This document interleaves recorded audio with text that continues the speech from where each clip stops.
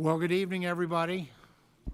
Good evening. Before I gavel in, if you'd allow me, I just want to offer a little prayer over our members and the proceedings that we're engaged in here. Most Heavenly Father, we thank you for your protections and your guidance, Lord.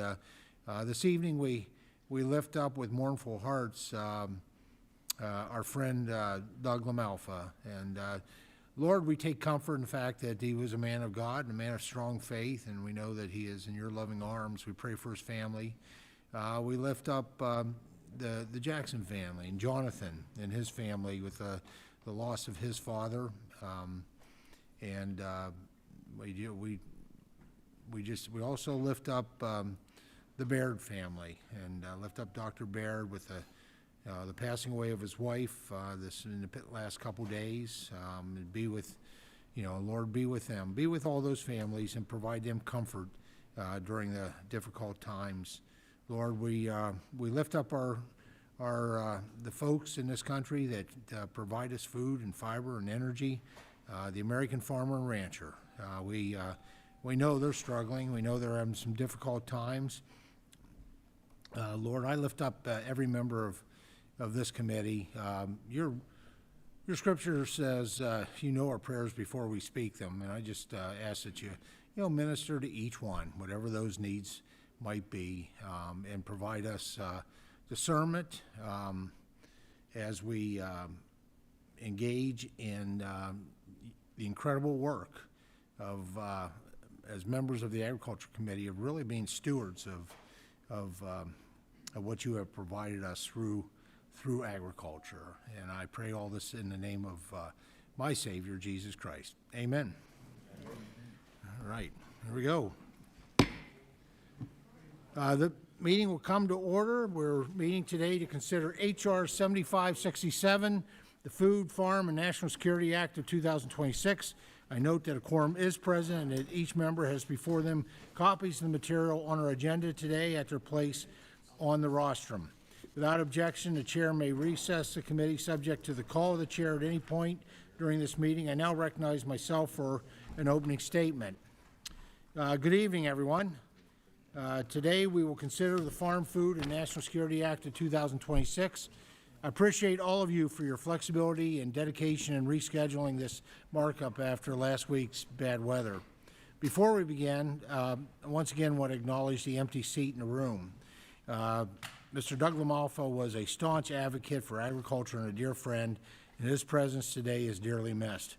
I also want to thank Mr. Newhouse for stepping up as our new chair for the subcommittee on forestry and horticulture. I would also like to send my sincere condolences to Congressman Baird after the untimely passing of his wife, Denise. Jim, our thoughts and prayers are with you and your family. And I would be remiss if I didn't recognize the passing of the father of a great member of this committee, Jonathan Jackson, whose father was a civil rights leader, Reverend Jesse Jackson.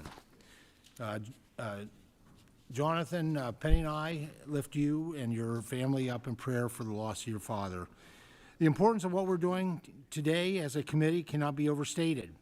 It is clear that the policies of 2018 are no match for the challenges of 2026, and an update to the 2018 Farm Bill is long overdue. The bill we're delivering today didn't spontaneously appear in the halls of Congress. It was formed in the fields, pastures, and town halls of our country.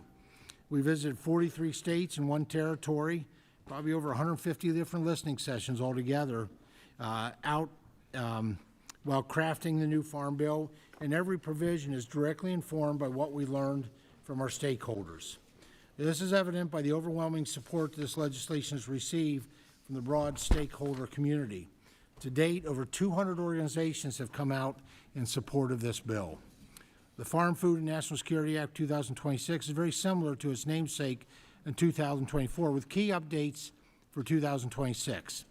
The provisions span across all 12 titles of the Farm Bill and build on the historic agriculture investments, including the working families tax cuts this past summer. This bill restores regulatory certainty in the interstate marketplace, expands investments in rural communities, and brings science-based backed management back to our national forests.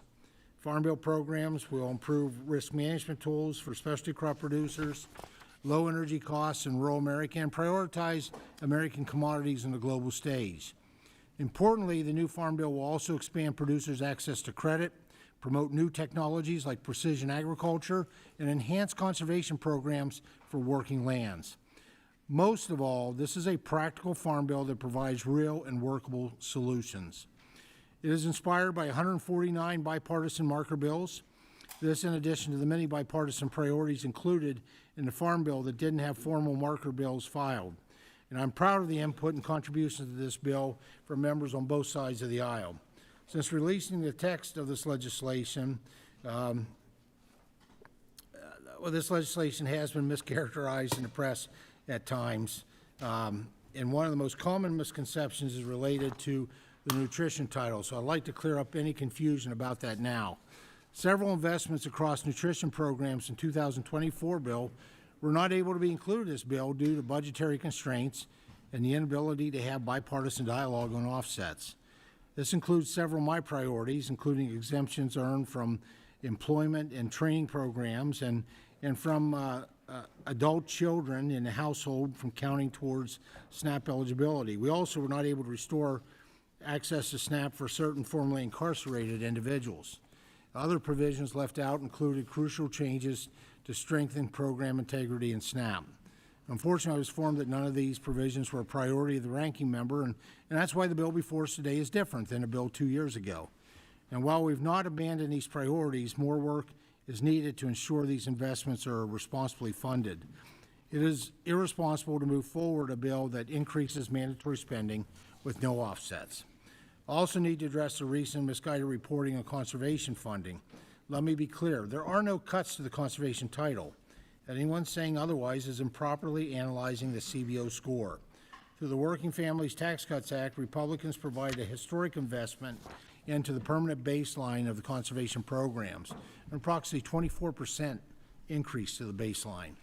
Legislation before you contains an increase across the board in conservation funding compared to the Farm Food and National Security Act of 2024 and the 2018 Farm Bill. While we were limited in the reconciliation process, this proposal includes the bipartisan policy improvements to assist beginning farmers, advance soil health initiatives, protect private forest lands, and fund advancements in conservation technology. This title is widely supported by farmers, ranchers, foresters, sportsmen, and the environmental community. There's a lot of good being done here in this bill across all 12 titles. And for the good of the people we represent, I encourage all of you to vote based on what is in the bill instead of based on what is not in the bill. The ranking members denounced this bill because it doesn't contain year-round E15, doesn't provide emergency assistance for farmers, and doesn't change the tariff policy. I'm very supportive of all three of those things. It's just not our jurisdiction. If we were to broach those topics, we would need to be not the Agriculture Committee, but Energy and Commerce, Appropriations, and ultimately Ways and Means Committee, and those are items outside of our jurisdiction. Not that I wouldn't like to see them get done in this Congress. Throughout the creation of this Farm Bill was an open and honest process. My door was open to anyone who had practical, actionable items for improving ag policy. Every member was given the opportunity to provide input, and if I didn't receive your priorities, that comes down to a breakdown in party leadership. However, this weather display has been a blessing in disguise. After hearing claims from over 300 Democratic priorities that were not brought forward, I was shocked, and when my outreach to identify this list was ignored, I took action. So over the last week, I've been able to work individually with many of my Democratic colleagues to hear priorities that were not communicated to me over the last 8 months of negotiations. I believe your dialogue will be fruitful for our process today. If you are disappointed a priority is not addressed in the text, please know that I understand, as the bill is missing many of my priorities as well. But we must not let perfect be the enemy of good. Today, I hope the committee will work its will to improve this legislation and incorporate additional feedback from the many voices we represent. Members on both sides will offer amendments with policies I support. However, I will reluctantly have to oppose any proposal that is not additive to the process and violates my goal of a bipartisan, cost-neutral farm bill. Today is a step forward among many more to come. I commit to work with everyone who approaches the table in good faith, and as I have always done, as we meet the moment for our farmers, ranchers, foresters, and consumers. Again, thank you all for your work and engagement thus far. Our farmers, ranchers, and rural communities are relying on us to step up and advocate for them as we work through the 12 titles of this bill. Now recognize distinguished ranking member, the gentlelady from Minnesota, Ms. Craig, for any opening remarks that she may have. Mr. Chairman, before I begin my opening remarks, I'd like to take a moment as well to acknowledge the unfortunate and tragic loss this committee and its members have experienced in recent weeks. Doug Lamoffa, who is no longer with us but will always be with us. Jim Baird is attending, of course, to his family due to the recent passing of his wife, Denise, and Jonathan Jackson, whose father, the Reverend Jesse Jackson, also died recently. My heart and the Minority Committee, our heart goes out to them and their families. I'd also like to take a moment to acknowledge the brave men and women of the U.S. Armed Forces currently in harm's way and the 6 who have already tragically lost their lives in the war with Iran. Mr. Chairman, as we consider this legislation, it's important for us to take stock of where we are today. And I just want to say I'm not going to get in a rebuttal of process here, but 10% of our priorities that were handed to you were actually included into this bill. And over the last several weeks, instead of coming to committee staff or myself, your committee has gone straight to our members for some of those priorities we gave to you months ago to try to cut a deal to get them to support an absolutely flawed farm bill.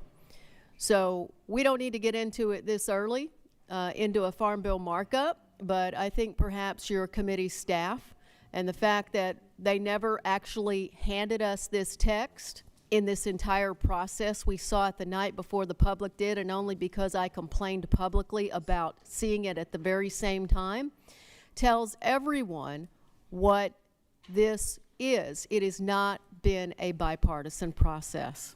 So with that, I want to start by saying, when you talk to farmers or farm groups, people who buy groceries or nutrition groups, the message we hear everywhere is the same. American ag and rural communities are hurting. Despite the administration's claims, all is not well in farm country. Commodity prices are well below the cost of production. Farm incomes are declining. Input costs remain high, and farm bankruptcies are up 46% over last year. Americans of all walks of life are facing an affordability crisis, and much of this is the result of economic and trade policies enacted by this administration and enabled by Republicans in this Congress. Mr. Chairman, it didn't have to be this way. The Republicans could have rejected the administration's global trade war that's devastated family farms and businesses across the country for the past year. The Supreme Court has now affirmed what we already knew. Congress, not the President, has the authority to levy tariffs. The President's trade war has been illegal this entire time, and Republicans have given up their power. My Republican colleagues should have fought to expand domestic markets, not allow our largest trade partners to be pushed into the arms of our biggest agriculture competitors. And Republicans should have worked with Democrats to pass a 5-year, 12-title farm bill. Instead, we are here to mark up a so-called skinny farm bill, the last pieces of the jigsaw puzzle of a farm bill. It didn't have to be this way. There are many policies this Congress could undertake to fix what bad policy and partisanship have caused. Despite making massive cuts to Title IV in the so-called Big Beautiful Bill and extending and modifying additional farm programs outside the regular process, Democrats entered into good faith negotiations with the majority. It was my sincere hope that we could agree on what we could agree on and leave out the more controversial elements of this bill that present issues for support for both some Democrats and Republicans. Today, we could move forward with the Farm and Family Relief Act. Today, we could pass year-round E15. Today, we could amend and remove the poison pills in this bill. Sadly, Republicans seem determined to continue down the partisan path. which leads us to the bill before us today and that we are about to mark up. To be fair, there are some bipartisan provisions in this bill which I appreciate because I led efforts on them. Codifying the Reconnect program to expand broadband access for rural Americans, making crop insurance more affordable and accessible for our veterans, and the PACE Act to improve credit and increase USDA loan limits. But despite those bipartisan elements of this bill, it represents a missed opportunity to address the most pressing challenges that our family farmers and our families are facing. And it contains those provisions that we know many Democrats will not support, and for the record, that many Republicans are hearing from the MAHA community about as well. This bill will not restore lost export markets or lower input cost. It doesn't help American children, seniors, and veterans afford their groceries, or states and counties avoid an unfunded mandate that we, this body, Republican-led body, shifted those SNAP costs to them. The bill ignores hemp farmers in Minnesota and elsewhere who followed the law and innovated in a new marketplace and whose entire supply chains and businesses are now under threat. It rolls back provisions from the 2024 Farm Bill that provide tribes with more access to USDA programs. My sincere hope is that the Senate will provide us a product that better meets the needs of the American farmer and rural communities, and that in the end, we can get a bipartisan product signed into law. I cannot vote for this bill today, but I remain hopeful that in the end, we will get the product that America's farmers and working people deserve. Thank you, Mr. Chairman, and I yield back. Gentlelady yields back. The bill H.R. 7567, the Farm Food and National Security Act of 2026, is now before the committee for consideration. Without objection, a first reading of the bill will be waived, and it will be open for an amendment on a title-by-title basis, and after that for amendment at any point. I'd like to remind members that only amendments germane to the subject matter before us today shall be in order. No motion or proposition on a subject different than that under consideration shall be submitted under the color of amendment. Pursuant to Committee Rule 3I and House Rule 11, Clause 2, the Chair may postpone further proceedings today on the question of approving any measure or matter or adopting an amendment which a recorded vote is ordered. And without objection, we will vote on amendments using an electronic voting system. I now recognize myself to offer a manager's amendment to H.R. 7567, which is at each member's spot on the rostrum. This amendment includes amendments that are technical in nature or to address scoring implications. Without objection, the reading of the amendment is waived. Does any member wish to speak on the manager's amendment?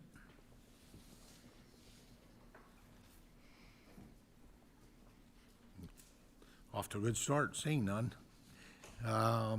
The question is now on the manager's amendment. All in favor signify by saying aye. Aye. Opposed by saying no. In the opinion of the chair, the ayes have it, and the manager's amendment is agreed to. Moving on to general debate, any member who wishes to speak on the bill will be recognized under the 5-minute rule. Do members have remarks on the bill? Mr. Chairman. The gentleman from Oklahoma is recognized. Thank you, Mr. Chairman. I want to take a moment and reflect on just how important the Farm Bill process is to our constituents and the American people. Just 2 weeks ago, massive wildfires ripped through western Oklahoma and up into Kansas. Hundreds of thousands of acres were burned, homes, community centers were destroyed, and first responders in my district were injured on the job. It was truly devastating. But this is certainly not the first time a disaster of this magnitude has occurred in Oklahoma. And I know I'm not the only member here whose district has been devastated by wildfires or other natural disasters. But events like these serve as a reminder to us that the programs we get to review in the Farm Bill discussions matter in more ways than we often realize. The Permanent Livestock Program, like LIP and LFP, provide financial relief to producers who experience livestock and pasture losses through no fault of their own. Without these programs, producers would suffer undue economic hardship when they need assistance the most. However, we have an opportunity today to vote for a bill that goes much farther than just disaster recovery. The bill before us is 802 pages of policy that is aimed at making life better back home. To name a few provisions among many, this bill reauthorizes a suite of critical research, rule development, and credit programs that will invest in our communities and create rural resiliency for decades to come. This bill also focuses on expanding and investing into market access programs abroad, and it ensures that voluntary conservation programs continue to reflect the needs of producers. The bottom line is, all of these programs under review today make a difference. I want everyone in this room and those who are listening online to be reminded just how much this bill will impact you, your neighbors, and our friends across the country. I've had the honor of serving on this committee since May of 1994, and since then I've authored one farm bill and parts of 4 others. I've sat through a total of 8 markups, and I've endured sweet victories and some very painful losses. So I know firsthand that the journey we have before us will not be easy, but it will certainly be worthwhile. I thank the chairman for bringing forth this bill today, and I look forward to getting it across the finish line. And with that, I yield back, Mr. Chairman. Gentleman yields back. Now recognize Congressman David Scott for 5 minutes. Well, thank you. Thank you, lady. Thank you, Chairman Thompson. First of all, it's absolutely crucial that our committee pass a farm bill that, first of all, helps our farmers. Our farmers are suffering. And also provides stability and ensures food security for our great nation. However, as written, I believe this bill fails on both. Our administration's disastrous trade policies are causing a farm crisis. Reckless tariffs have resulted in multiple trade wars and a staggering loss of international markets. Buyers have already abandoned our American farmers, and instead they've turned to our competitors like Brazil and Argentina. Unfortunately, this bill does not provide additional economic assistance for our farmers, for our producers who were hurt the most by these tariffs. And further, the bill continues the majority's attacks on federal nutrition programs like SNAP. Ladies and gentlemen, last year, Republicans cut $187 billion in funding from SNAP, the single largest cut to a nutrition assistance program in American history.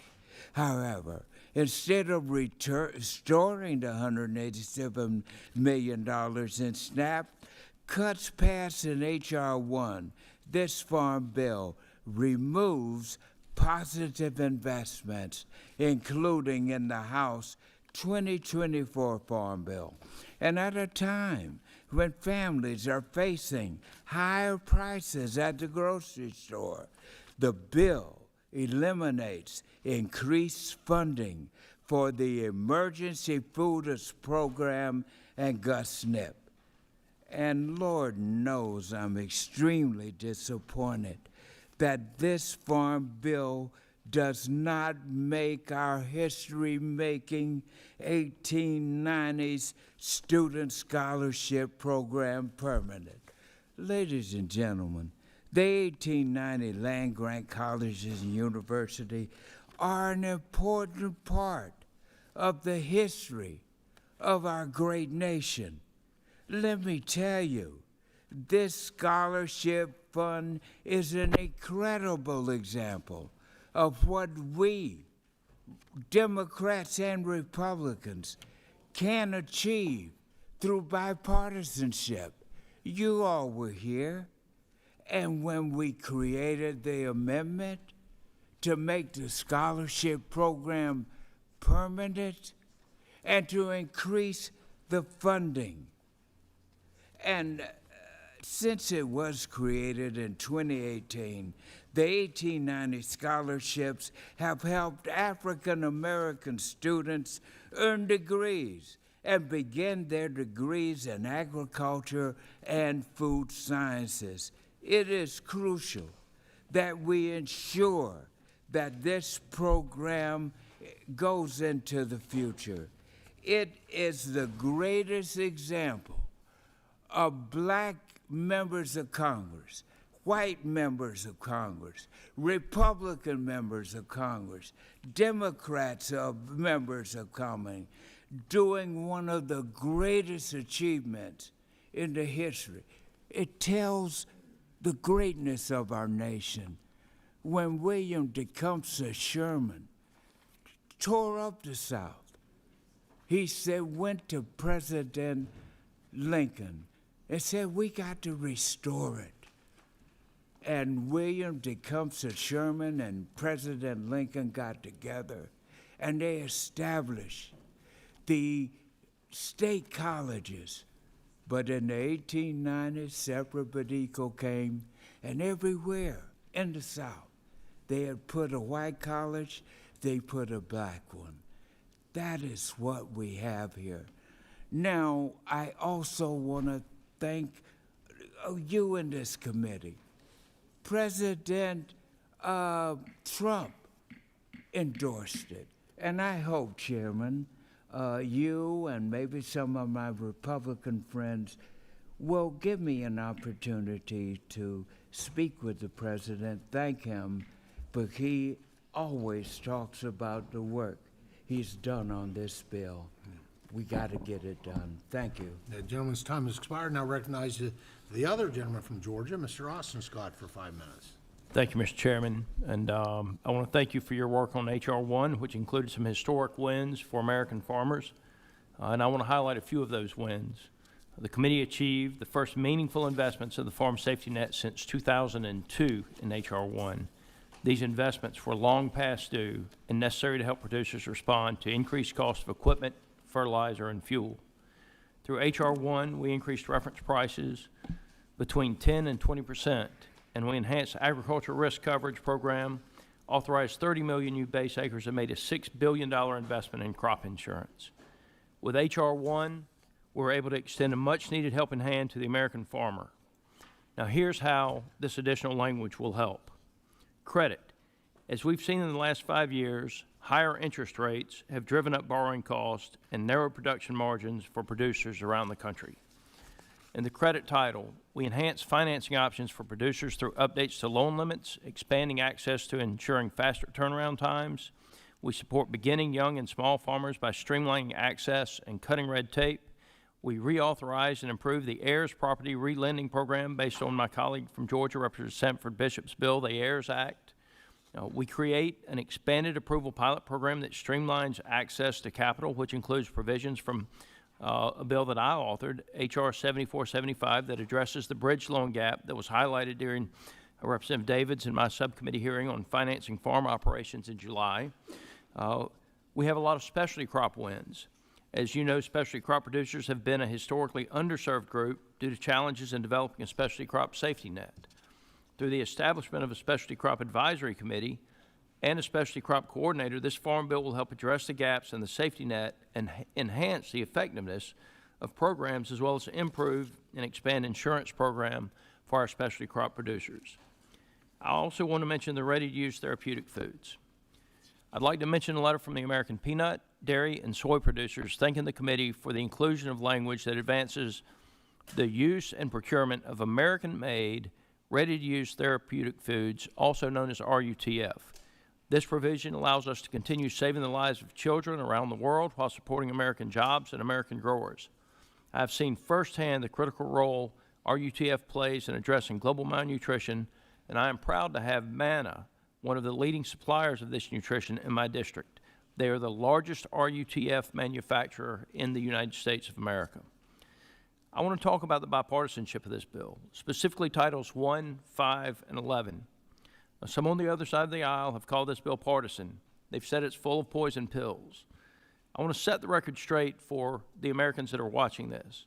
My subcommittee, the subcommittee I'm privileged to chair, the General Farm Commodities, Risk Management, and Credit Subcommittee, works on Titles 1, 5, and 11. Title 1, Commodities, includes language from 5 bipartisan bills and no partisan bills. Title 5, Credit, includes language from 8 bipartisan bills. Title 11, Crop Insurance, includes language from 4 bipartisan bills. Now, unlike what some Democrats would have you believe, this bipartisanship continues throughout the rest of the titles. This may go down for people who actually look at the facts as the most bipartisan farm bill ever. And Mr. Chairman, I'm committed to work with anybody who will work in good faith, as I know you are, to include additional provisions in this bill. I want to thank you for your leadership, Chairman Thompson. I want to thank you for the work you did in H.R. 1, and I want you to know that I look forward to working with you to carry this bill the rest of the way across the floor and have it signed into the law. And with that, Mr. Chairman, I yield the remainder of my time. Gentleman yields back. Now please recognize the gentleman from California, Mr. Costa, for 5 minutes. Thank you very much, Mr. Chairman. Members of the committee, I want to associate my comments with the chair and the ranking member. For the families of Lamafa, Baird, and Jacksons, we mourn in their losses and pray for them, and the men and women who are serving in harm's way during this action of war. Let me begin by saying that folks are hurting in farm country. As a third-generation farmer, I can tell you every week I go home and I interact with my farm community, and times are tough and bankruptcies are up. And normally, I think most of you, I would hope, know that I'm enthusiastic. I try to be enthusiastic about American agriculture, but I'm not enthusiastic about this markup. I can't help but restate that the damage that has been done, I think, over this last year to our democracy under this administration includes a failed tariff strategy, taking away SNAP, and demolishing agencies dedicated to diplomacy like USAID and other humanitarian efforts, just to name a few. It's unfortunate that we have to be in this room less than a year to debate whether it's right to cut programs to ensure Americans have access to food, people who are food insecure. It's not right, Mr. Chairman. We must restore regular order and think that that's part of America's safety net. Compounding this ill-advised reorganization that is happening with the United States Department of Agriculture, and yet we have not had one single oversight hearing to receive, and I am receiving calls with regards to Farm Service Agency offices that are not fully open or staffed or even closed as to this writing. The USDA to urge them to make sure that they remain open. This is a vital link, a lifeline for our ag communities to farm programs. It's our job today, I think, that we sit here and debate the pros and cons of this bill that sits before us. With the recent Supreme Court ruling on tariffs, Congress must not continue to abdicate its role as a co-equal branch of government. It's time that stops. Congress has the power of the purse, which is why we must restore the SNAP funding that was cut and provide resources not only to our farmers, our ranchers, dairymen and women that desperately are in need. In my district, California's 21st, it's the #1 SNAP district in California, with nearly 30% of the households participating. An interesting dichotomy, incredible agricultural production, but a lot of people who are food insecure. And therefore, it's important to note that through the entire state, there's 5.5 million people in California that rely on SNAP as a part of their safety net. Think about that. As always, I said, food is a national security issue, and we must look at each title as a foundation to Americans' production of food and fiber. It's imperative that we find a path forward to restore the food safety net programs along with the commodity programs. And it's the glue that has kept the Farm Bill together since 1973. Whether we can put that toothpaste back in the tube remains to be seen. It's also America's safety net. In the state of California, our farmers and ranchers, dairymen and women, produce half the nation's fruits and vegetables. 20% of our dairy production in the country comes from California. 80% of the citrus production. Specialty crops clearly is California leading with over 400 different commodities. We produced last year $61.5 billion at the farm gate, and over $24 billion was exported. These tariffs are hurting our farmers throughout the country.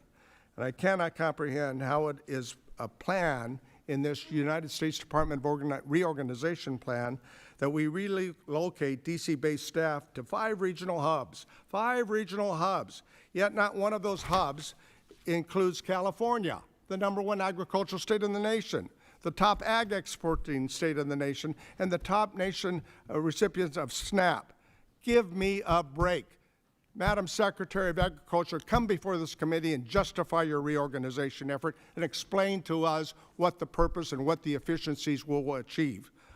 I'm at a loss. I would like to submit for the record, Mr. Chairman, 2 letters that I've submitted to the Secretary of Agriculture to come and explain what her reorganization plan's all about. Without objection. Thank you. Let me close by saying that it's imperative that we try to work together. This is my 4th farm bill, and I think we have to try to find a path forward over the next several months between efforts that are going on in the Senate, and I think some of the landmines that we have in this bill here, or some people call poison pills, hopefully will be worked out. It's my intent to continue to try to work on a bipartisan effort so that we can sustain the agriculture economy in America, which is food is a national security issue. And I yield back the balance of my time. Thank you. The gentleman's time has expired. Now recognize the gentleman from Arkansas, Mr. Crawford, for 5 minutes. Thank you, Mr. Chairman. For the sake of time, I've uploaded my opening statement to a YouTube page. I'm going to encourage my colleagues to go and look at it. It's awesome. And I support the bill and encourage my colleagues to do the same. Yield back. Gentleman yields back. And I'll be sure to check that out. Now, please recognize the gentleman from Massachusetts, Mr. McGovern, for 5 minutes. Well, thank you, Mr. Chairman. And I want to speak directly to the MAHA movement, to the millions of Americans who voted to make America healthy again. I'm a Democrat. I know we don't agree on everything, but I think we share some common ground because I share your outrage. I think it is wrong that ultra-processed junk is cheaper than fresh food. And I'm sick and tired of big ag profiting off pesticides while small family farms get squeezed out of business. I'm disgusted by corporations pumping toxins into our air and water. Chronic disease and cancer are skyrocketing while our government cheers them on. And I believe the direction this Farm Bill is going, the direction this country is going under Republican leadership, is a betrayal of MAHA. I can point to example after example. PFAS, toxic forever chemicals.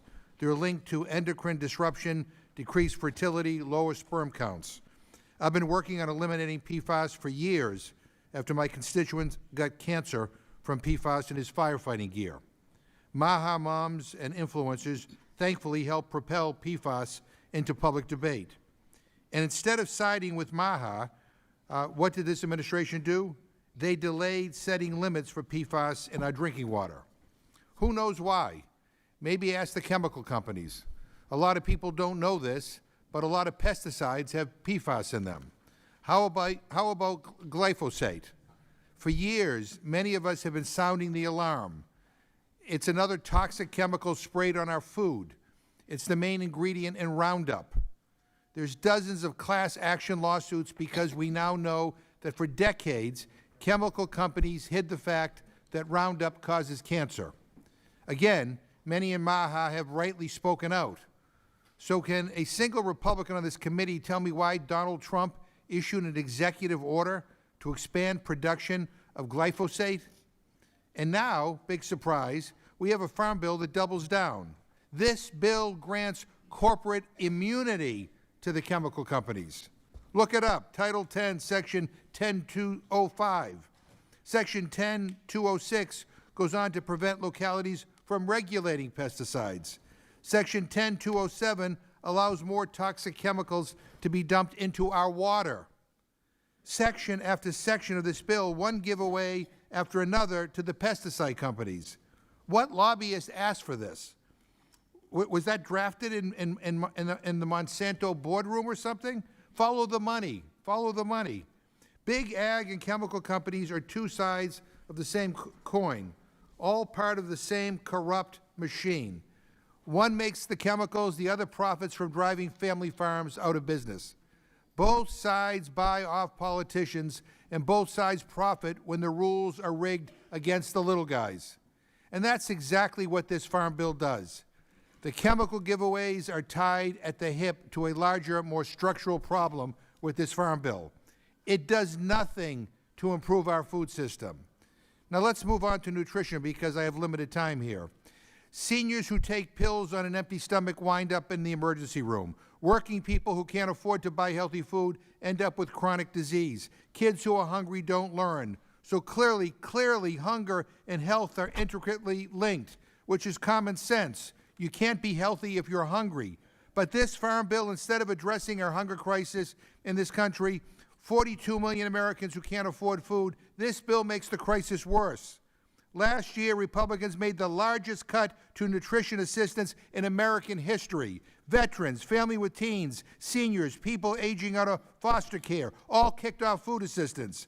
In Massachusetts, thousands of people are losing access to food this month because Republicans took their food assistance away in order to give billionaires another tax break.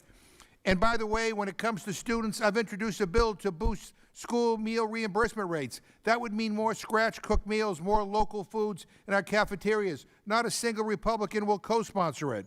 Your farm bill rewards the same broken system that made America sick in the first place. Your farm bill empowers big ag and enables them to keep dumping toxins in our food. Your farm bill tells local farmers to get big or get out. Your farm bill makes food less healthy and more expensive. In short, your farm bill is a betrayal of MAHA. Now, I'm not here to pretend Democrats are perfect on every issue, but when it comes to standing up against big ag and chemical companies, combating hunger, and fighting for healthier food, we are a hell of a lot better on these issues, a hell of a lot better. This farm bill is corporate control with a wellness label slapped on top. And to be blunt, it sucks. End the pesticide loopholes, end the cuts to nutrition assistance, and oppose this Republican farm bill. It's a blank check to those who want to protect the broken status quo, and none of us should be complicit. Gentleman's time yield back. expired. Now recognize the gentleman from North Carolina, Mr. Rouser, for 5 minutes. Thank you, Mr. Chairman, and I want to thank you for your leadership. I want to thank the staff for all their work. There's no question agriculture is suffering some dire times. No question about that whatsoever. And this bill holistically addresses every issue you could possibly address to rectify that situation, other than the issues outside the jurisdiction of the committee. And so I commend you for that. And, you know, some of our friends on the other side of the aisle, at least based on what I've heard so far, none of my growers would agree with all that. And in fact, I've got a letter here from the North Carolina Farm Bureau strongly supporting passage of this farm bill that I'd like to include for the record. And with that, Without I'll yield objection. back. Gentleman yields back. Now recognize gentlelady, Dr. Adams from North Carolina, for 5 minutes. Thank you, Mr. Chairman. And before I begin my comments, I do want to express my concern for and sympathy to all of our members and those who have suffered. And I thank those of you who have expressed concern regarding the loss of my sister. I'm just returning from New Jersey, but thank you very much. Mr. Chairman, I've been talking with farmers and families across my district, and what I'm hearing is concerning. Farmers are facing a lot of uncertainty. Markets are swinging up and down. The cost of fertilizer, fuel, and equipment keeps rising. Trade policies have disrupted export markets they spent years building. Economists warn that costs are climbing. Crop prices are weak and more farms are going bankrupt, which is not exactly the golden age that was promised. The numbers are stark. Farm bankruptcies rose 46% in 2025. USDA says 15,000 farms were lost last year alone. In Pennsylvania, there were 10 farm bankruptcies in 2025, up from just 2 in 2024. Those aren't just numbers. They're family farms shutting down, generations of hard work coming to an end, and communities losing part of their foundation. As U.S. farmers struggle with shrinking export markets, competitors like Brazil and Argentina have strengthened their foothold. aided by U.S. bailout initiatives. Market share built over decades have been lost, and this bill does nothing to help farmers win it back. Right now, farmers are sitting across the table from their bankers trying to secure loans for the next planting season. They're making big decisions in an unstable environment.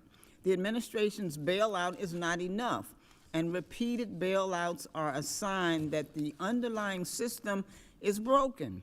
To make it even more unstable, after the Supreme Court struck down Trump's tariffs last month, he immediately said he was going to impose a 10% global tariff, then said it would be 15%.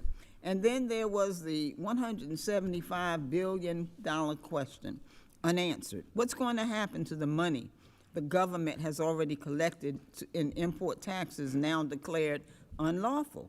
Farm groups have been clear. They need steady, reliable support, and this bill doesn't provide it. And it's just not farmers who are struggling. Families feel it every time they go to the grocery store. In my district, the average monthly grocery bill is now over $1,000. The cost of fruits and vegetables alone has gone up more than 5%. Wages aren't keeping up, and more families are falling behind. Yet this bill doesn't offer meaningful help to working families, to seniors, to veterans, or people with disabilities trying to afford basic food. But we shouldn't be surprised. Over the summer, Republicans cut SNAP by $187 billion and shifted more of the costs onto states and counties that are already stretched thin.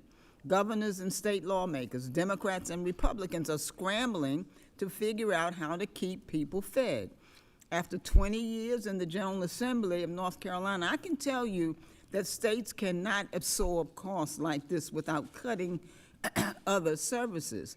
And even though this committee heard from governors and expert witnesses about this issue, this bill does nothing to undo those cuts or delay cost shifts. However, this bill does call for a GAO study on rising SNAP administrative costs. But when Republicans require states to pay 25% more of those costs, the reason is obvious. States don't need another study. They need resources, and these issues are connected. Nutrition programs aren't just for farmers, for families. They also support farmers. And whether a person uses SNAP to buy food at the local store or farmers markets, or USDA purchases commodities through TFAP, that money moves through the supply chain. It supports the truck driver, the producer, the grocer, and the farmer. Farmers need customers. Families need food. These programs link the two. In North Carolina alone, more than 9,000 individuals and families filed for bankruptcy last year. That's an 11.4% increase. When both farm bankruptcies and family bankruptcies are rising, that's a clear warning sign. Something isn't working. And beyond what this bill fails to do, we should look at what it includes. It strips states of their right to regulate agriculture by overturning voter-approved animal protection measures, even though the Supreme Court already ruled on this issue. It gives broad liability protections to large pesticide companies, limiting the ability of farmers and families and even states to seek accountability. It's not strong, forward-looking farm bill that farmers and families deserve, and it does not meet the seriousness of the moment. Time I has yield back, expired. Now Mr. Chair. recognize the gentleman from Mississippi, Mr. Kelly, for 5 minutes.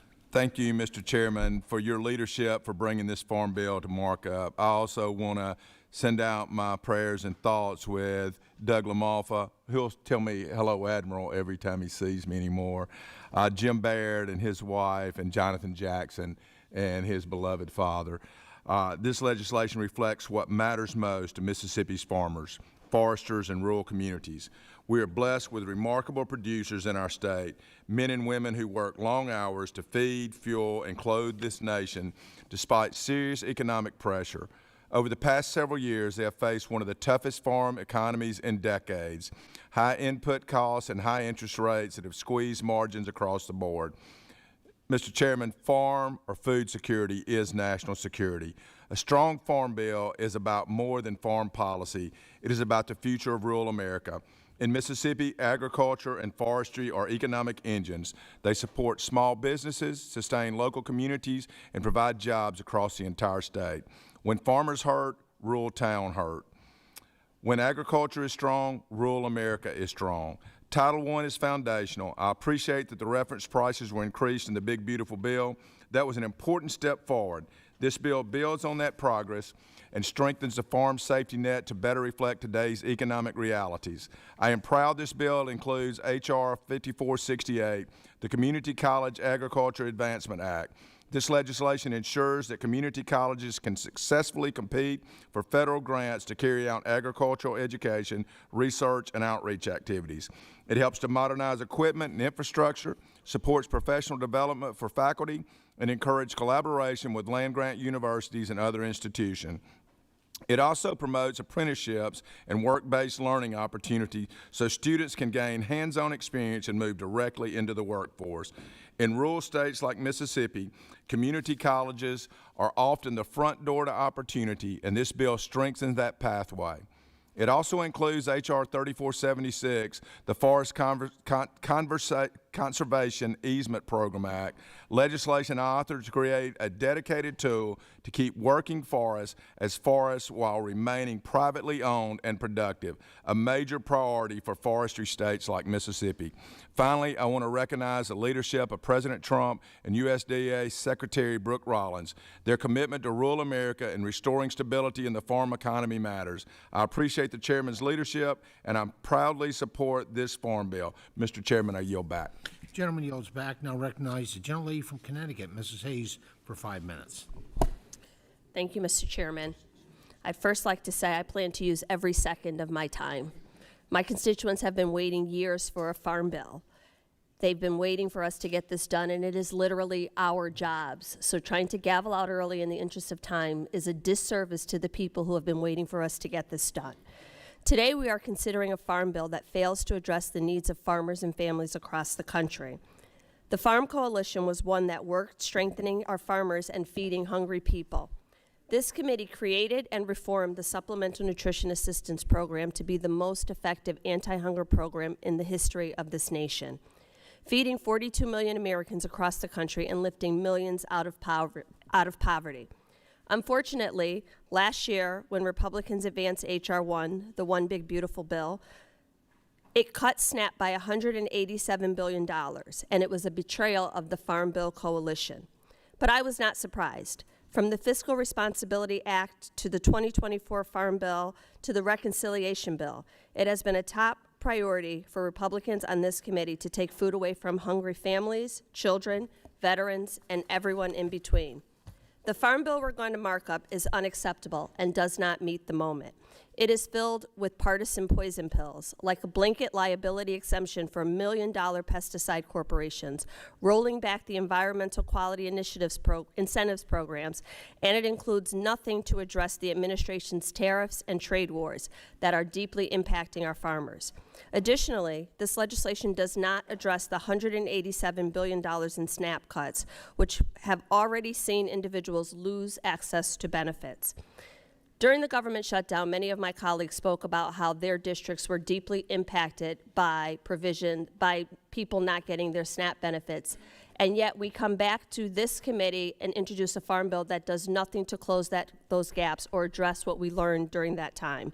This bill does not take into account any feedback from the states and the counties who have been sounding the alarm about the cost shift provisions and the impact on the viability of the program in their states.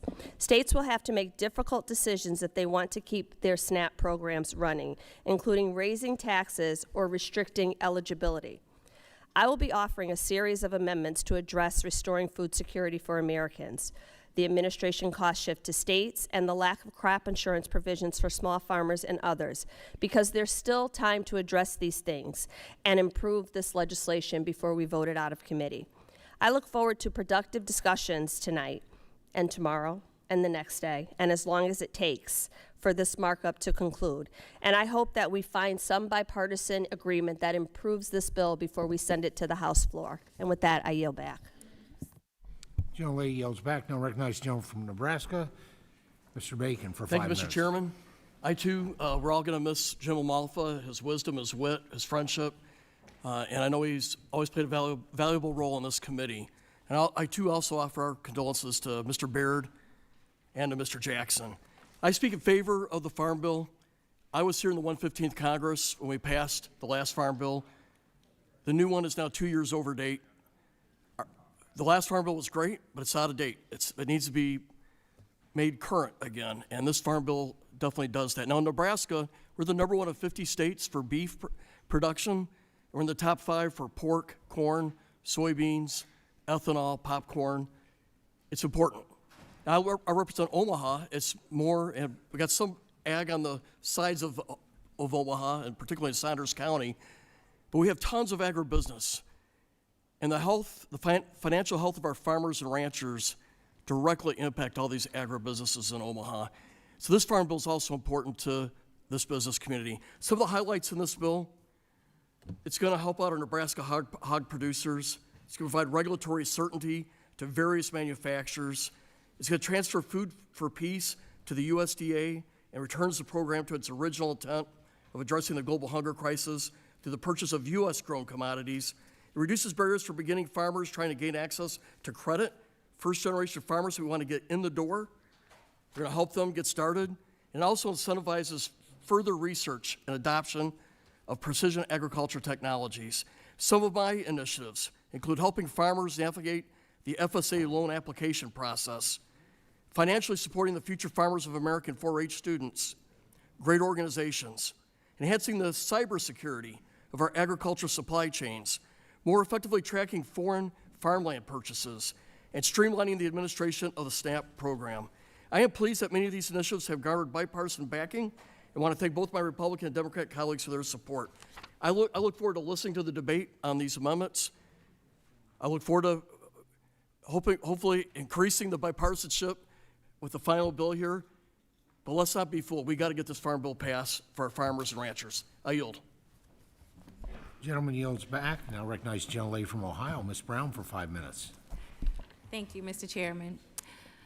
The Farm Bill is our opportunity to address the real issues facing farmers and families across the country.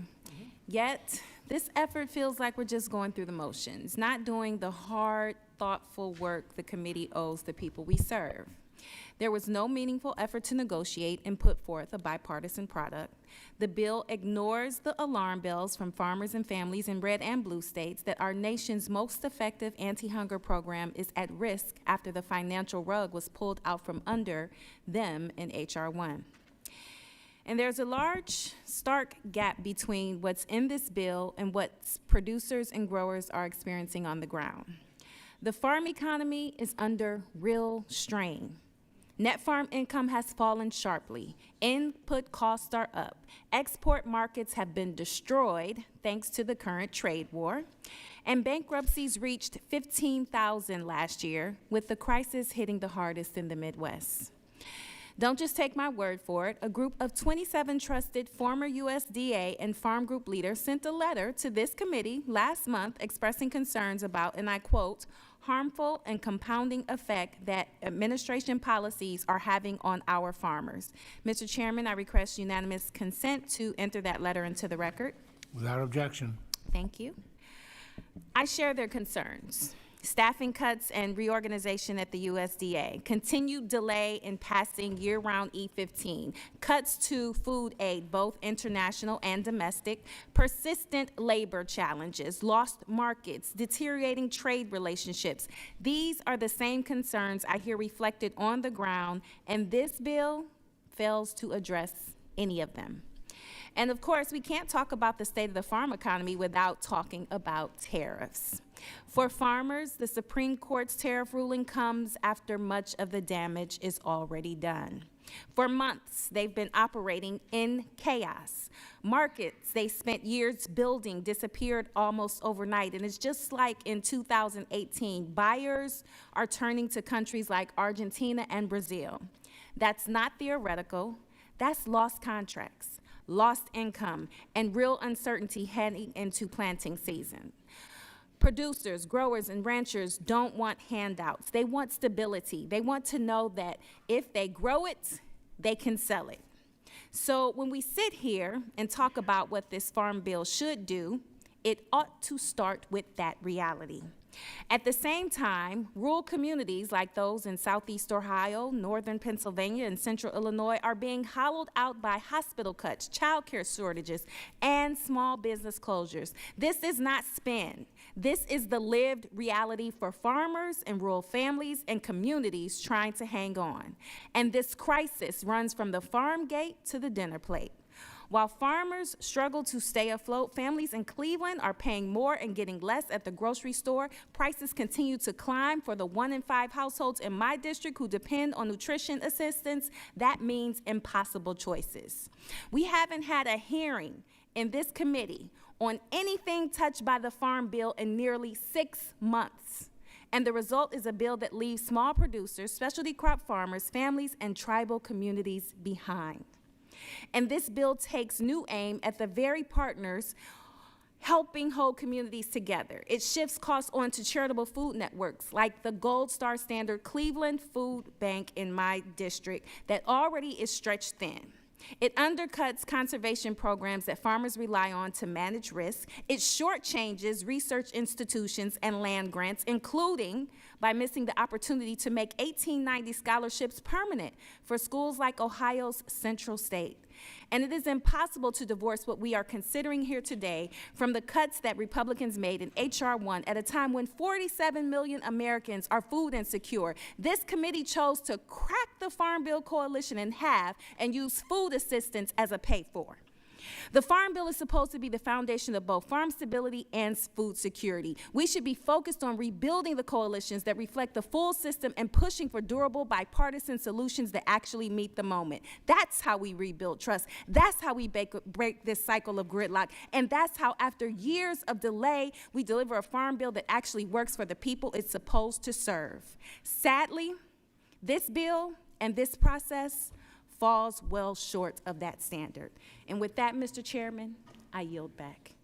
Gentleman yields back. Now recognize the gentleman from Illinois, Mr. Voss, for 5 minutes. Thank you, Mr. Chairman. I appreciate the work you've done on the Farm Bill and the positive changes that this will bring to the ag industry, especially folks in my district.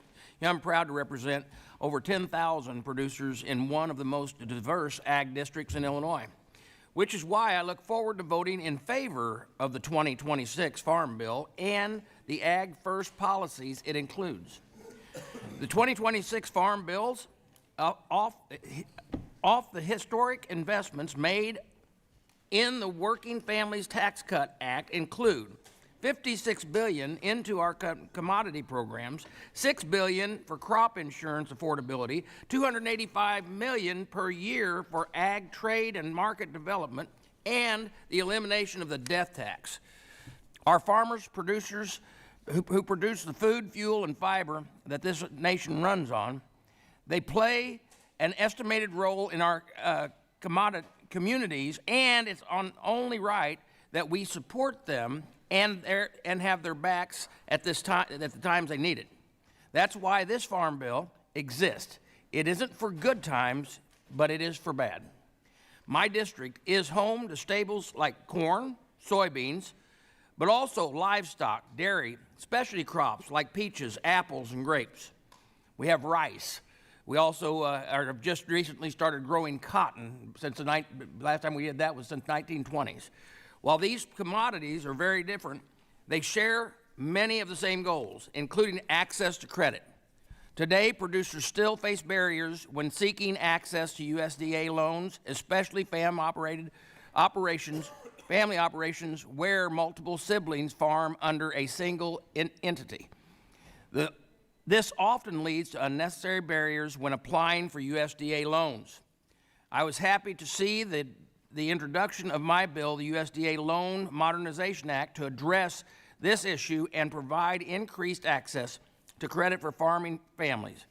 Now, I'm also pleased that the bill has the Solar Act has been included in the Farm Bill, because we've got to do what we can to allow farmers, our landowners, to do whatever they need to do with their own property, but not subsidize them twice One, whenever they put in a solar plant, but also by taking prime farmland out of production. We've got to get this problem straightened out. Large solar panel tracts are eating up acre after acre of prime farmland in rural America, and my constituents have had enough.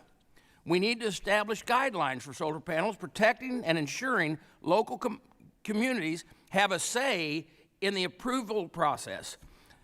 Thank you, Mr. Chairman, for working with me on this important issue and including a legislative fix in the Farm Bill.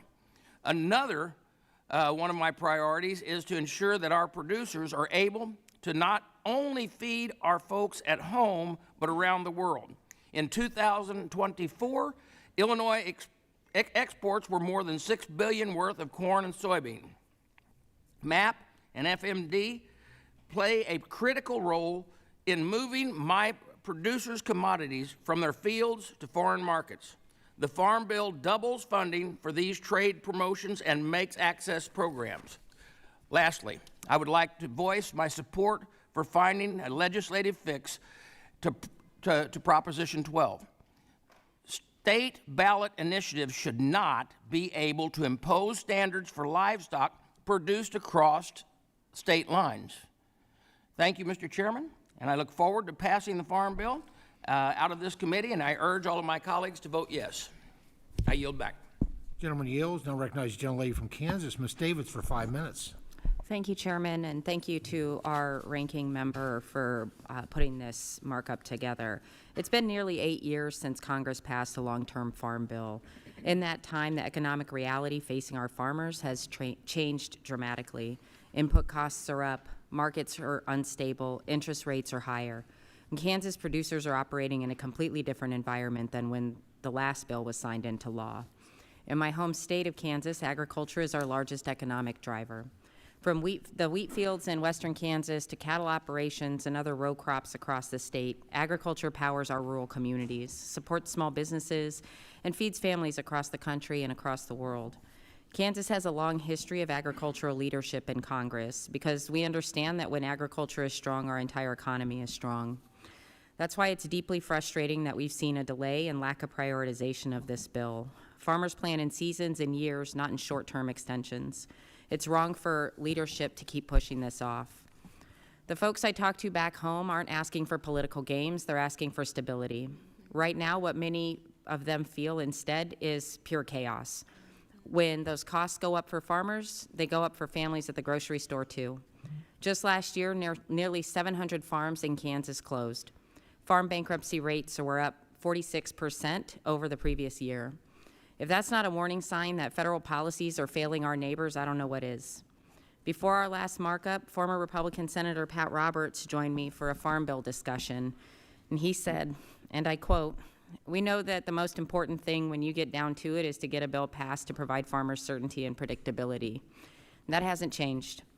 He also warned that too many lawmakers were favoring ideology and partisanship over getting a bill done that actually benefits the agricultural professionals that we're supposed to be serving.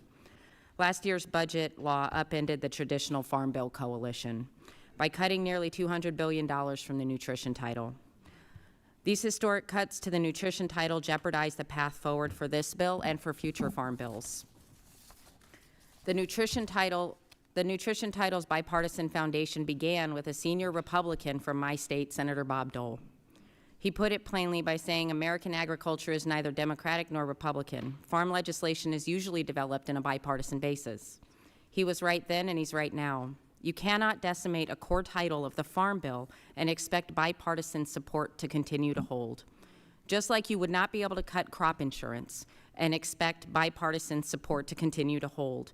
You cannot cut things like crop insurance and expect producers to feel secure. The coalition only works if everyone at the table is actually respected. I want to be clear, there are constructive provisions in this bill, but there are also sections that need improvement, key gaps that can and should be addressed. Over the next few days, I'm going to work in good faith to make those adjustments. My goal is simple, to pass a bipartisan bill out of this committee that works for all producers, from family farms to large operations, row crops, livestock, commodity, and specialty crops. And that's going to maintain the coalition that made the Farm Bill durable for decades. After years of delay, farmers and ranchers need certainty and predictability. Rural communities need stability. Families need to be able to afford groceries. That only happens when we do the hard work of building a bipartisan bill. The Farm Bill has not and should not be a partisan exercise. As a Midwesterner and a Kansan, I'm going to keep pushing to uphold our state's tradition of pragmatic, bipartisan agricultural leadership, because our producers, our communities, and our country are counting on us to get this right. Thank you. I yield back. Gentlelady yields back. Now recognize the gentleman from Kansas, Mr. Mann, for 5 minutes. Well, thank you, Chairman Thompson, for holding today's markup and for your leadership throughout this process. This bill is a result of countless Farm Bill listening sessions that you and others, all of us, conducted all over the country, including in our state of Kansas, and I appreciate all of your work on that. Agriculture is the backbone of the Big First District of Kansas and of our country. The Big First is home to over 60,000 farms and ranches, and each one represents a family business navigating real economic pressure. These farmers and ranchers do not ask for handouts. They ask for policy that reflects the realities they face every day on the ground and regulatory certainty so they can continue to work to feed, fuel, and clothe the world. The farm economy is in a difficult place. Over the last 5 years, input costs have drastically increased, interest rates have made borrowing more expensive, and Mother Nature has proven once again to be an unreliable business partner. Despite this, our ag producers answer their calling each day to feed, fuel, and clothe the world. And they deserve a Congress that answers that call alongside them. Last summer, we secured historic agriculture investments in the working family tax cuts. That legislation strengthened the farm safety net, updated reference prices, and bolstered crop insurance so producers could better manage risk in an increasingly volatile world. Today, we build on that foundation. The Farm, Food, and National Security Act focuses on the next set of challenges facing rural America. This bill expands access to credit, giving producers more options to invest for the future, including provisions from the Investing in Rural America Act, legislation I co-sponsor to ensure capital flows to the communities that need it most. It strengthens rural development programs, lowers energy costs, promotes innovation in biofuels, supports broadband expansion, protects rural health care access, and invests in water infrastructure. When rural America thrives, the rest of the country does as well. And this legislation provides and support our communities have asked for and needed for years. I'm also proud that this Farm Bill will build upon legislation I introduced and work done by the Trump administration to permanently move the Food for Peace program to USDA, its rightful home, to ensure it prioritizes American-grown commodities and remains focused on its original intent. Food for Peace was born in Kansas from generous farmers who believed they could use their excess crops for global good. For decades, it has shipped American-grown commodities to a hungry world while strengthening our national security and supporting producers right here at home. This legislation provides that support needed for programs like Food for Peace and McGovern Dole to deliver life-saving aid, all while increasing accountability for taxpayer dollars and supporting American farmers. This legislation will reduce trade barriers and open new markets for Kansas producers who rely on trade relationships to efficiently sell their commodities to willing buyers. It advances precision agriculture, supports research at our land-grant universities, and promotes voluntary, locally led conservation programs like EQIP and CRP without adding unnecessary and needless regulations. President Eisenhower, who hailed from the Big First District of Kansas, used to say, quote, "Farming looks mighty easy when your plow is a pencil and you're 1,000 miles from a cornfield." Too often, federal policy is written far from realities of rural America by bureaucrats with little knowledge of our farmers' day-to-day lives. This committee has vowed to do the opposite. We have listened to producers on the ground, taken their feedback seriously, and provided certainty without getting in their way. That is what this Farm Bill is all about. The world does not wait for Congress. Our global competitors are not slowing down. Rural communities are counting on us. Today, we have the opportunity to strengthen national security, invest in rural America, and ensure the next generation of farmers and ranchers can continue to feed, fuel, and clothe the world. It is time to take that opportunity and make it a reality. I've been on the floor of the House of Representatives 34 times as part of my Farm Bill Impact Series to argue for a fiscally conservative 5-year farm bill that delivers certainty without over-expanding the scope of government. I'm proud to see that priority becoming reality. I'll be voting for the Farm Food and National Security Act of 2026, and I look forward to advancing this legislation for the farmers, ranchers, and rural communities in Kansas and that we all represent. Thank you, Mr. Chairman. I yield back. Gentleman yields. Now please recognize the gentlelady from Oregon, Congresswoman Salinas, for 5 minutes. Thank you, Chairman Thompson and Ranking Member Craig. The people of Oregon's 6th District sent me here to represent their interests and needs, and since I first arrived to Congress in 2023, I've consistently advocated for the economic and safety net priorities of Oregonians. Despite some positive provisions for Oregonians in this Farm Bill reauthorization, when taken as a whole, this bill is unacceptable. It fails to meet the needs of Oregonians and should in no way be considered a bipartisan compromise. My district is home to a wealth of agricultural diversity, from Christmas trees to hazelnuts and, of course, our world-famous Willamette Valley wine grapes. I have fought to ensure all our producers' needs, including specialty crop growers, are prioritized in the Farm Bill. I'm pleased to see the text establishes a specialty crop advisory committee and creates a framework for future specialty crop disaster assistance. As ranking member of the Forestry Subcommittee and representing a state that boasts 30 million acres of some of the world's most productive forests, I've made it my goal to invest in our wildland firefighting workforce, timber industry, and forest recreation research and management priorities. As such, I'm grateful that the chairman's proposal includes parts of my bill, the Timber Innovation for Building Rural Communities Act, which would reduce the match requirement for the Wood Innovation Grant Program by nearly half and establish a platform for measuring and tracking carbon emissions, sequestration, and storage of wood products. Even with some of these welcome additions to the Farm Bill, they do not make up for all the ways this bill is lacking. To start, my home state of Oregon is nearly 50% forested. With that comes the reality of forest fires, which are increasingly frequent and more devastating. Despite this reality, the Farm Bill would actually turn back the clock on the best practice wildfire mitigation strategies by requiring the Forest Service to suppress fires within 24 hours under what is known as the 10 a.m. policy. This practice is so outdated that our own government Forest Service website calls the 10 a.m. policy in quotes, a strategy of the past that unfortunately helped create the wildfire crisis of today. Instead of bolstering our wildland firefighting workforce through this Farm Bill, we are instead making the job of firefighters more difficult through outdated and rejected fire science policy. On top of endangering our firefighters with illogical mandates, this administration has also cut 4,000 workers from the Forest Service and has gone as far as greenlighting detentions on firefighters by ICE.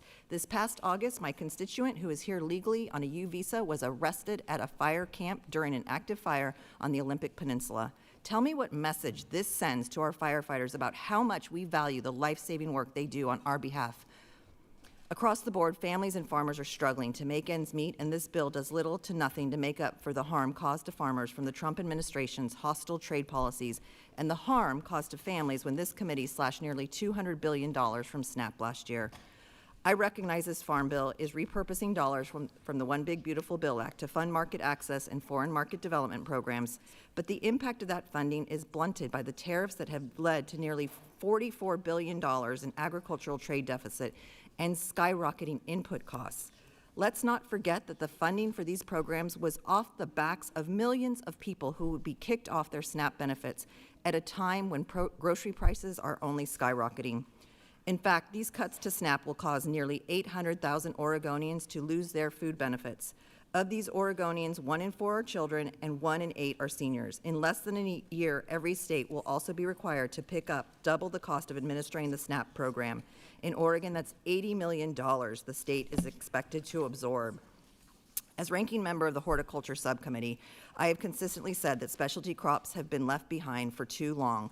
The majority's Farm Bill does not do nearly enough for the specialty crop growers in my district.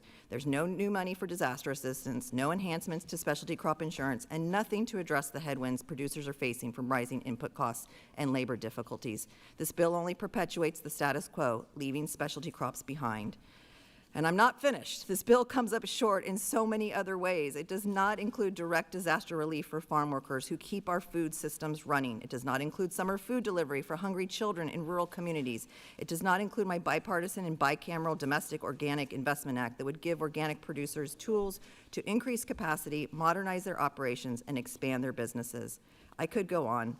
My colleagues and I in the minority understand that compromises must be made to get a farm bill passed. None of us expect to get everything on our wish list. At the very least, we expect good faith engagement and a good faith proposal that matches our commitment to bipartisanship. Instead, we were locked out of this process and only given 5 business days to review the text, consult stakeholders, and prepare for this one-sided hearing. The only reason we ended up with more time to review the bill was because of a blizzard, not bipartisanship. Farmers deserve better. Families deserve better. Thank you, and I yield back.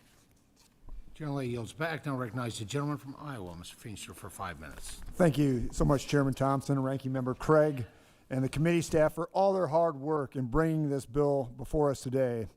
I come from Iowa, where agriculture is the backbone of our economy. I'm proud to represent one of the most productive agricultural states in America, the state that leads the nation in production of pork, eggs, corn, soybeans, and biofuels. Farmers and ranchers across our country feed our families, power our industries, and anchor our communities. Since I came to Congress, I have heard one thing loud and clear.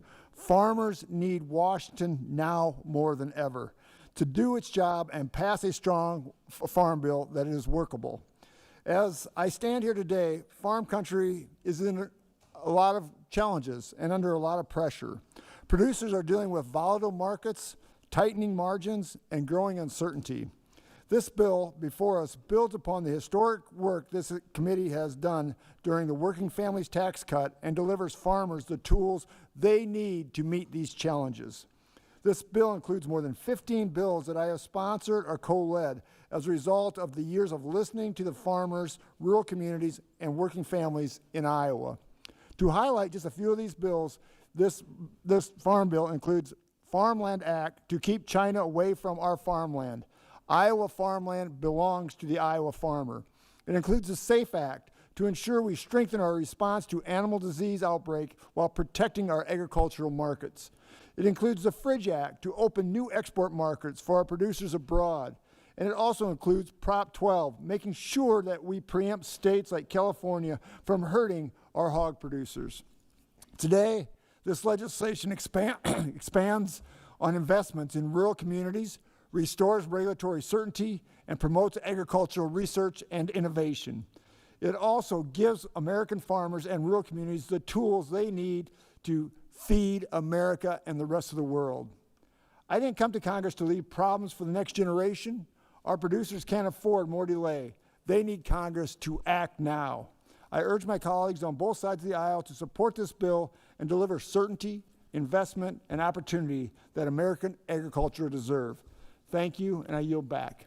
Gentleman yields back. Now please recognize for 5 minutes the gentlelady from Hawaii, Ms. Takuda. Thank you, Mr. Chair.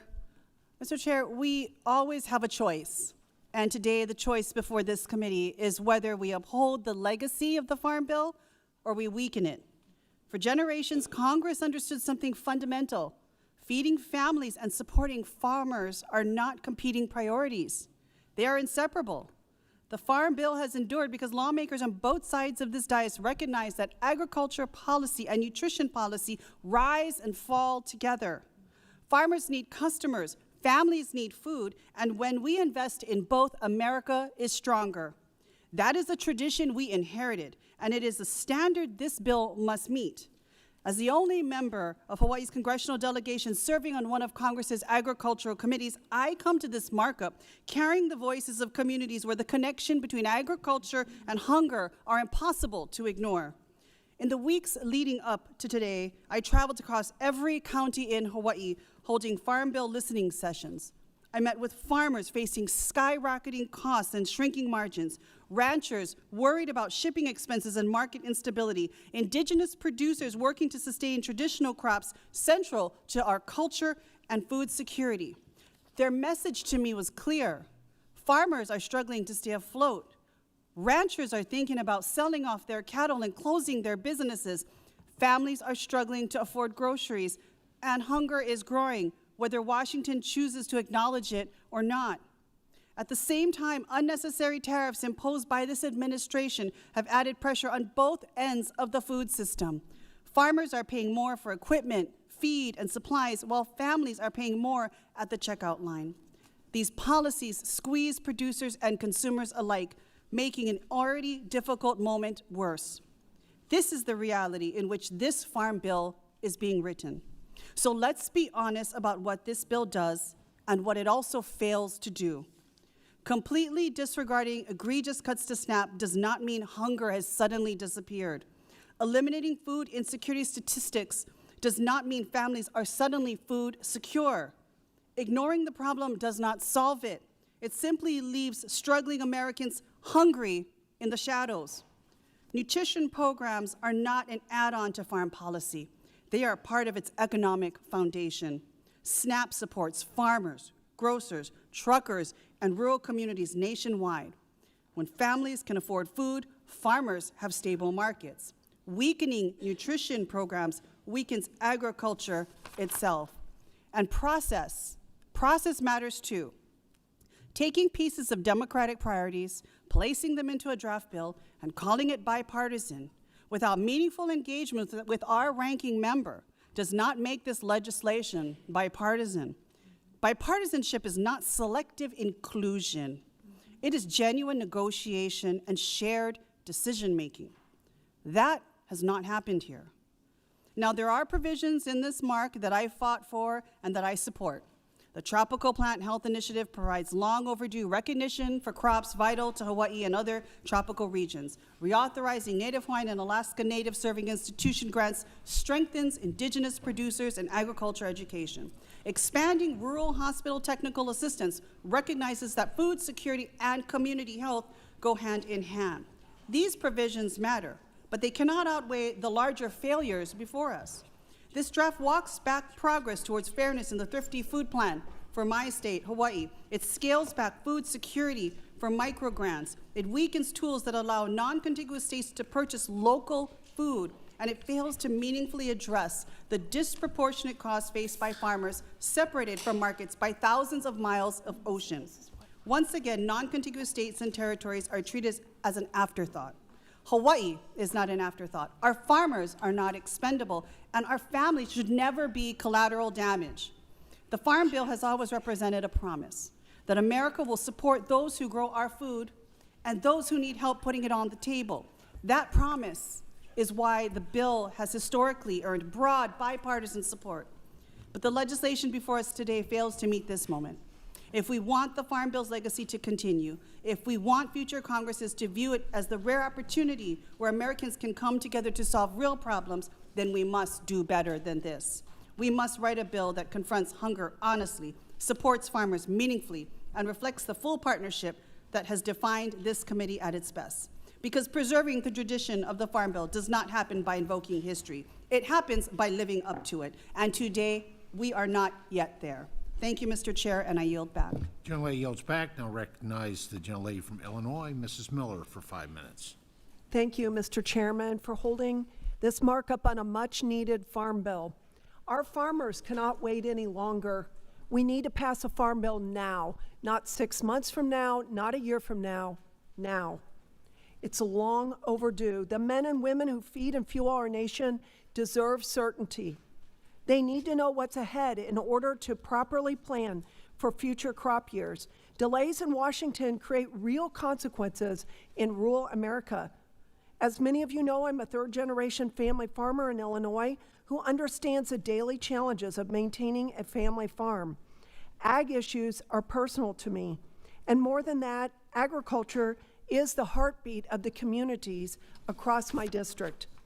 To give you perspective, my state is proudly home to America's most hardworking farmers and best fertile farm ground.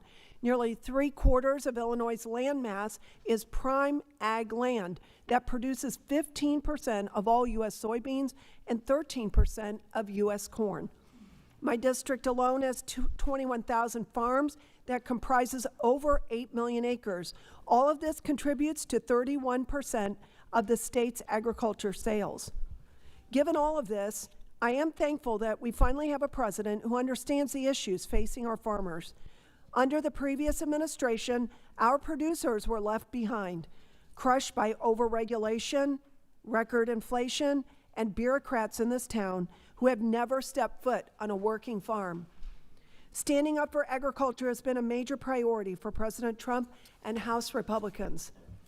This committee was able to secure historic wins for our farmers and the working family tax cut by directing billions toward farm safety net programs, including money for disaster assistance programs, trade promotion programs, and agricultural research programs.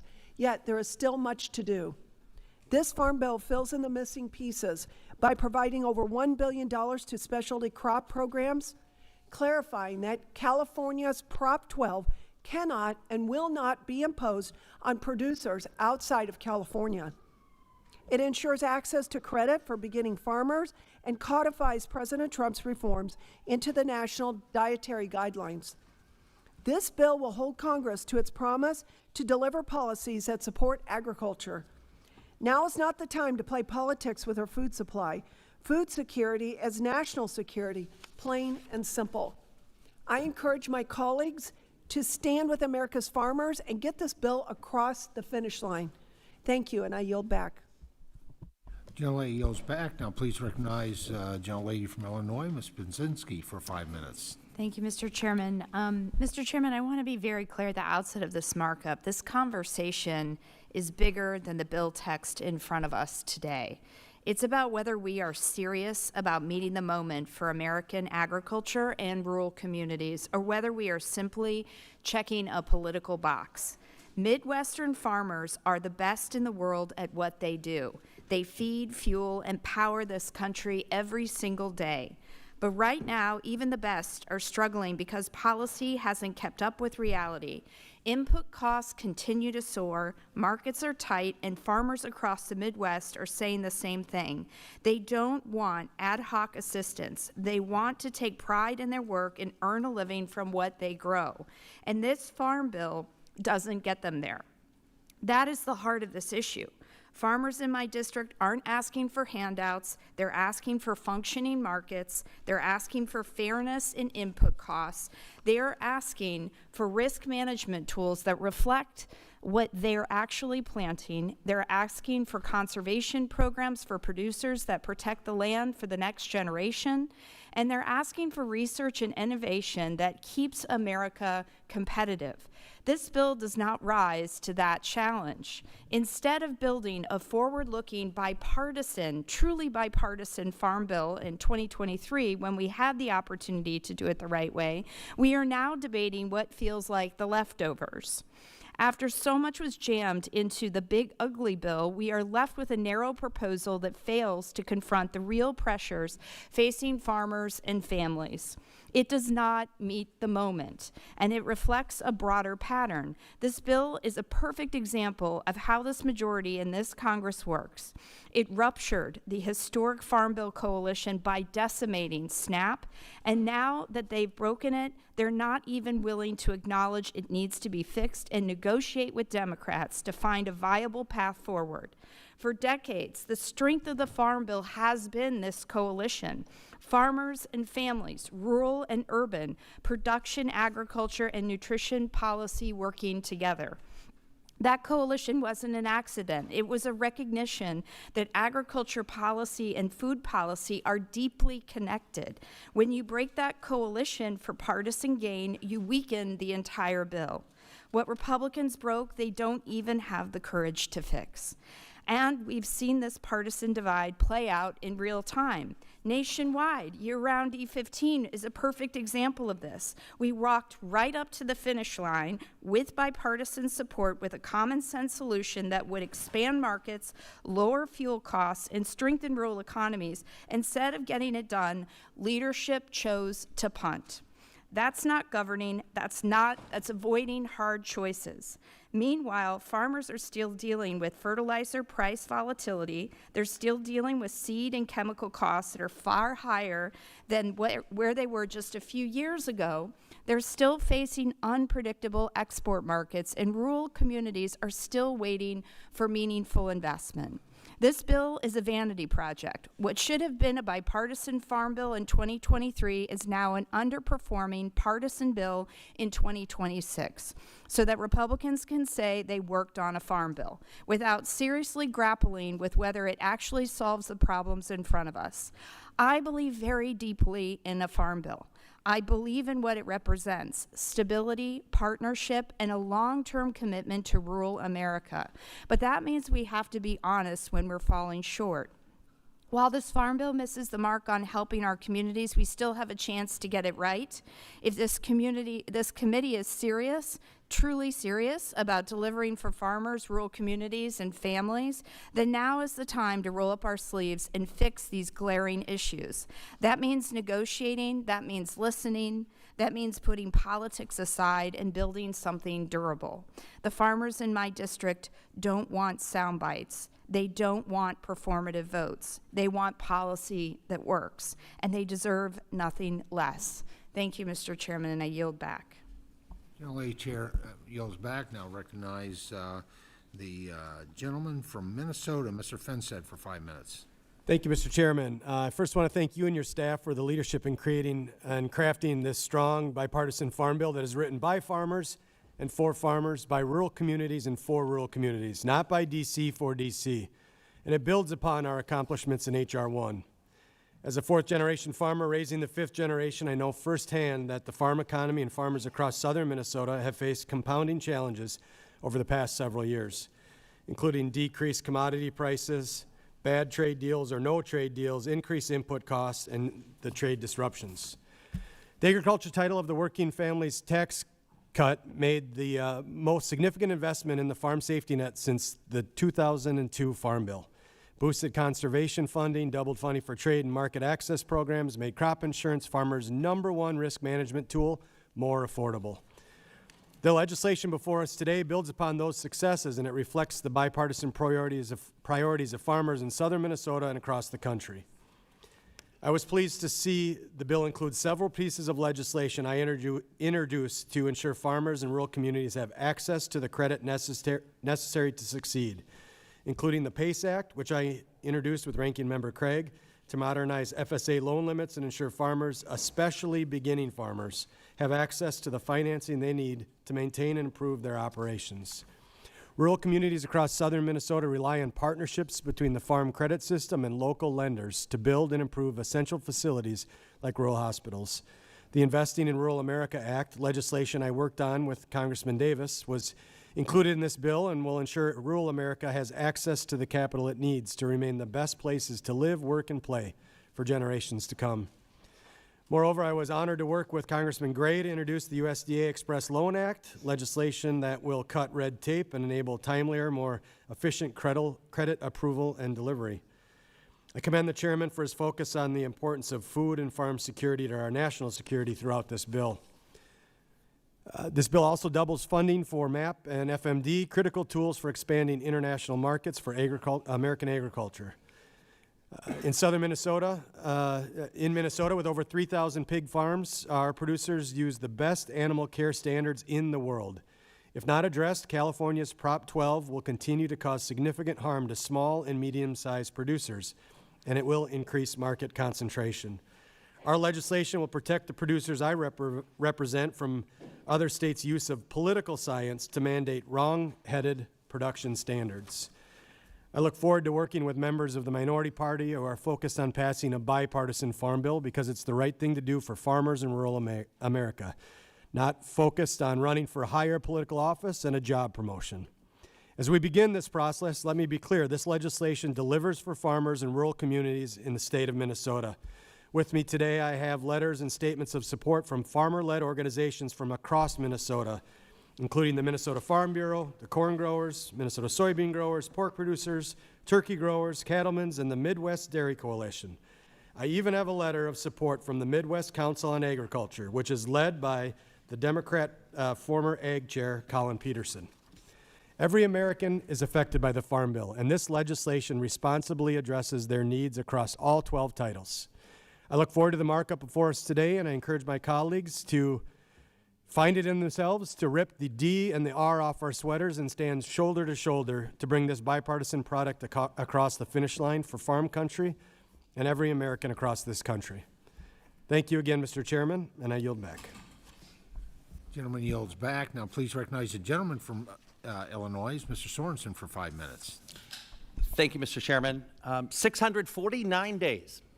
The majority had 649 days to invite us to the table, to work together, to effectively respond to a farm economy that no longer resembles the one that we had the last time that this bill was before us. And I'm thankful that I've always had farmers and ag stakeholders by my side. In 2023, they helped me get to a yes because the majority worked with me on the important things that I needed to provide for the people in my district. But this is different today because farm bankruptcies went up 46% just in the last year alone.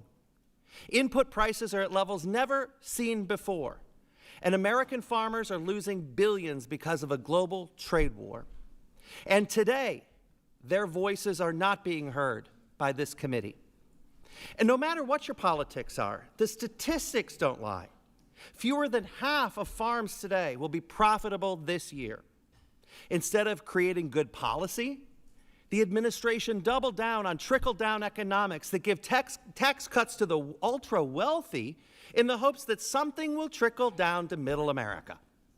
You may be surprised to learn that the #1 driver of the economy in Illinois is not what happens in Cook County, it's what happens in Carroll County and Fulton County and McDonough County. It's agriculture.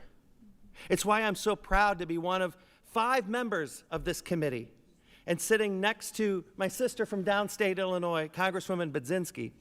We have 5 fighters from Illinois in this committee that we fight for hardworking, humble people who just want an honest and fulfilling life.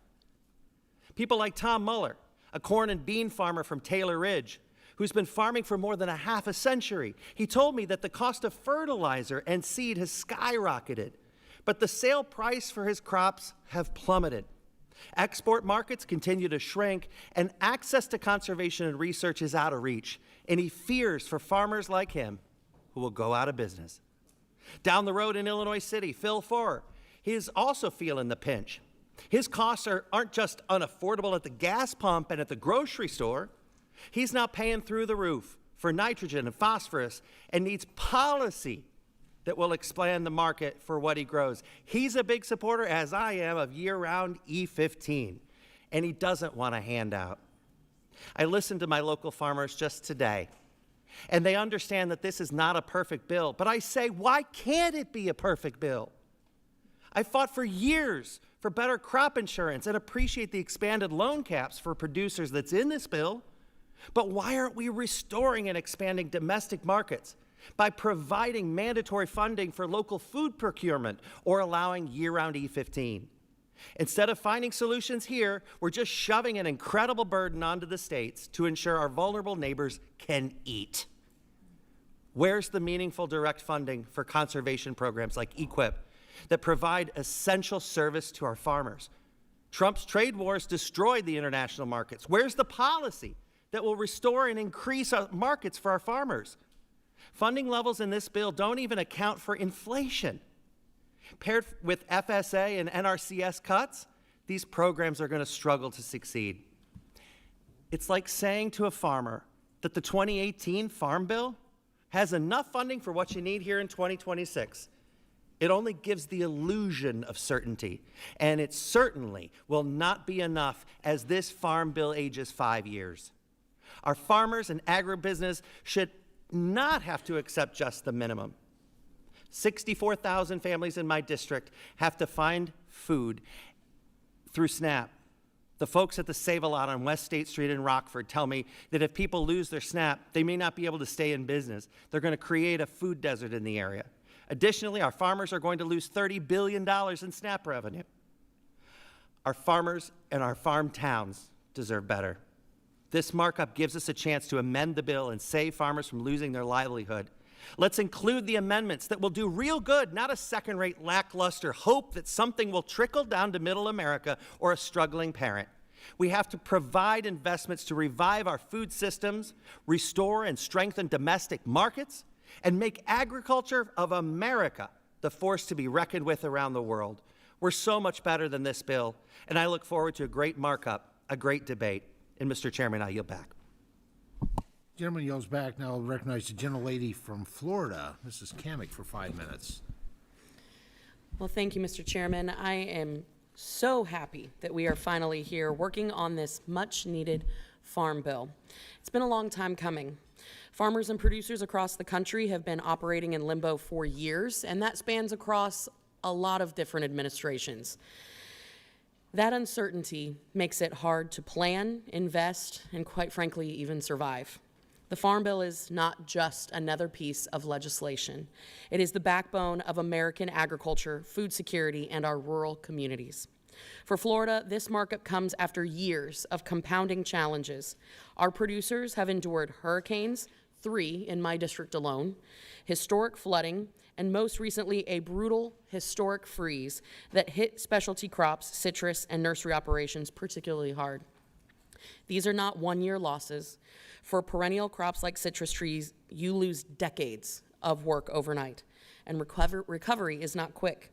It takes time, flexibility, and a safety net that actually reflects how farming works today. Now tonight, it's early in the night, but I've already heard an incredible amount of blaming being thrown around the room and pointing of fingers of which administration to blame. You know, the farm economy, it is hurting. But candidly, our producers don't care who broke it. They just want it fixed. Decades of overregulation, high input costs, labor issues, broken systems, and natural disasters have made it damn near impossible to produce a crop. That is the reality. Now, no bill is perfect, and no bill ever will be perfect. But I am really proud of this Farm Bill. And as the only member of Congress representing Florida agriculture in both the House and the Senate, I want to say that there are some tremendous wins for my home state, the Sunshine State. First, I want to highlight improvements to the tree assistance program. This legislation modernizes TAP to recognize economic realities. Covering trees and plants that are no longer productive after a disaster, not just those that are completely destroyed. This gives producers the flexibility to replant different varieties or move operations if needed. And more importantly, it requires USDA to make decisions within 120 days. That kind of accountability, certainty, and flexibility matters, and I dare any member in this committee to challenge that. It also allows for upfront TAP payments. And that's huge.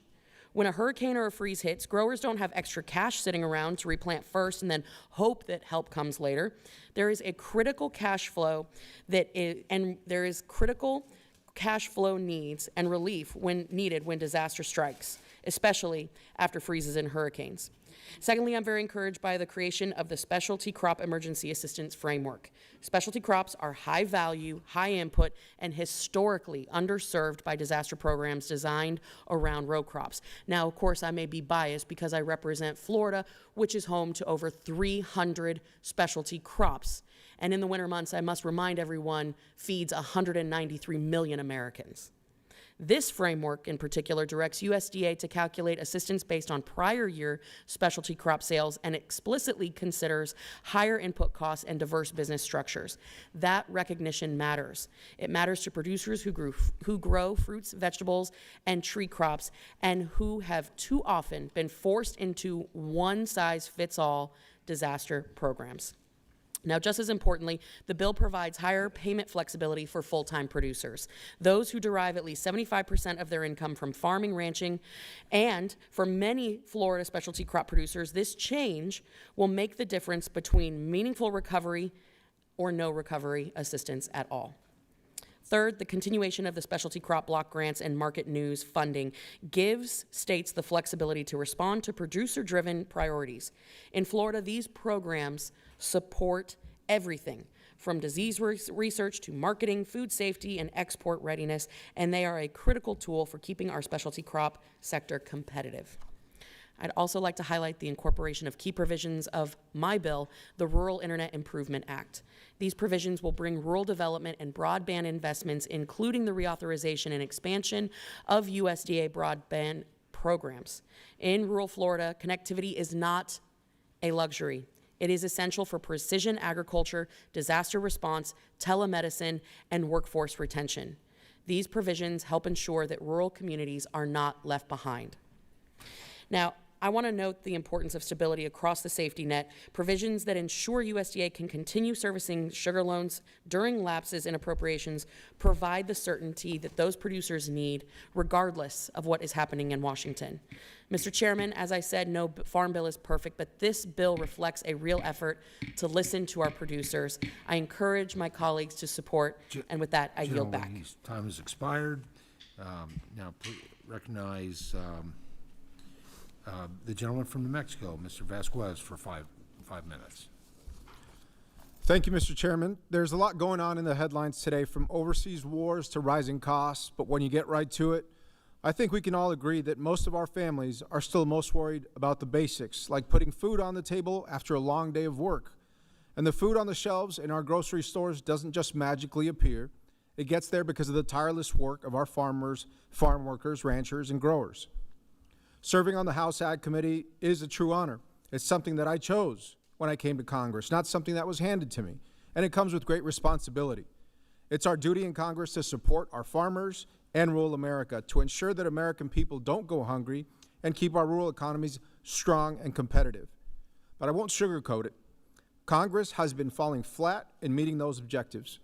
We've been kicking the can down the road for 3 years now, and I'm tired of it, because at the end of the day, our farmers and ranchers are the ones who have paid the price.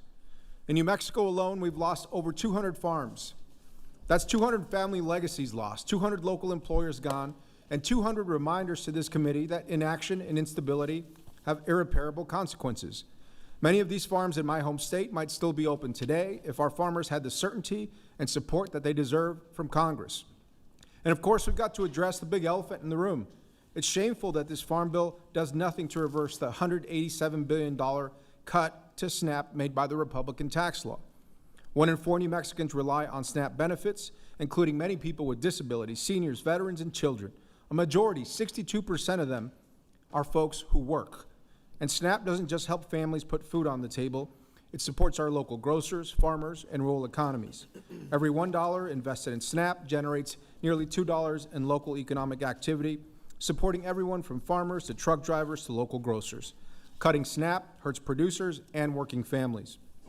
That's why the bill before us shouldn't be about partisan politics. It should be about whether we're going to support our farmers and keep this country fed. As a representative of New Mexico's 2nd District, I have the privilege of representing thousands of chili farmers, onion farmers, dairy producers, cattle growers, tree nut producers, ag supply chain operators, food bank operators, and more. Now, 2 weeks ago, I met with many of them in my district, members of my New Mexico Agricultural Advisory Group. And the concerns I heard from them are the concerns that I'll be raising in this room over the coming days. We've got to step up and get the job done for our farmers and the hardworking American people who rely on food assistance. That's going to take compromise. It's going to take listening. It's going to take open-mindedness from everyone in this room. Now, I'm proud to have worked across the aisle with our chairman, with the ranking member, and many of you to secure critical bipartisan wins for our producers and constituents, and I have faith that we can do the same in this farm bill. That's why I filed common-sense bipartisan amendments to provide financial support and resources to farmers, ranchers, and producers to create wildlife corridors on their land that benefit both wildlife and agricultural productivity, to stop this administration's effort to prioritize Argentinian beef at the expense of our American cattle growers, to honor our veterans and stop disrespecting their service to our country by rolling back harmful SNAP red tape for veterans, and granting much-needed stability to our rural counties by extending Secure Rural Schools funding for 5 years, so no county is left wondering how it's going to pay for its critical roads and education services. There is bipartisan support for each of these measures across my district and across the country, and hopefully in this committee. And there's no reason that we can't put politics aside, pass these common-sense solutions to make life better for our farmers, ranchers, and producers, not to mention everyday folks who are at the grocery store. Now, we can't let perfect be the enemy of the good, and it's our job to use the next few days to improve this bill and make it as strong as possible for America. I urge my colleagues on both sides of the aisle to hear each other out, take this process seriously, to show up, and remember why we're sitting in this room, to deliver for the people who feed this country and the families who depend on us to get this right. With that, Mr. Chairman, I yield back. Gentleman yields back. Now recognize the gentleman from South Dakota, Mr. Johnson for 5 minutes. It's so often dysfunction, Mr. Chairman, that grabs the headlines in this town. I don't think you, sir, and this committee get enough credit for what we did last Congress, which is to pass a comprehensive farm bill out of this committee on a bipartisan basis. It was a good piece of work. We accomplished so many of those bipartisan priorities last year in the reconciliation package. We strengthened crop insurance. We made sure that we increased reference prices in Title I programs.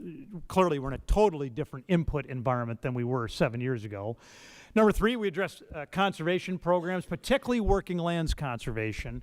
And then we also put into place some much-needed reforms to SNAP. Now, a lot of that was done in reconciliation.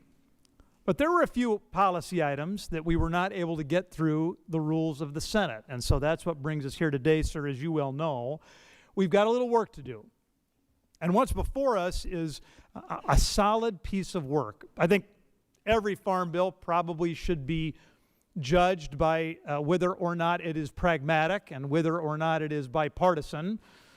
And boy, the numbers just don't lie. When you look at the marker bills, the bills that we have all introduced, staking out what agricultural policies do we care about for our country, for our district. Those are really the building blocks of these bills. Sometimes the people back home will say, oh my gosh, how could you read a bill that big?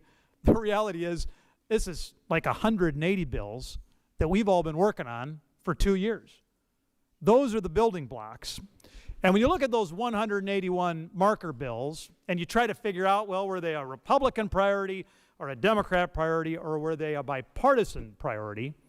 Here's what the numbers say. I suspect you all know it already, but 149 were bipartisan. 18 were Republican only.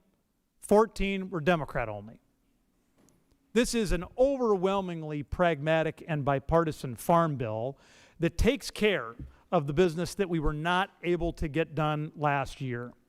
I'm looking forward to the debate and to the conversation we're going to have over the next couple of days, because we all know that our farmers and ranchers and everybody living in rural America, they deserve it.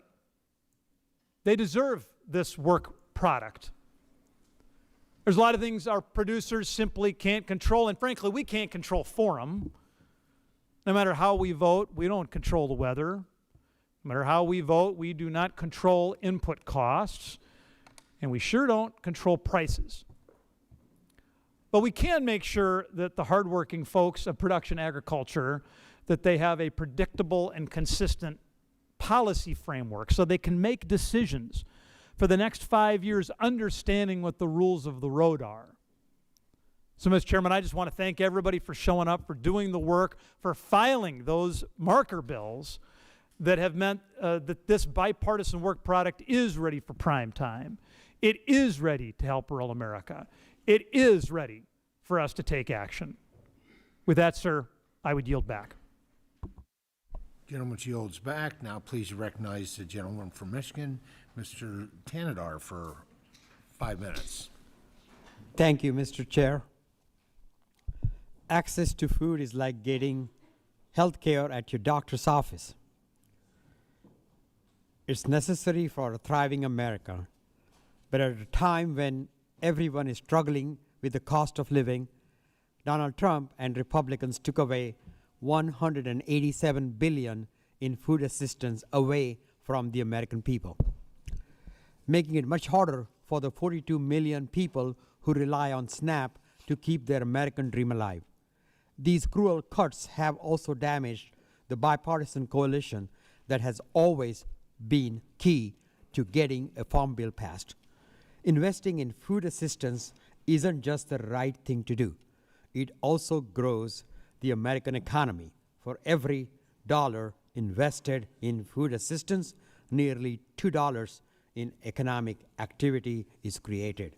Additionally, SNAP supports nearly 400,000 jobs in trucking, manufacturing, warehousing, and on farms.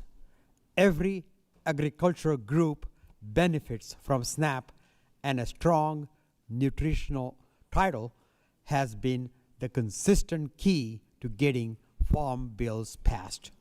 But instead of trying to rebuild this coalition, this flawed farm bill doubles down on the big, ugly bill's failures. It doesn't restore any SNAP cuts.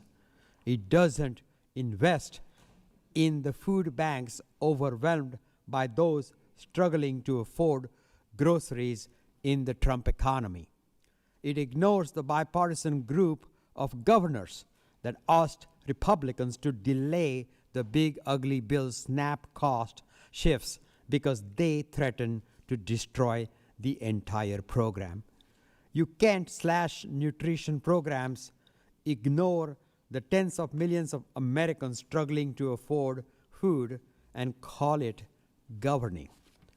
Despite what my friends across the aisle may say about the legislation, a farm bill that makes no effort to undo the largest cut to food assistance in American history doesn't meet the moment. A farm bill that does nothing to help farmers being crushed by Trump's reckless tariff strategy doesn't meet the moment. And a bill that provides no emergency assistance to farmers on the brink of losing their farms fails to meet the moment. While Republicans had the opportunity to work together in a bipartisan way and deliver for our farmers and families, they chose loyalty to Trump instead. My district has the fourth highest SNAP participation rate in the country. As someone who grew up struggling with food insecurity, frequently unaware of where my next meal would come from, I know the pain recent Republican food assistance policies have caused them. It's why I can't look at my hungry constituents seeing the same pain in their eyes that I once experienced, and in good conscience support this bill. I urge a no vote on this farm bill. Thank you, and I yield back the balance of my time. Gentleman yields back. Now recognize the gentleman from Tennessee, Mr. Rose, for 5 minutes. Thank you, Mr. Chairman and Ranking Member Craig, for holding this markup. I would like to express strong support for the Farm, Food, and National Security Act of 2026. This bill is about keeping America fed, secure, and strong by standing with the men and women who feed and fuel this country. At a time when input costs are at record highs, commodity prices are at painful lows, and many producers are wondering if they can afford to put a crop in the ground, Congress must act. It is time to provide farmers with the legislative certainty they deserve by passing a long overdue farm bill. Since the 2018 Farm Bill expired in 2023, farmers have been forced to rely on short-term extensions of outdated policies that only deepen the challenges facing the farm economy. Last year, this committee secured major victories for agriculture through the One Big Beautiful Bill Act, but our work is far from finished. Without passage of a new farm bill, we risk letting vital programs and policies lapse at a time when producers cannot afford further uncertainty. The Farm, Food, and National Security Act of 2026 builds on the successes of H.R. 1 by further strengthening the farm safety net, enhancing conservation programs, and supporting critical enhancements to the agricultural research and extension complex.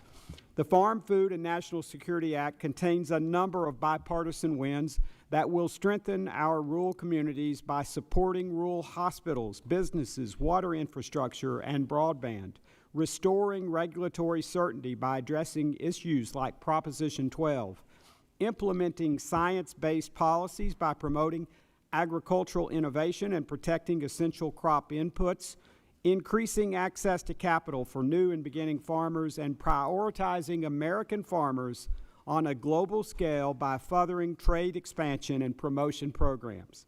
However, this bill is not just a win for farmers and rural communities. It is a win for all taxpayers. The Farm, Food, and National Security Act eliminates fraud by transferring Food for Peace to the USDA, holding the USDA and states accountable for SNAP errors, and taking additional common sense steps to streamline programs and improve financial integrity, all without increasing federal spending. Additionally, this bill promotes policies that will increase long-term affordability, strengthen our food supply, and lower everyday costs for all American families. By making necessary supply chain improvements, promoting efficient new technologies, and expanding reasonable access to capital, this bill prevents price spikes before they happen to keep everyday essentials more affordable. With resounding industry support, this must-pass legislation delivers improvements that benefit farms, rural communities, and every American family. I urge my colleagues to stand with America's farmers and rural communities to support the Farm Food and National Security Act of 2026. With that, Mr. Chairman, I yield back. Gentleman yields back. Now please recognize the gentlelady from Michigan, Ms. McDonald-Rivet, for 5 minutes. Thank you, Mr. Chairman and Ranking Member Craig. So every time I'm at a microphone, I tell people proudly that I get to represent the hardworking men and women of mid-Michigan. And as the great former Senator Debbie Stabenow used to say, in Michigan, we make things and we grow things. Our district, my district, invented the middle class, and our communities are fueled by family farms. So at home, one thing unifies all of us. And frankly, I think it unifies every member of this committee. We think about the future of our families, our kids, and our country. From the potato farmer in Munger, I'll let you know on my hand where that is later if you'd like, to the UAW worker in Flint, this economy is not working for us. People are working harder and making less while costs are rising. The people in my district need us to pass real solutions to make things better. So I've been really looking forward to this markup all year, because this is the space where we are supposed to be finding real solutions, lowering costs, supporting family farmers, and helping working families put food on the table. In short, I want to get to yes on this. As we begin the conversation tonight, we need to understand the realities on the ground, that families and farmers are at a very real breaking point. Our farmers, as is mentioned multiple times, have not seen an update to the Farm Bill since 2018.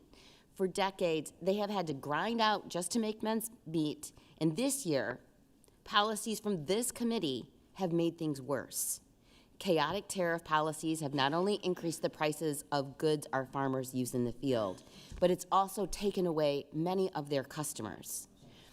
I read a report yesterday that showed farmers across our country have lost $44 billion last year alone. Let's just sit with that for a minute. $44 billion. Back at home, I see the consequences. I hear a news story nearly every day while touring fields, shopping at the grocery store, or grabbing a cup of coffee with our growers. Farmers are having very real conversations about closing their generational family farms. This is what is happening.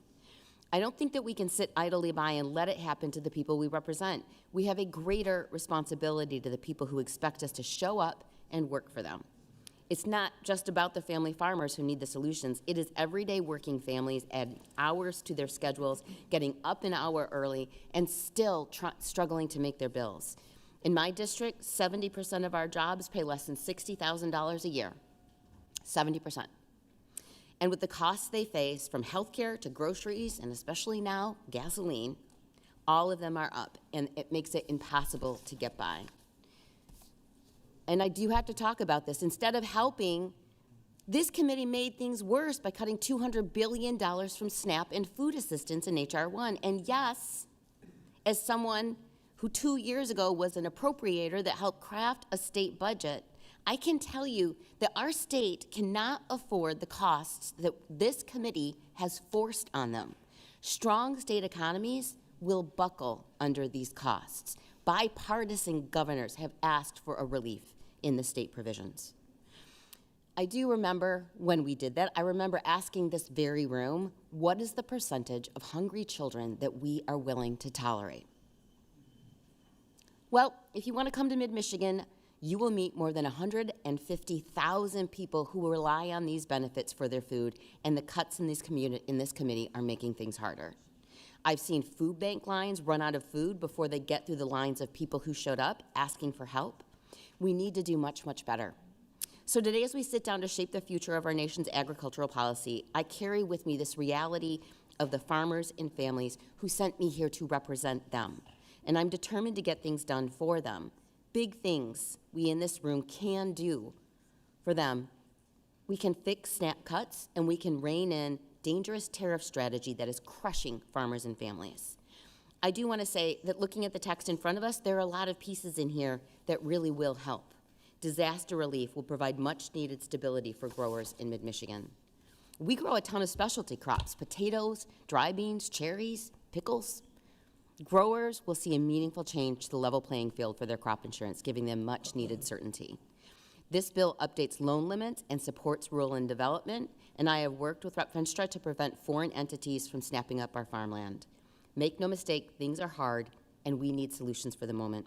I look forward to talking about all of that and how we use this opportunity for this farm bill to work with our colleagues from both sides to deliver for farmers and families who are relying on us. Thank you. Gentlelady yields back. Now recognize the gentleman from Texas, Dr. Jackson, for 5 minutes. Thank you, Mr. Chairman.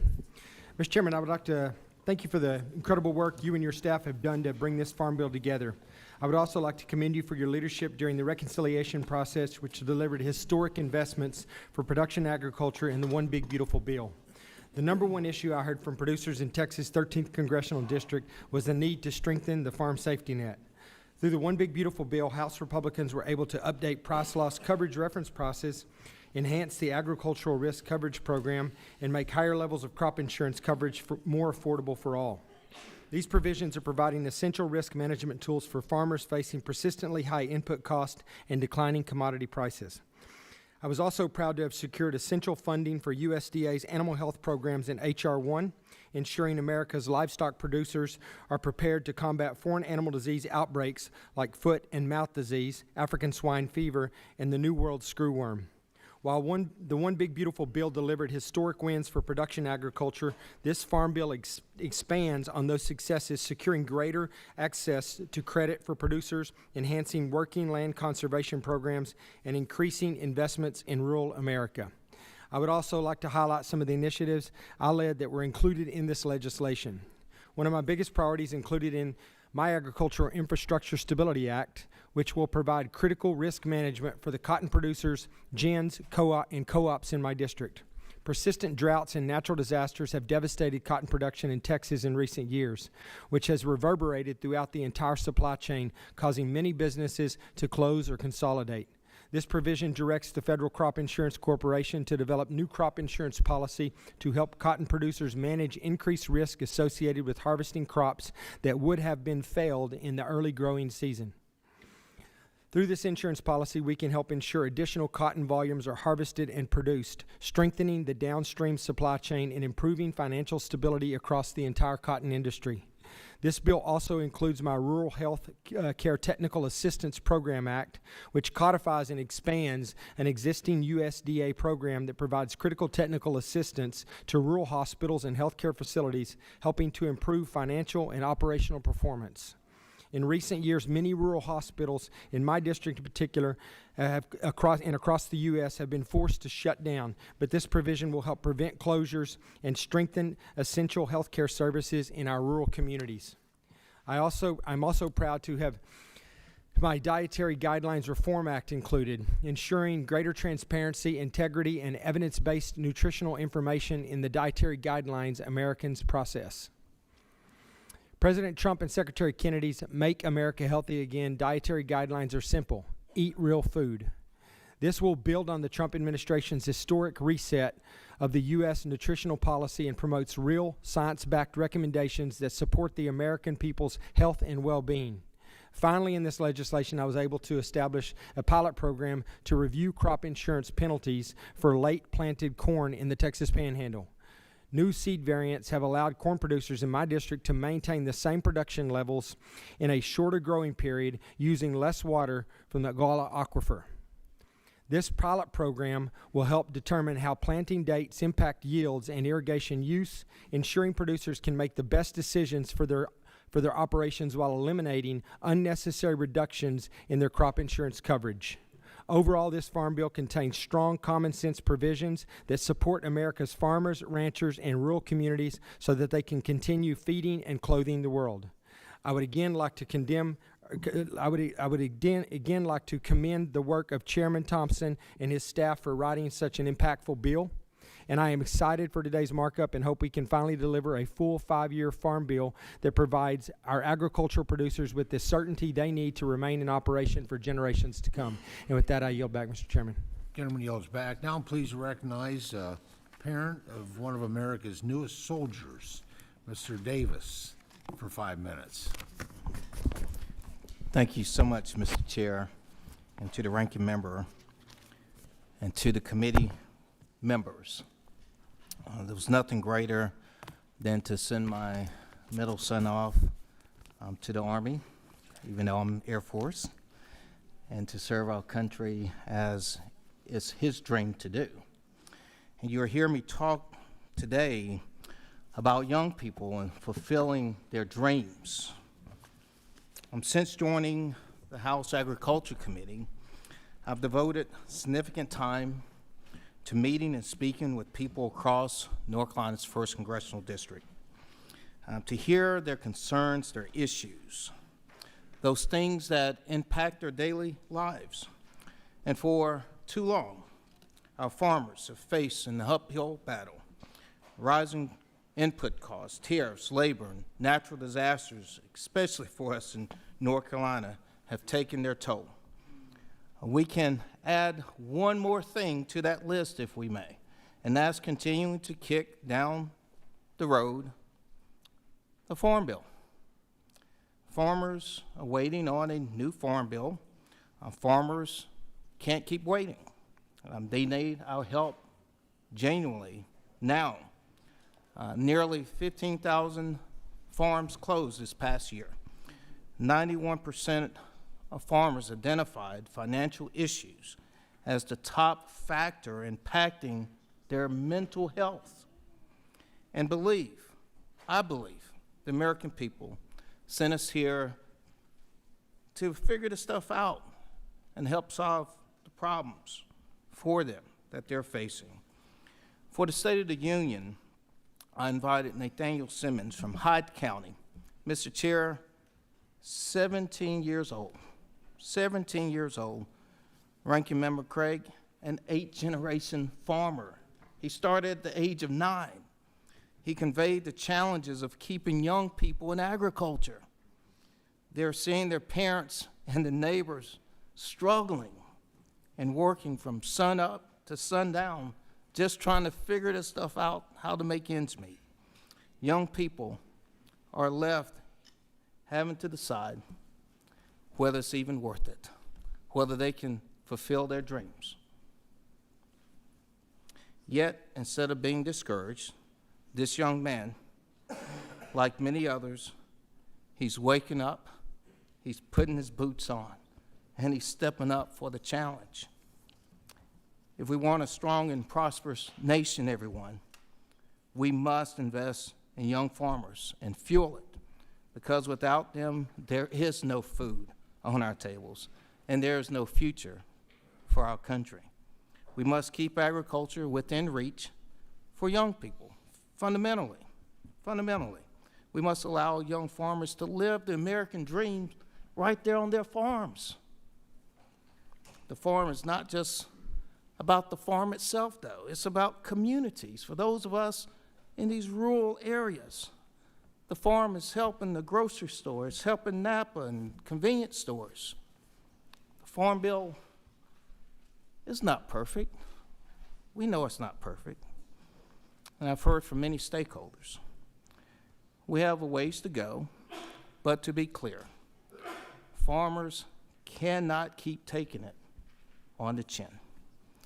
So no matter where this bill ends up, I look forward, and this is my commitment, is to the chair, to the ranking member, and to anyone who was sent here by the people, to genuinely work on these issues impacting our farm families, consumers, and rural communities. With that, thank you so much, Mr. Chair and our ranking member. Thank the gentleman. He yields back. And I yield back. Now I recognize the gentleman from the great dairy state of Wisconsin, Mr. Van Orden, for 5 Thank you. minutes. Thank you, Mr. Chairman, and thank you, Ranking Member Craig. I'd like to read a quote here. It will not be doubted that with reference either to individual or national welfare, agriculture is of primary importance. In proportion as nations advance in population and other circumstances of maturity, this truth becomes more apparent and renders the cultivation of the soil more and more an object of public patronage.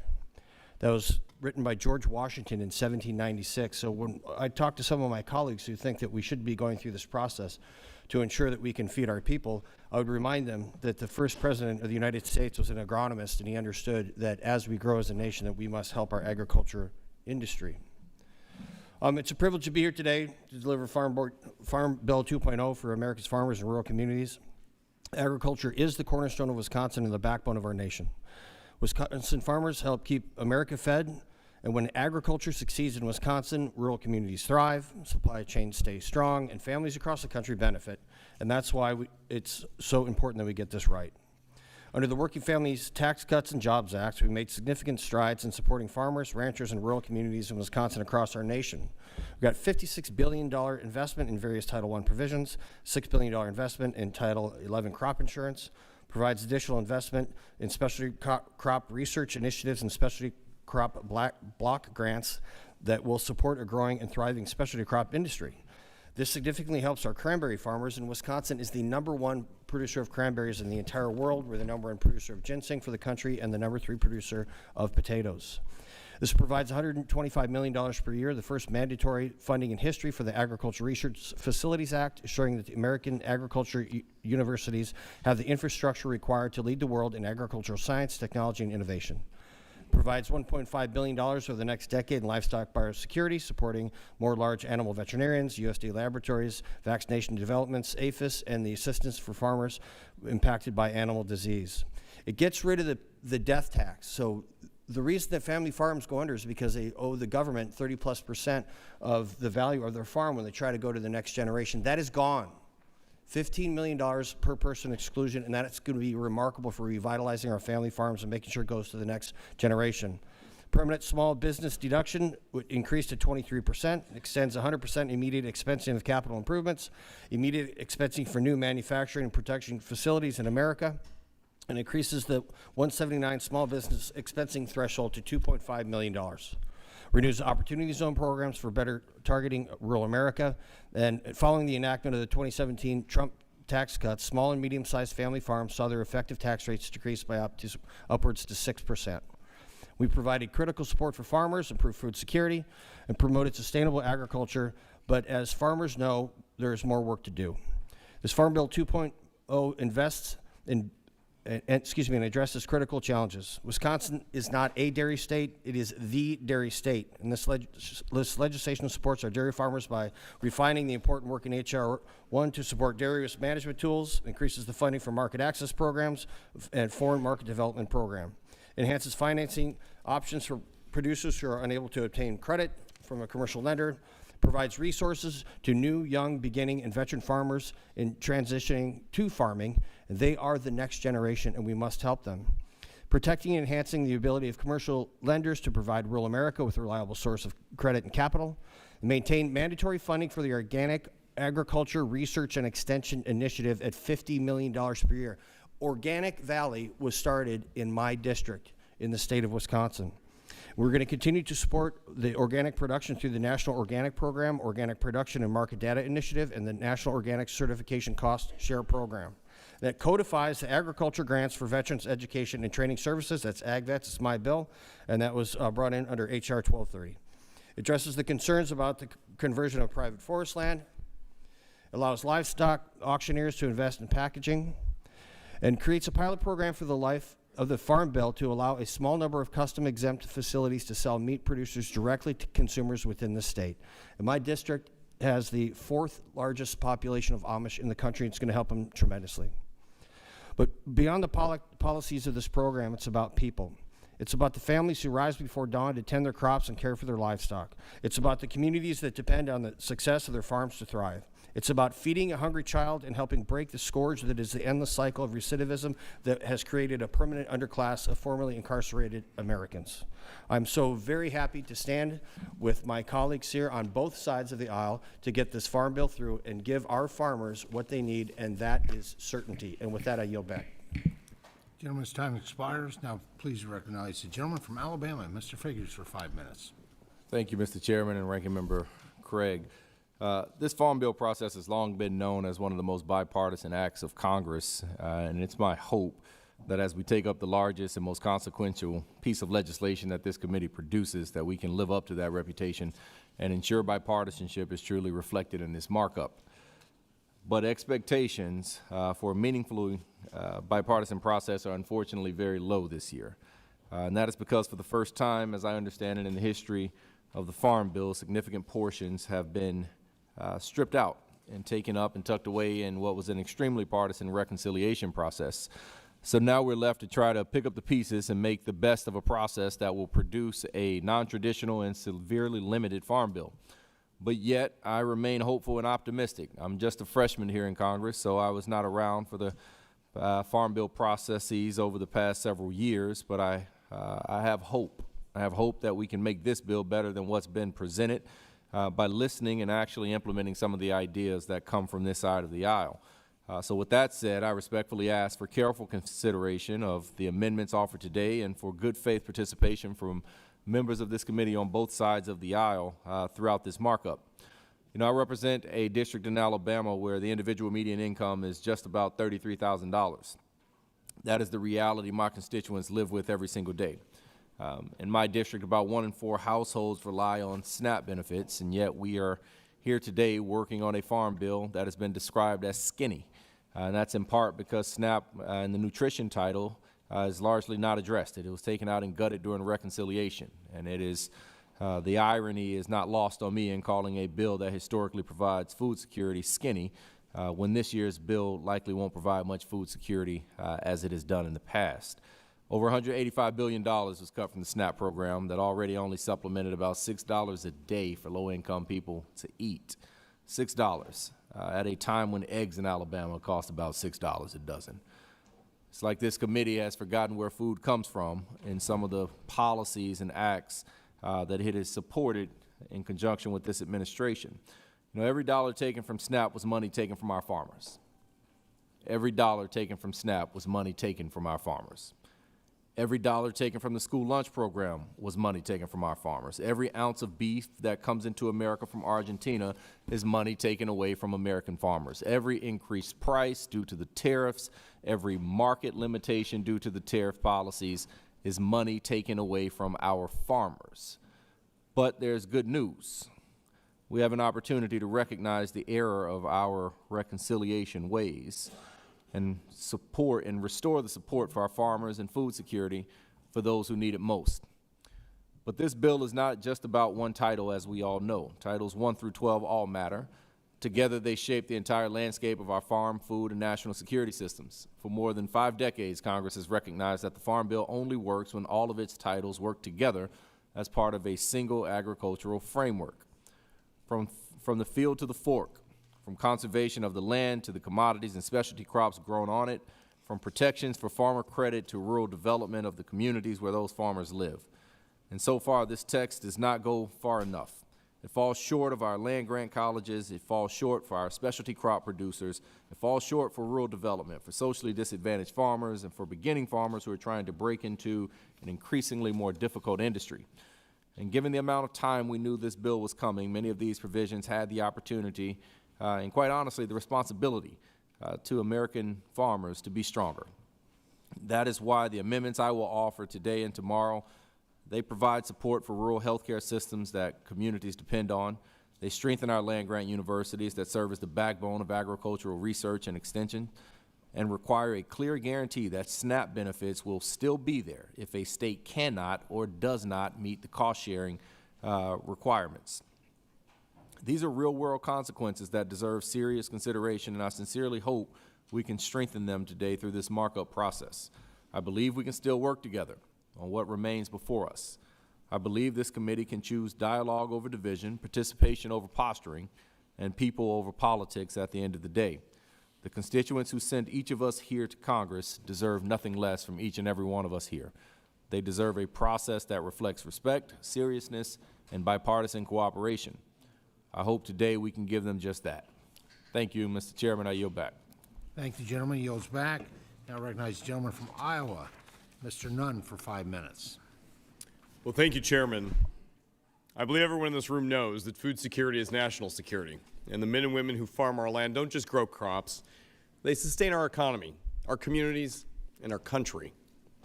Like many Iowans, I grew up helping on my family's Century farm, helping to raise sheep, plant row crop, learn early on that farming demands faith, stewardship, and long-term investment. That long-term investment is what we think about when we think about this year's Farm Bill. Over the past few years, I've traveled across Iowa on my Farm Bill listening tour, and I've met with farmers, co-ops, ag lenders, rural leaders, Iowans, Americans, right in the heart of our country. And their message was clear. We need stability. They asked for certainty, market protection, and real opportunity for the next generation of Americans to keep farming. I've worked to turn those conversations into bipartisan legislation. And I'm proud that the bills before us tonight include 19 of my legislative priorities, alongside strong provisions from colleagues on both sides of the aisle. This bill builds on the investment we made in the farm safety net of $66 billion that was passed this summer to expand opportunity. And I fought to include provisions that include lowering barriers for farm ownership, helping new and beginning farmers provide access to credit, to codify our Reconnect broadband program to ensure that rural communities have the infrastructure modern agriculture depends on. We included provisions to strengthen the oversight of agricultural lands and enhance in agricultural biosecurity and cybersecurity protections, priorities that I'm proud to have helped champion.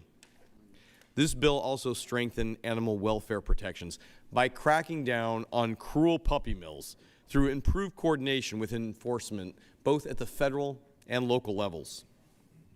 We've done a lot of good things in this bill, Mr. Chairman, and I'm proud to say that Iowa farmers had a direct hand in what's been included. But the Farm Bill is only part of the equation for Iowa's 87,000 family farms and hundreds of thousands of farmers across our country. They need certainty when it comes to things like biofuel policy. While we've made meaningful progress over the last year, including my work to extend 45Z tax credits and the support of friends on both sides of the aisle here, there's more to be done, both in sustainable aviation fuel and in biofuels. But passing this Farm Bill is an important step forward for America's agriculture. But that's not the sole job alone. We owe it to our farmers, our families, and our friends to deliver certainty and stability in the market. And that means year-round, nationwide E15. We have the opportunity right now to show that Congress can still meet the moment. I hope we seize it. I'm proud of the bipartisan legislation that has brought these priorities together, and I urge my colleagues on both sides of the aisle to support it. We can pass a farm bill that matters, a farm bill that helps America, and a farm bill that moves forward with year-round nationwide E15 to help both the farmer and the family when it comes to feeding a family as well as fueling up at the pump. I look forward to moving this bill forward. Again, Mr. Chairman, thank you, and I yield back. Gentleman yields back. Now please recognize the gentleman from Virginia, Mr. Vindman, for 5 minutes. Thank you, Mr. Chairman, and thank you, Ranking Member. I agree with the Ranking Member that this Farm Bill fails to meet the moment. I was happy to see that there are some major wins in the bill. I'd like to thank Chairman Thompson for including my U.S.-Israel Agriculture Cooperation Improvement and Expansion Act, which supports the BARD Fund. This program will solidify our alliances in the Middle East and ensure continued collaboration between Israel and American agricultural scientists, creating innovation that benefits everyone. I was also happy to see that a portion of my REAP Modernization Act was included in the bill. The Rural Energy for American program is a lifeline for farmers and rural small businesses to make energy efficiency improvements and cut their electrical bills. But this bill still has a long way to go. I'm troubled to see that it wipes out state and local regulations on pesticide use and labeling. I'm also troubled that the bill, as written, will make it harder for people who have gotten sick from pesticides to find justice in courts. I'm also concerned that the bill doesn't address the growing hunger crisis in America. It doesn't reverse the record SNAP cuts in the big ugly bill, even though they were harmful and unpopular with the American people. It doesn't restore critical bipartisan programs to get farm fresh food to schools and food banks. It doesn't restore the market share that our farmers have lost to competitors in Brazil and Argentina, and it doesn't make food more affordable for hardworking families in the flailing Trump economy. However, I believe that we have a great opportunity here to make a bill that supports American farmers, lowers costs, and helps feed working families. Today, we have a chance to ensure that localities can make common sense policies to protect their communities from toxic chemicals. We can support American ecology and eradicate invasive pests like the spotted lanternfly. We can reverse some of the unpopular and harmful SNAP provisions from the big ugly bill and restore anti-hunger programs that were canceled by DOGE. We can work to cut rural energy costs and lower costs at the grocery store for American families. We can support a robust agritourism economy that allows our farmers to have multiple streams of income and encourages Americans to know where their food comes from. We can commit more money to agricultural research and support national security as well as farm security. Today, I look forward to hearing my colleagues' amendments to this bill and call on my colleagues to consider my amendments as we work towards a farm bill that truly meets the moment. Thank you, and I yield back. Gentleman yields back. Please recognize the gentleman from Washington State, Mr. Newhouse, for 5 minutes. Thank you, Mr. Chairman, and as well as Ranking Member Craig. I just want to say I'm pleased to be able to speak in favor of the Farm, Food, and National Security Act of 2026. I'm delighted to mark up this important piece of legislation, something that I think we can all agree on is long overdue. You know, as a third-generation farmer, my son being now the fourth generation, and also as a proud member of this committee, I know all too well the importance of the Farm Bill and happy that with the work that was put into this year's version. I want to take a few minutes to highlight some of the provisions that I'm most happy to see that will greatly benefit my constituents in Central Washington as well as farmers around the country.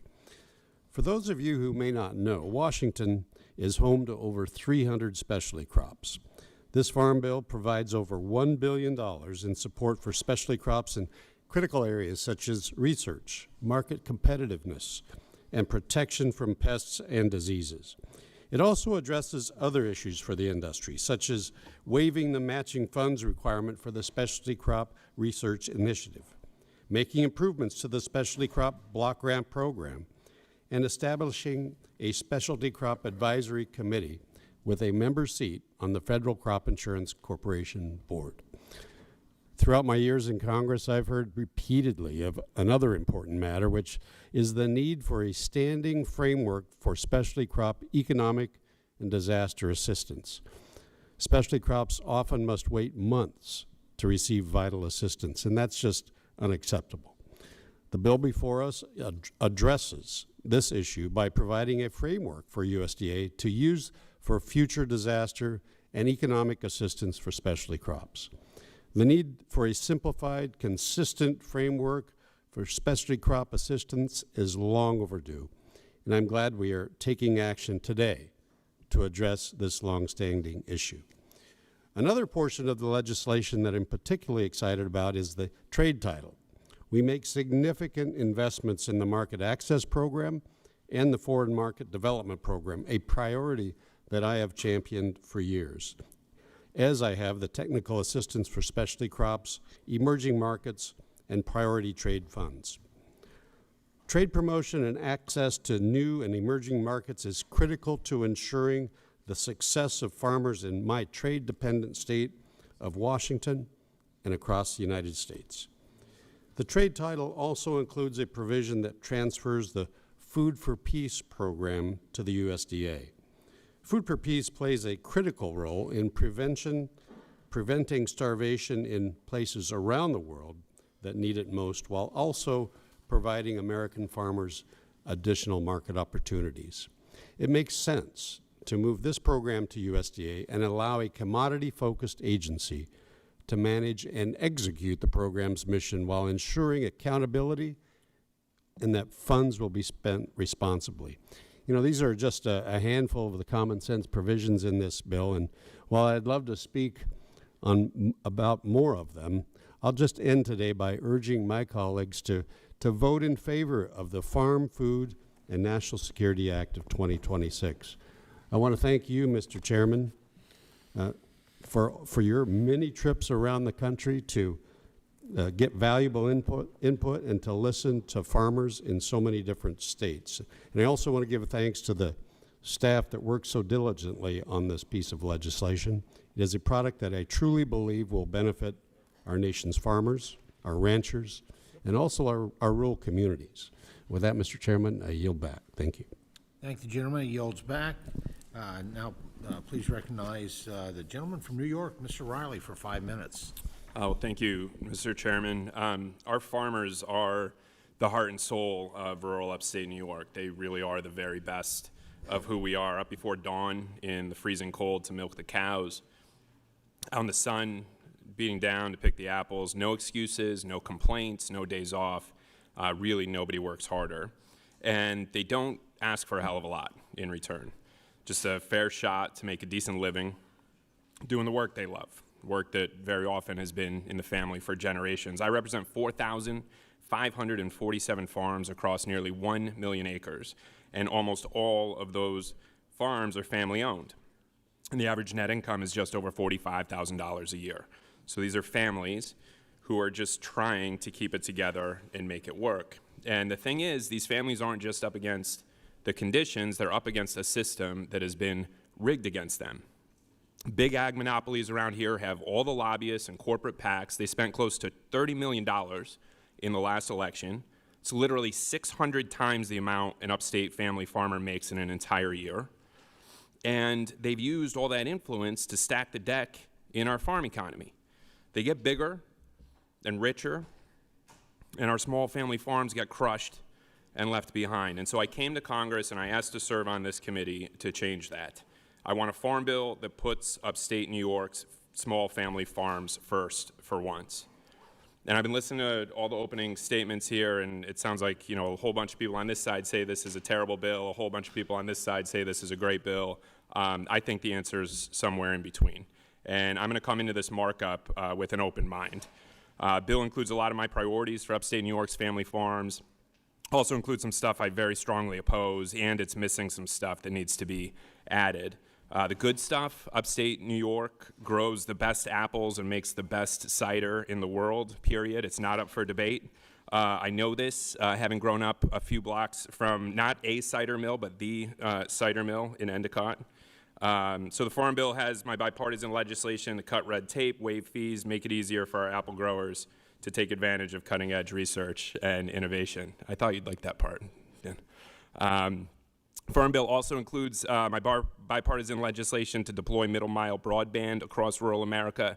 This is going to connect our rural communities to economic development, public health, basic necessities that are easy to get in the cities, but too often a luxury in upstate New York.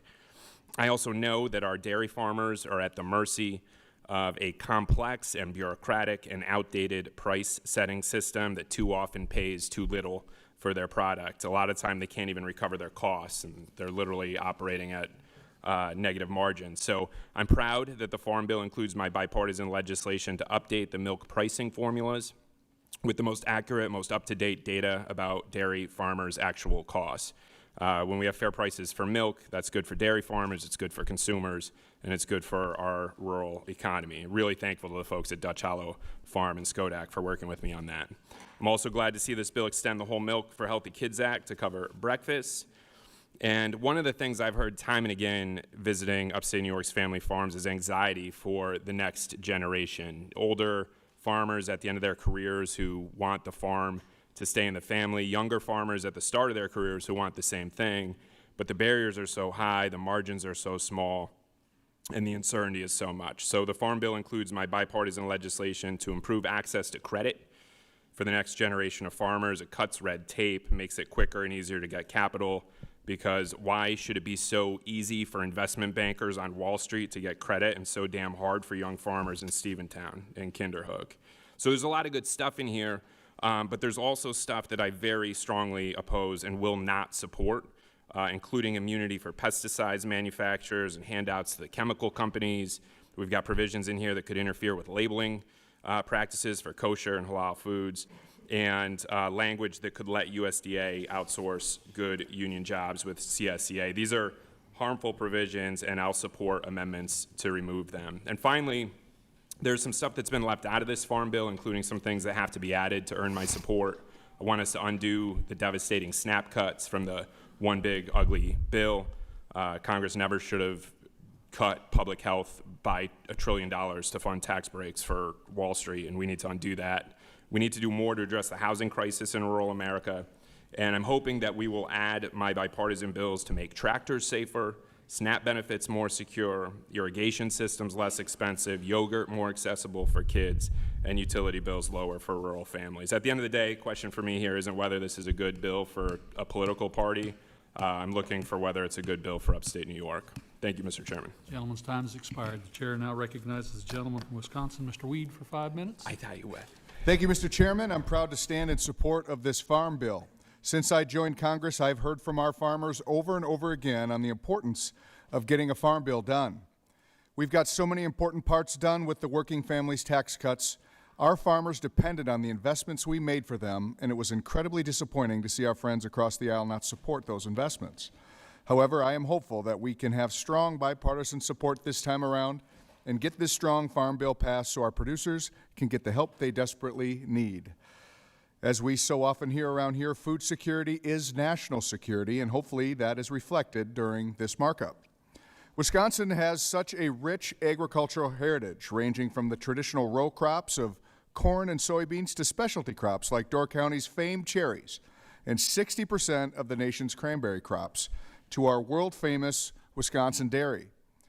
America's dairy land has been producing world-renowned cheeses, butter, and yogurt for generations. Our producers in Wisconsin's 8th District and beyond deserve to have our support. This farm bill does exactly that. For our dairy farmers in general, the unprecedented increase in support for trade promotion programs will provide our farmers with new opportunities to grow. The bill increases support for our specialty crops and organic programs. These, of course, will help ensure Americans have access to healthy, high-quality American foods. It also ensures that USDA will safeguard the use of common names, which is vital to the many, many cheesemakers in my district to remain competitive. Everyone knows that cheeses made in Wisconsin, such as Parmesan, Feta, Gorgonzola, and all the others, are better than their European counterparts, and people all over the world deserve to have access to that, no matter how hard they try to implement unfair trading practices. In H.R. 1, we were able to authorize production cost surveys for dairy farmers and processors to increase transparency to help manage risk for both. Additionally, we were able to expand the Dairy Nutrition Incentives Program to include all dairy milks and hard cheeses. Later on in the markup, we will hopefully add in yogurt as well. This move provides an excellent opportunity to encourage SNAP participants to make healthier choices at the grocery store. I think all people should be consuming more whole milk, cheese, and yogurt. They are some of the healthiest choices families can make, and it is a good use of SNAP dollars to incentivize that.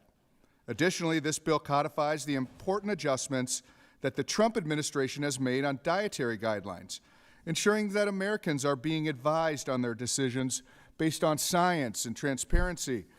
This is vital for every American family to make the most healthy decision for themselves. Along the lines of SNAP, I'm also proud that the provision from mine and Representative Brown's EBT Fee-Free Act has been included in the manager's amendment. This will ensure that neither SNAP participants or retailers ever must be subjected to potentially costly EBT processing fees. Neither consumers nor retailers could shoulder any more unnecessary fees. Now they never have to worry. I want to reiterate my support for this bill, and I want to thank the chairman and the rest of the committee on not giving up on their commitment to rural America to get this farm bill done. This is the first step. I hope our friends across the aisle will join us in supporting this vital lifeline to our producers when so many of them are struggling. I also hope our friends in the Senate can do their job and also pass their version of the Farm Bill so we can finally get this to the President's desk, and let's get the job done. I yield back. Gentleman yields back. The chair now recognizes Mr. Mannion from New York for 5 minutes. Thank you, Mr. Chairman. Thank you to Ranking Member Craig. I serve on this committee to represent the interests of a district where agriculture matters. Dairy, specialty crops, family farms that have been there for generations. I also represent families who are managing an affordability crisis and are stretching every dollar. Farmers in central New York and the Mohawk Valley are facing rising input costs, closed export markets, and uncertainty heading into the next planting season. At the same time, grocery prices remain elevated and working families are feeling it every single week. Historically, the Farm Bill has always worked when we work together to address the concerns of farmers as well as families that rely on nutrition assistance. Yet this proposal fails to restore the $187 billion in SNAP cuts, including the unprecedented cost shift to states, which governors across the country have said will undermine the program's financial integrity and long-term viability. And these cuts aren't just devastating to those who find themselves in a position where they need food assistance. They've resulted in lost markets for farms across central New York and the Mohawk Valley. The government has literally taken a customer away from our producers. In New York alone, 46,000 children and 291,000 adults with disabilities rely on SNAP. And in New York 22, over half of the SNAP households include a person with a disability. These are seniors on fixed income, these are veterans, these are families caring for a loved one with higher medical costs and fewer work options.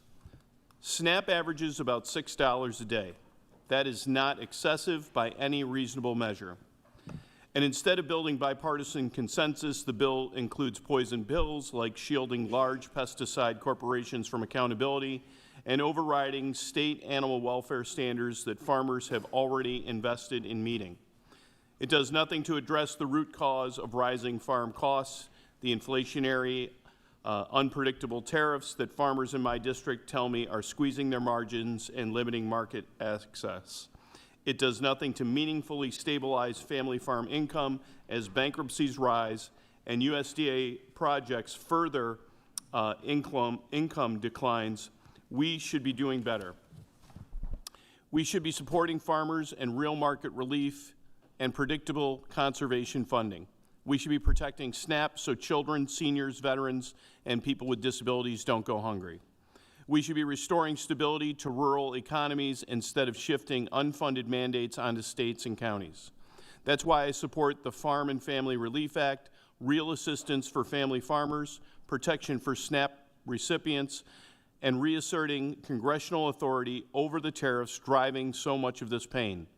I do want to acknowledge one important inclusion, what I see as a bright spot in this piece of legislation, and that's the bipartisan Rural Micro-Entrepreneur Assistance Program that I introduced with Representative Zach Nunn.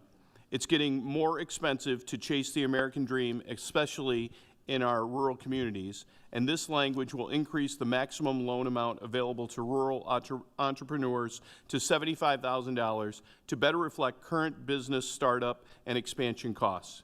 It also expands how that money can be used, giving flexibility to use up to half of those funds for construction and real estate improvement costs. These common sense changes will give business owners the resources to improve their physical spaces and revitalize our main streets. I'm grateful that this bipartisan practical reform is included because strengthening access to capital for rural micro businesses is exactly the kind of targeted economic development we should be advancing and an example of what's possible when we work together across the aisle. We have a couple of long nights ahead of us. I hope we use that time to make this bill worthy of the farmers and families that we represent. I thank you, Mr. Chairman, and I yield back. Gentleman yields back. The chair now recognizes the gentleman from Pennsylvania, Mr. Bresnahan, for 5 minutes. First, thank you, Chairman Thompson, for being a champion for Pennsylvania farmers and rural communities across America, and for your leadership on the Farm, Food, and National Security Act. In northeastern Pennsylvania, I represent dairy farmers, specialty crop growers, and small multi-generational family farms who are being forced to working longer hours for thinner margins. They're battling rising feed costs, supply chain disruptions, and unfair market pressures.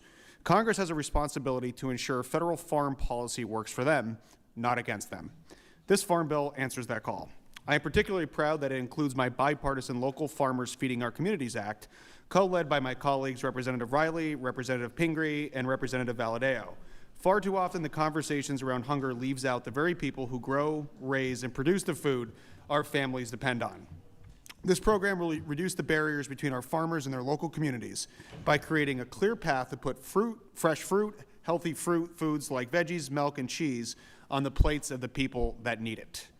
I'm also proud this Farm Bill also prioritizes specialty crop competitiveness, delivers long overdue regulatory relief, so American farmers and ranchers can focus on producing food instead of navigating red tape, and provides critical support to rural America, including strengthening rural broadband, expanding access to health care, meeting child care needs, investing in workforce developments, streamlining permitting processes, and modernizing rural water infrastructure.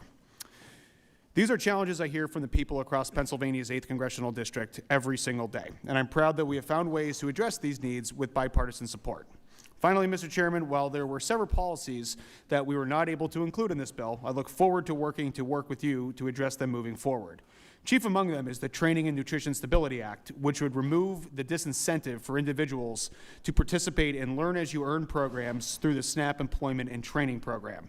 I know this is a shared priority, and I'm committed to finding a path forward together. I urge my colleagues to support this important bill, and Mr. Chairman, I yield back. Gentleman yields back. The chair now recognizes the gentlelady from Maryland, McLean Delaney, for 5 minutes.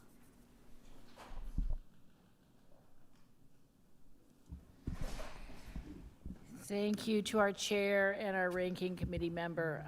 As the only Maryland federal delegate on the House Agricultural Committee, I take this work very seriously and proudly represent Maryland's 6th Congressional District, which represents Western Maryland and our Montgomery County Ag Reserve. The work of this committee touches every corner of our communities, supporting farmers, strengthening small towns and main streets, and protecting the land and water for future generations. It also helps our U.S. competitiveness and our national security. And there is no moment that when the responsibility matters more than when we come together to craft a farm bill. And this is a personal issue for me because I grew up in a farming family. The Farm Bill is more than legislation. It is really a blueprint for our future and for our American agriculture. Coming in as a first-time member of this Congress, I was honored to join this committee, not only to tackle the critical issues faced by farm country, but also to do so in a bipartisan spirit. This is the principle that this committee has uniquely upheld, even in the most challenging and divisive of times. And we have the opportunity before us to put politics aside and work for the betterment of the people we represent.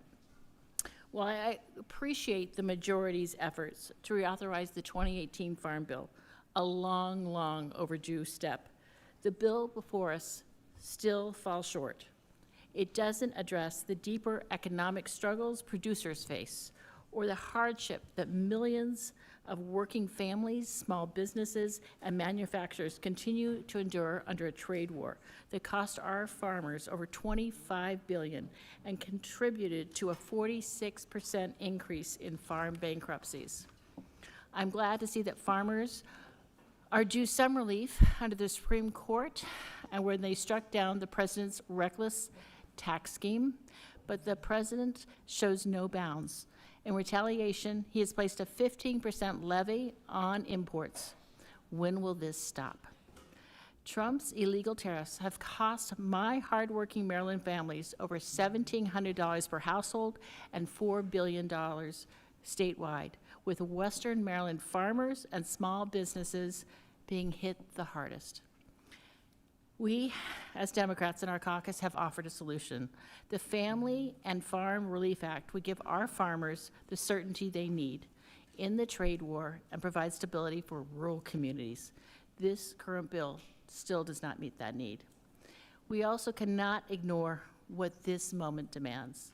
Families across this country are still struggling with higher grocery prices, yet this bill does nothing to restore basic food assistance, even after Republicans cut over $187 billion from SNAP in H.R. 1.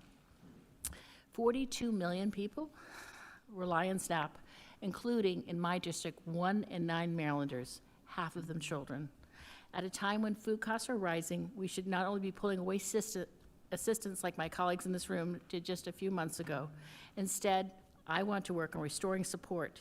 This bill rolls back even modest gains made in the 2024 Farm Bill, including funding for fruit and vegetables incentive programs. And many Maryland families and farms utilize SNAP, but also many farmers sell into the SNAP program. This legislation also has an opportunity to address the broader hurt felt across rural America. The committee has the tools to strengthen rural broadband, invest in child care, bolster housing, address the skyrocketing costs of utilities, and more in the rural development title in this bill. But it barely moves the needle. We have a chance to do better, and we can. Right now, we face a real risk: splintering our bipartisan coalition that has sustained the Farm Bill for nearly a century. Since 1933, farmers, rural communities, and advocates have come together across party lines to make a Farm Bill a reality.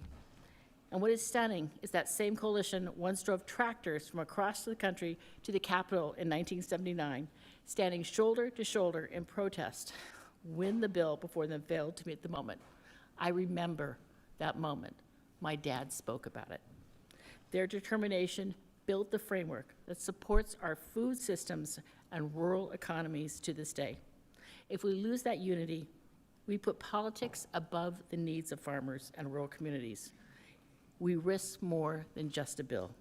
We risk undermining nearly a century of bipartisan collaboration and the trust of the people who feed and sustain our nation. I look forward to working with my colleagues to craft a Farm Bill that truly works, one that reflects the needs, the resilience, and the voices of rural America. I yield back. The gentlelady's time has expired. Now recognize the gentleman from Indiana, Mr. Messmer, for 5 minutes. Thank you, Mr. Chairman. I am proud to support the Farm, Food, and National Security Act to help the 9,300 family farms in my district. This bill represents years of hard work, and it incorporates answers to nearly a decade of requests, not just from farmers, but American families, rural schools and hospitals, and small businesses. The Farm Bill before us does not just keep family farms operating. It also lowers consumer energy costs, invests in rural infrastructure, improves opportunity for conservation and recreation, it enhances access to food for Americans struggling with hunger, and it bolsters the security of our food supply chains against international threats. This is not a partisan bill, as detailed by my colleague, Representative Johnson. In fact, several of the bipartisan priorities I introduced this year have made their home within the text of this Farm Bill. These include the DoD and USDA Interagency Research Act, co-led with my friend, Congressman Don Davis, the SNAP Online Access Act, which I introduced alongside the gentleman from California, Representative Adam Gray, the Restoring America's Floodplains Act, which I drafted in partnership with Congressman Gabe Vasquez, and the Biomanufacturing and Jobs Act, which I introduced alongside Ranking Member Angie Craig, Representative Mark Alford, and Representative Kristen McDonald-Rivette. While these are just a small snapshot of the cumulative impacts of this year's Farm Bill, these 4 bills represent the shared Republican and Democrat priorities with profound impacts on not just Indiana, but the rest of the nation as well. The DoD and USDA Interagency Research Act, for example, strategically incentivizes public and private partnerships to leverage innovation in both American agriculture and defense sectors to address risks to our most critical resource, food. The SNAP Online Access Act provides a modern solution to the food deserts in both urban and rural America by allowing SNAP families to purchase their groceries online. The Restoring America's Floodplains Act reshapes the way USDA formats floodplain easements by ensuring that farmers, landowners, and local conservationists remain at the heart of flood prevention efforts that protect communities and revitalize injured watersheds. The Biomanufacturing and Jobs Act directly expands markets for American food products through the USDA's BioPreferred program, enhancing the productivity of a $489 billion market that accounts for 100,000 jobs in Indiana alone. These are the kind of common sense bills that make up the 2026 Farm Bill. I urge my colleagues to vote in favor of the Farm, Food, and National Security Act to provide stability for this generation of farmers and secure the viability of the next generation. With that, Mr. Chairman, I yield back. Thank the gentleman. He yields back. Now recognize the gentlelady from Maine, Ms. Pingree, for 5 minutes. Thank you, Mr. Chair, and thank you to you and the ranking member for the tremendous amount of work you've put into this bill. But sadly, I still feel this bill is a disappointment for farmers, for families, and for rural America. It is a very challenging time to be a farmer or to live in a rural America. Farm bankruptcies are up 46%. We lost 15,000 farms last year alone. We continue to see consolidation hurt small and medium-sized farmers who just can't make ends meet. Big farms are getting bigger and smaller farms are closing their doors. And even though grocery prices keep rising, Republicans slash SNAP by $187 billion in the big ugly bill, taking food off the table for 42 million Americans, seniors, children, veterans, people with disabilities. And then they handed the states the bill. Some governors have said that they may have to drop SNAP entirely, and this bill does nothing to fix that. The tariffs have been an unmitigated disaster, causing chaos and hurting the American farmer. Here's a story from one farmer in Maine. He was trying to buy a single piece of equipment to process organic Brussels sprouts. It's only made overseas. Because of the economic chaos coming out of Washington, he has to guess the weight of steel on the day it arrives and hope prices won't spike before the machine clears customs. And this bill doesn't help farmers impacted by Trump's trade wars. Meanwhile, Maine's iconic blueberry industry is suffering. The acreage down, the prices down, the cost doubled. Our dairy sector has collapsed from over 600 farms to 140. While this bill makes some policy tweaks, it makes zero investment to help those farmers and families. We should be investing in resilience for farmers facing the challenges of extreme weather, heat, drought, floods, invasive species. While I was glad to see this administration launch a regenerative agriculture pilot program, I am deeply concerned that they are merely shuffling funds from other areas already funded and have set so far no standards. You could be claiming you were regenerative because you were doing no-till while still spraying glyphosate on your fields. The bill also provides insufficient funding to support farmers who are organic or transitioning to organic, which is a proven standard that helps soil health and has clear standards. We are also cutting other conservation programs that help with soil health. The Republicans are reshuffling $1 billion from EQIP, a core conservation program that is oversubscribed in Maine and across the nation. They're also eliminating farmland conservation transactions that give beginning farmers and underserved farmers access to affordable land. They're failing to increase GUSNIP, which would provide more funding for fruits and vegetables, stripping tribal authority for the food distribution program, and eliminating tribal access to agriculture mediation programs that help resolve loan disputes and farm transition. And buried in the energy title is a severe restriction on USDA funding for solar on farmland. And while I understand we can't put solar panels on all farms, it is written so broadly that it would effectively end solar investments for rural businesses, beginning farmers, and rural development programs alike, at a time when energy prices are unsustainable for families across the country, and farmers need every support they can get to bring down costs. This bill includes harmful pesticide language that is a handout to big chemical, that preempts states' rights and creates a liability shield that prevents people from fighting for their health claims. I will submit an amendment to remove this, and I thank the MAHA movement for seeing the importance of this and working hard on making the public aware of how harmful this would be to our health. This bill does not do enough to deal with the PFAS challenges that our farmers are facing, yet another toxic chemical. So I hope we can amend this bill and make it good enough to improve this so that we can all vote for it. Thank you, and I yield back. Thank the gentlelady. She yields back. And now please recognize the gentleman from North Carolina, Mr. Harris, for 5 minutes. Thank you, Mr. Chairman. And We do once again want to remember our prayers to the families of Doug LaMaffa and to our colleague and friend Jim Baird in the passing of his wife, and also to our colleague Jonathan Jackson in the passing of his father. I want to begin tonight by recognizing the hard work that has gone into this year's Farm Bill, Mr. Chairman. There are many strong, meaningful provisions in this legislation, and they deserve to be commended. First, we're saving our pork producers from California's disastrous Prop 12. Families who have raised hogs for generations in North Carolina have been living under the uncertainty because of one state's decision to impose its reckless standards on the rest of our nation. When outside mandates drive up costs or shut producers out of the markets, it doesn't just hurt farmers, it ripples through small towns and working families. That's not how interstate commerce is supposed to work. The Constitution gives Congress the responsibility to protect the free flow of commerce among the states. Needless regulations like Proposition 12 are not how agriculture is meant to function in America, and I'm grateful that these protections are included here by incorporating our Save Our Bacon Act. Second, I strongly support reauthorizing and strengthening conservation programs like EQIP and CSP. These voluntary programs give farmers the tools to be good stewards of their land while keeping their operations productive and viable. Conservation works best when it is locally driven and built on partnerships, not federal mandates that increase cost for farmers and for taxpayers. There's so much in this legislation that supports farmers and producers. However, we're not yet where we need to be. We should continue to work to ensure that programs like SNAP operate with integrity and clear eligibility standards consistent with congressional intent.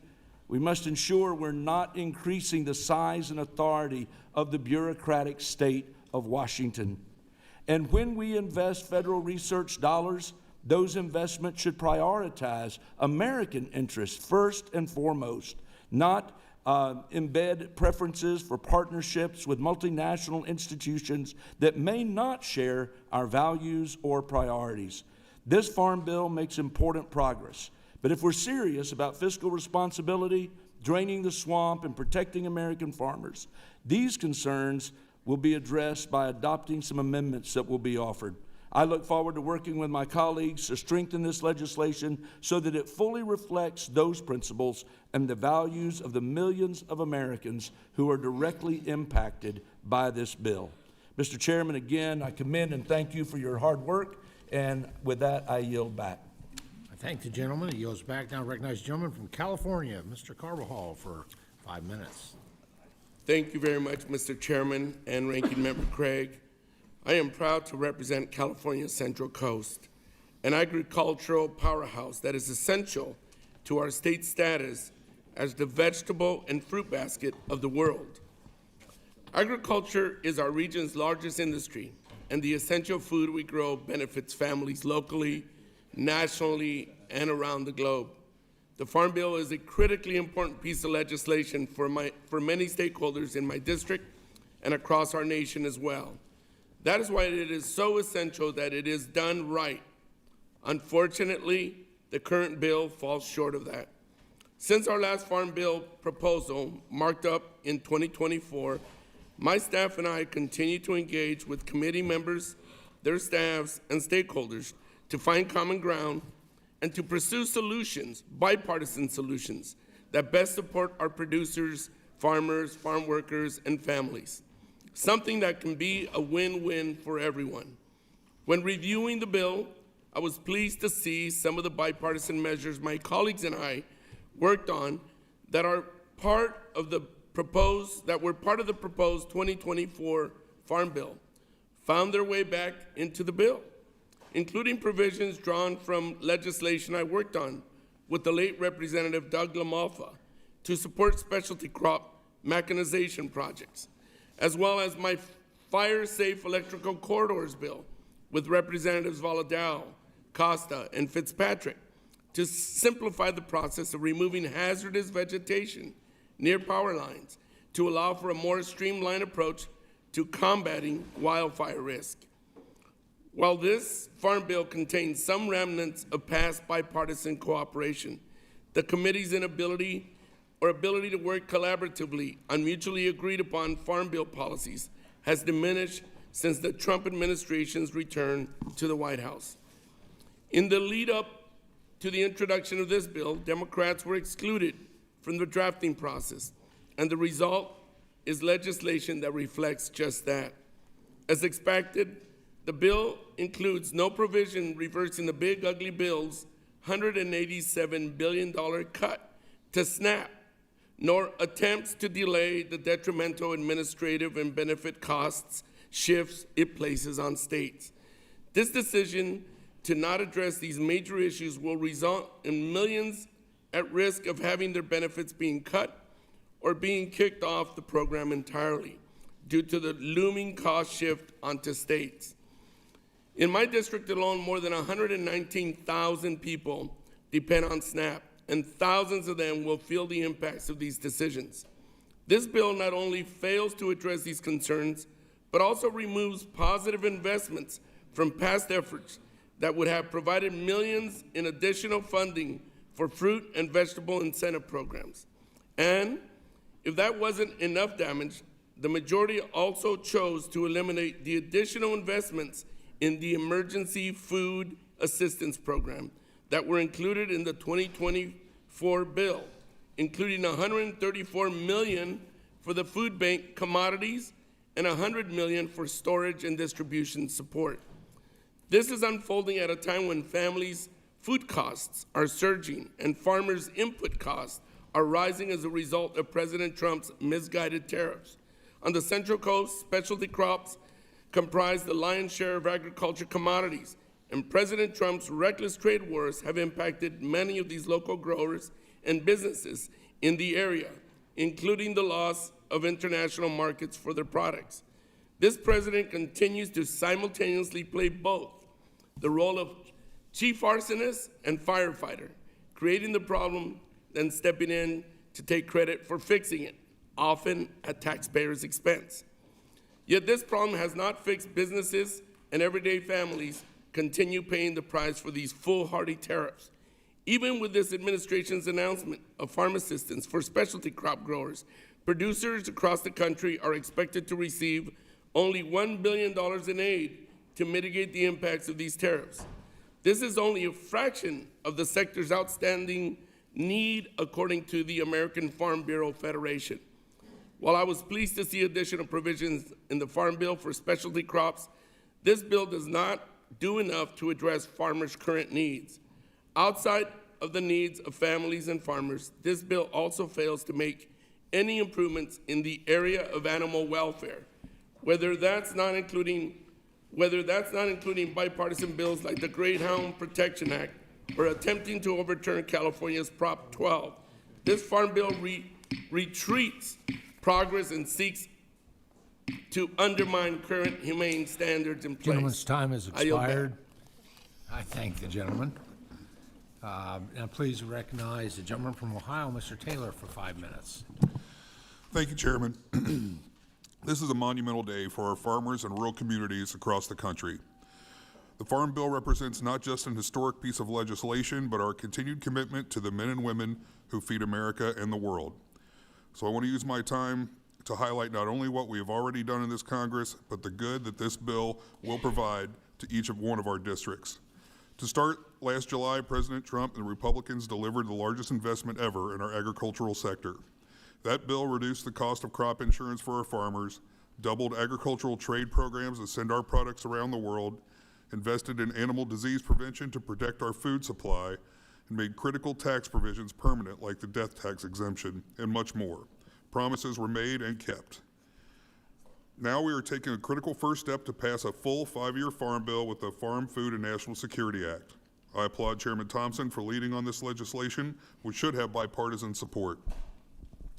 After all, this bill is not only budget neutral, but includes several critical provisions to help those in rural America. The Farm Bill in front of us expands rural broadband, boosts farmers' ability to get credit, and cracks down on our adversaries buying up farmland, just to name a few provisions. And I'm proud to have been involved in multiple items that have been included in this Farm Bill. First, my Rural Broadband Assistance Act is in this bill to help small towns like those in my district get access to federal broadband programs. My district in Southern Ohio is one of the least served areas in the country, and this will help it get connected to the modern economy. Broadband has been my #1 priority since I joined Congress, and I'm proud to help deliver results back to Southern Ohio. Nearly all the water infrastructure in my district is well beyond its life expectancy. I led legislation to reauthorize the vital water infrastructure programs at the USDA to assist rural communities in modernizing their water systems. That is also in this bill. And I'm proud that this bill backs up the Trump administration to stop the takeover of our prime farmland by solar panels.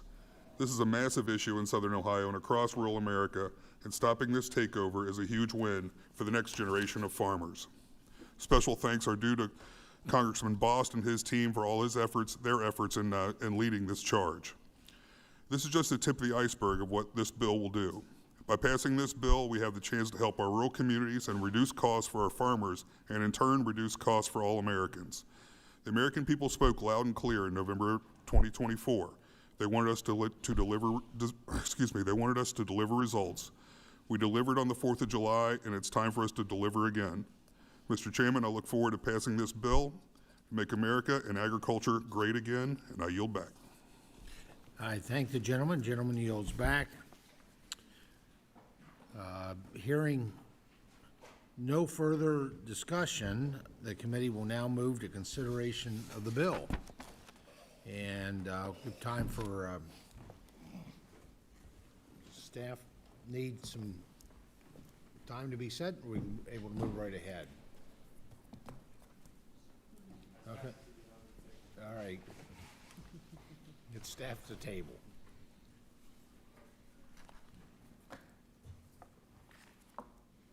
By the way, y'all did great. You know, Thank you. we kind of thought it was going to be 10 o'clock, so thanks for yielding back 40 minutes.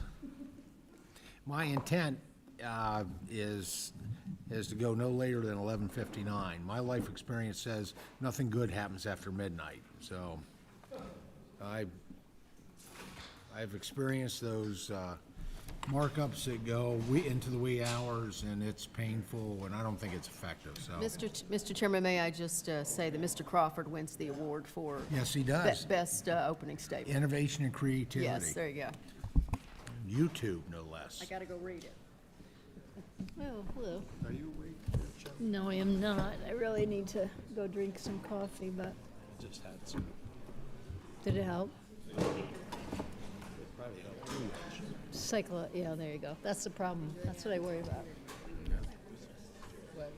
Oh, if I go drink some coffee, I'll feel better, but then in 2 hours, I'll want to go to sleep, and, you know. We have to get up.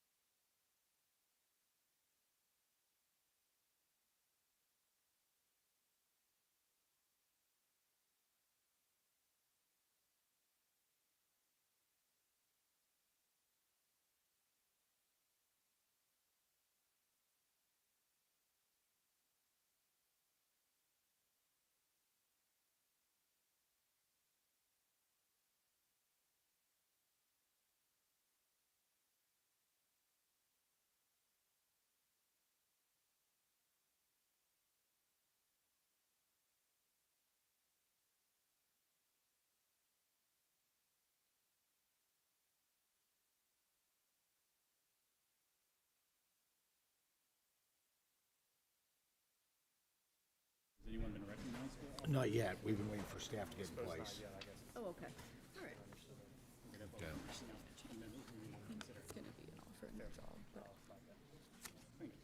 Okay. Yeah, I didn't have that before. We'll tell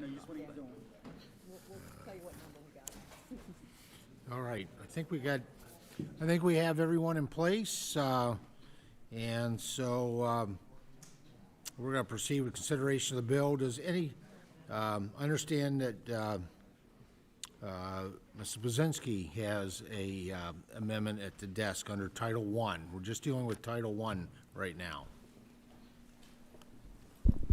Yes, Mr. Chairman, thank you. Second. I have an amendment at the desk, amendment number 2. Okay, members will suspend while the amendment is being distributed. All right, everyone has it? Very good. Ms. Buzinski has offered amendment. The clerk will report the title of the amendment. Amendment number 2, offered by Ms. Buzinski of Illinois. Without objection, the amendment will be considered as read. I now recognize the distinguished gentlelady, the sponsor of the amendment, for up to 5 minutes for an explanation of her amendment. Mr. Chairman, my amendment would require a mandatory base acre update to better align Title I commodity programs with current planting realities. The goal of this update is fairness, fiscal responsibility, and strengthening the long-term integrity of the farm safety net. As you all know, this is an issue I've spoken about in our last 2 committee markups, and I even introduced a bill on this topic last summer with Congressman Johnson.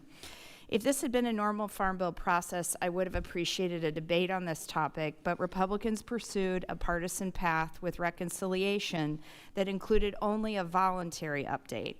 I want to be clear, a voluntary update does nothing to address the root problem here.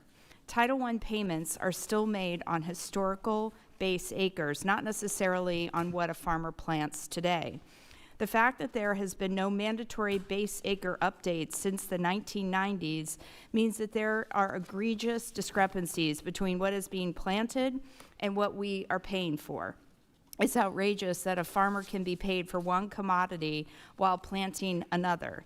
Think of it this way. A farmer may have base in cotton and collect a payment of upwards of $100, but let's say they planted corn, and maybe they get a crop insurance indemnity too. Our current setup allows farmers to collect payments from USDA for multiple crops on the same acre and still compete in the market. And that's not to mention that we make payments on acres that aren't even planted.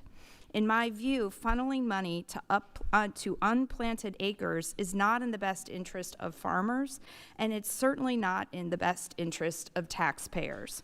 How is this not waste, fraud, and abuse? We need to get serious here.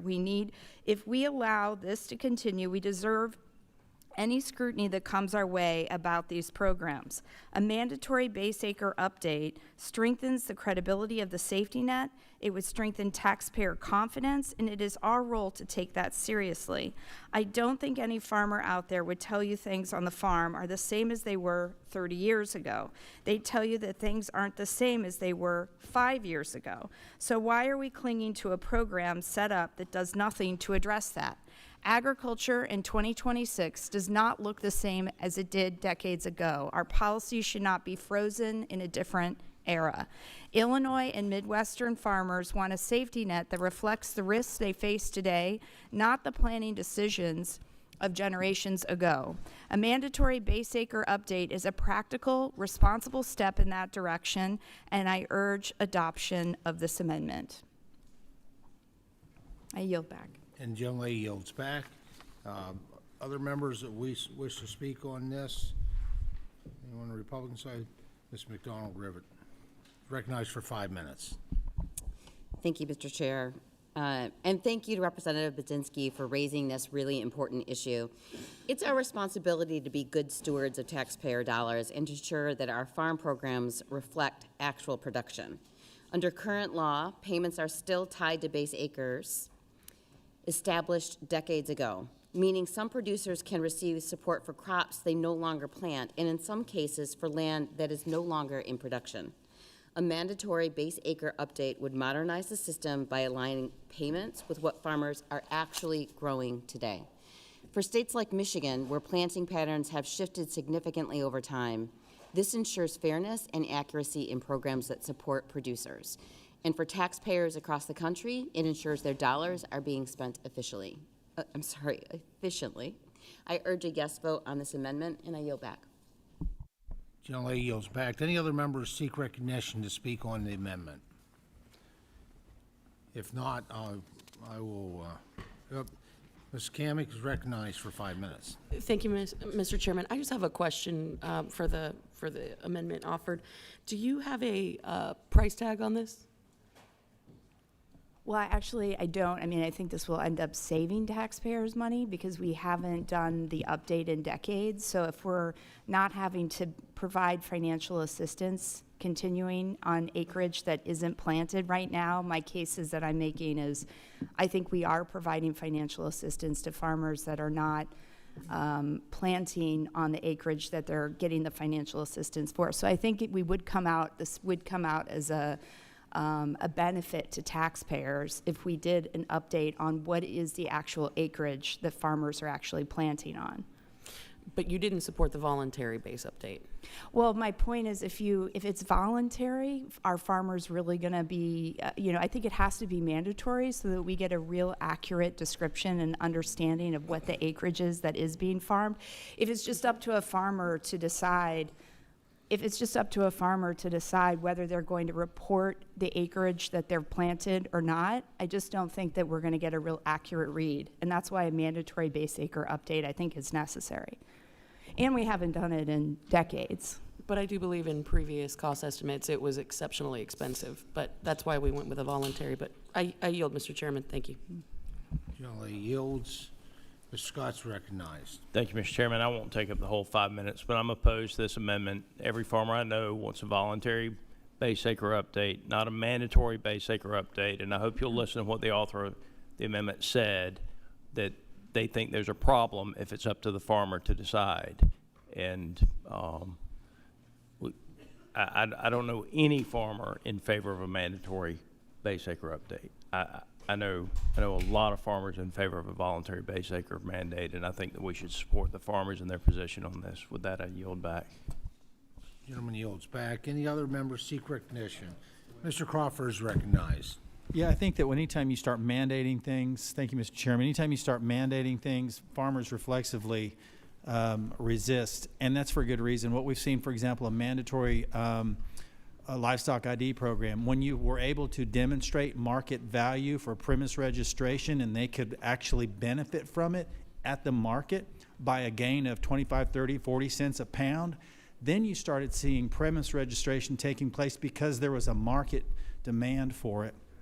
That's when you got accountability, and you took that extra step in record keeping and so on because the market would actually reward you for it.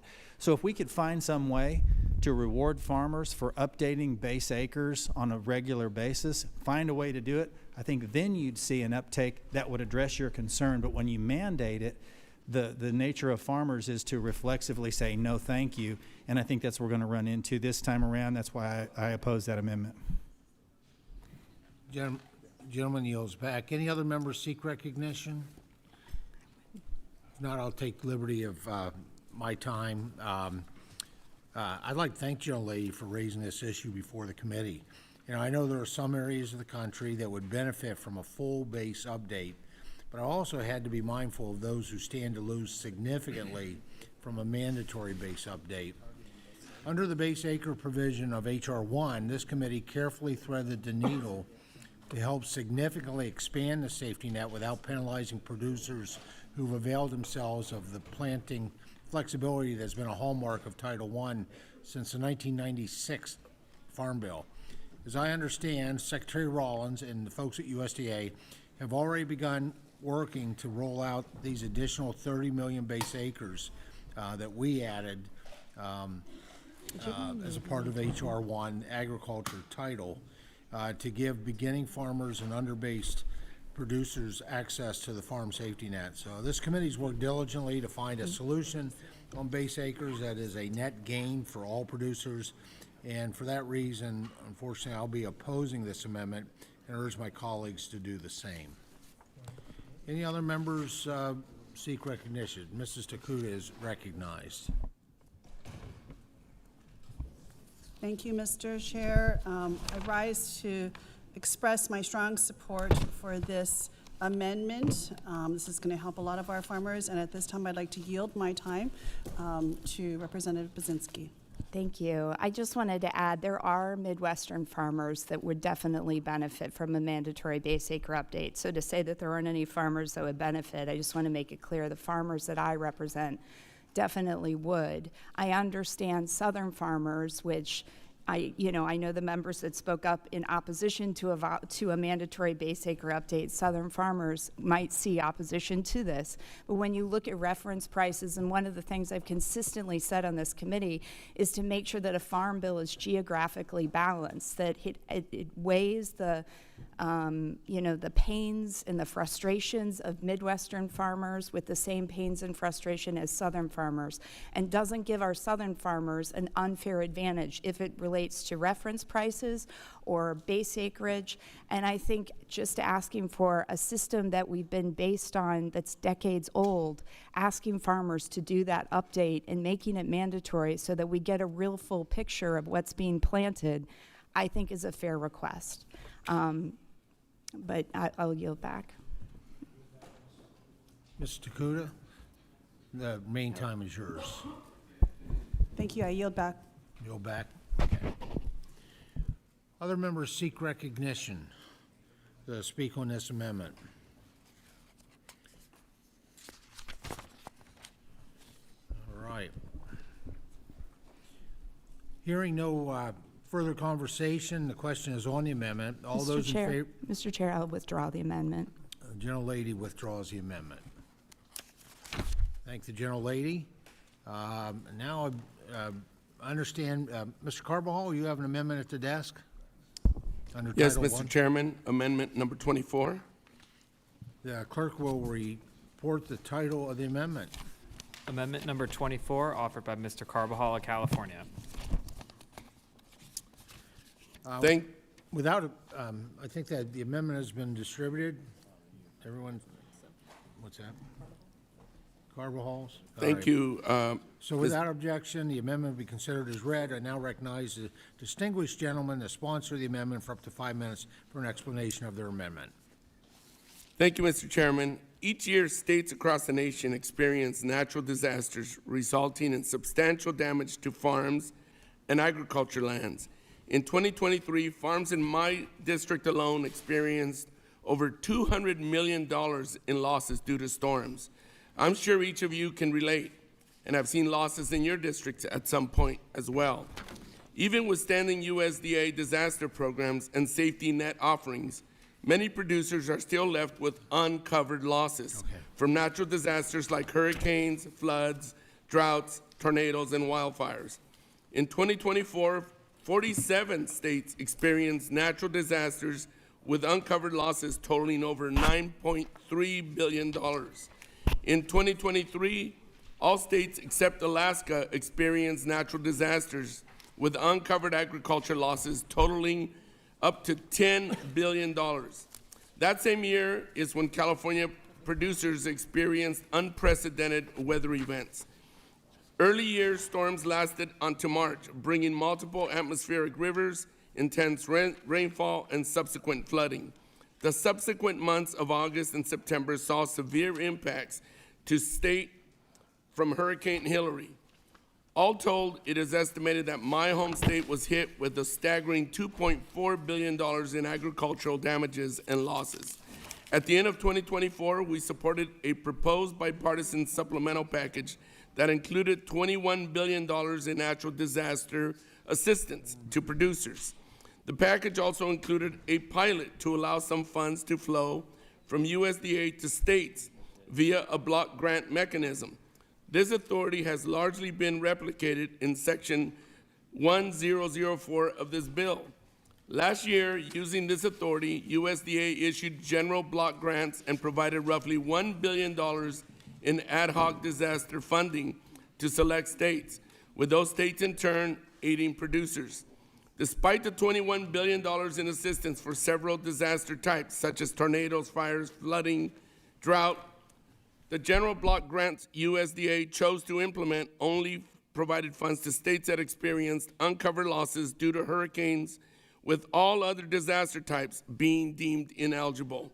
To date, roughly $1 billion in general block grant funding taken from the general funds allocated by Congress to all producers have gone to only 6 states. Eligibility criteria and data requirements for the states were not made public before the USDA began accepting grant applications, nor have the finalized block grant awards to these select states been made publicly available. The $1 billion awarded to these handful of states provides money to producers in those states for losses that existing programs, federal programs, do not cover, allowing them to receive money on top of other federal disaster assistance. All of this ultimately creates questions about equity for impacted producers in other states. As we are all aware, Congress has created many state block grant programs across multiple agencies and jurisdictions. To my understanding, in every case where block grants are created, Congress establishes a framework for the program to ensure states receive funds in equitable manner and administer such funds in compliance with federal requirements. Mr. Chairman, should we intend to give USDA new block grant authority to address natural disasters, we must practice good governance and lay out a framework here as well. That is why my amendment would ensure continued accountability for any federal tax dollars given to state governments.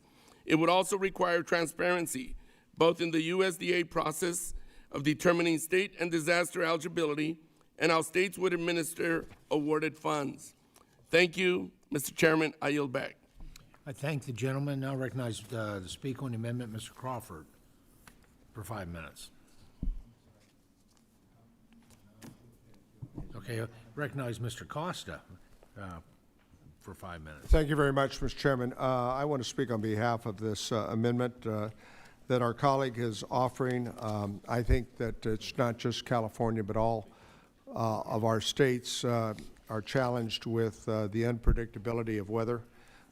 You know, farmers can be, and ranchers, dairymen and women, the best, but you know, you pray for rain, it doesn't always come when you want, and then oftentimes you have other kinds of natural disasters that affect it, whether they be hurricanes or tornadoes or other factors that devastate regions of our districts and our states.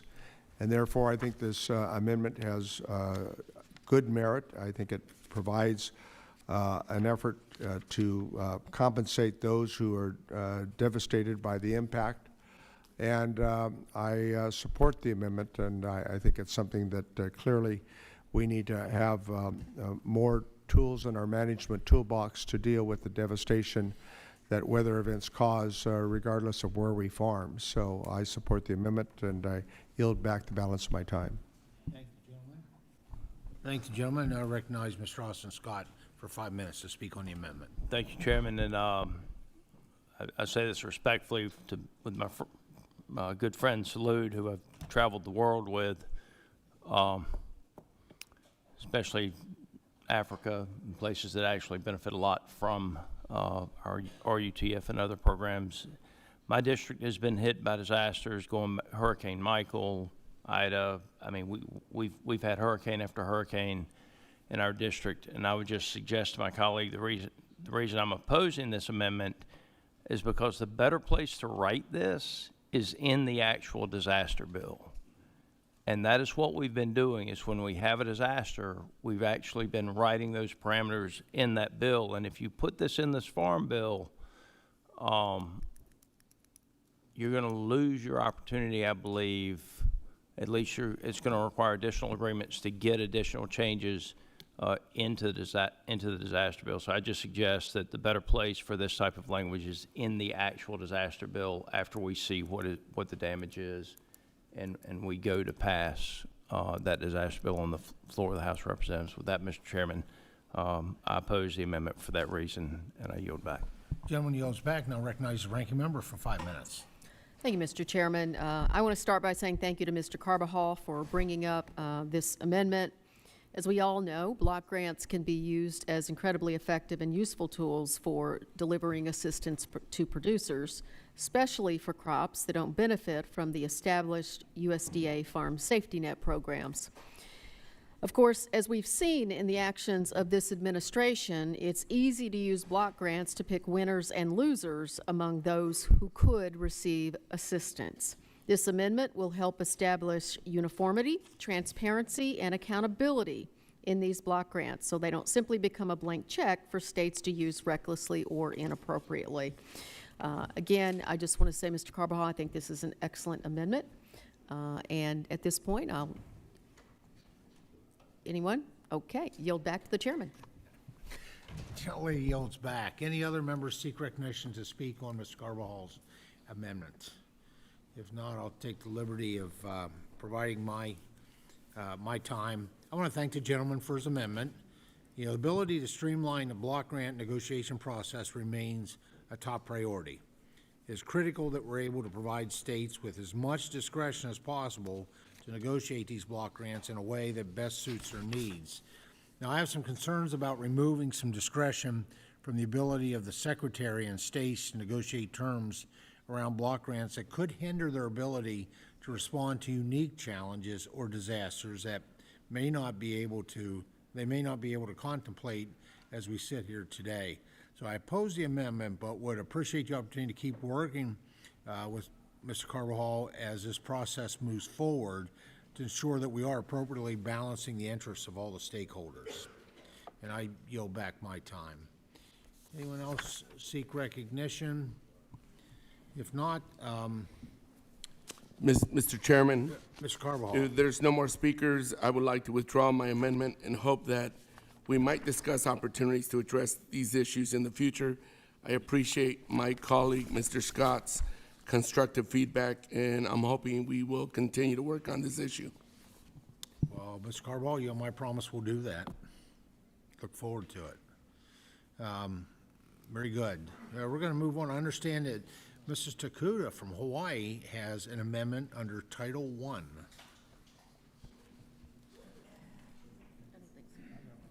Amendment number 96.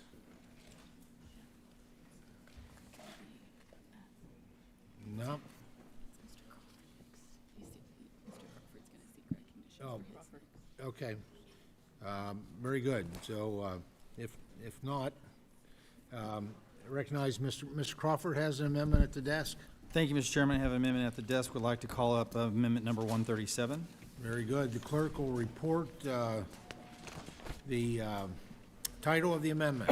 Amendment number 137, offered by Mr. Crawford of Arkansas. Without objection, amendment will be considered as read.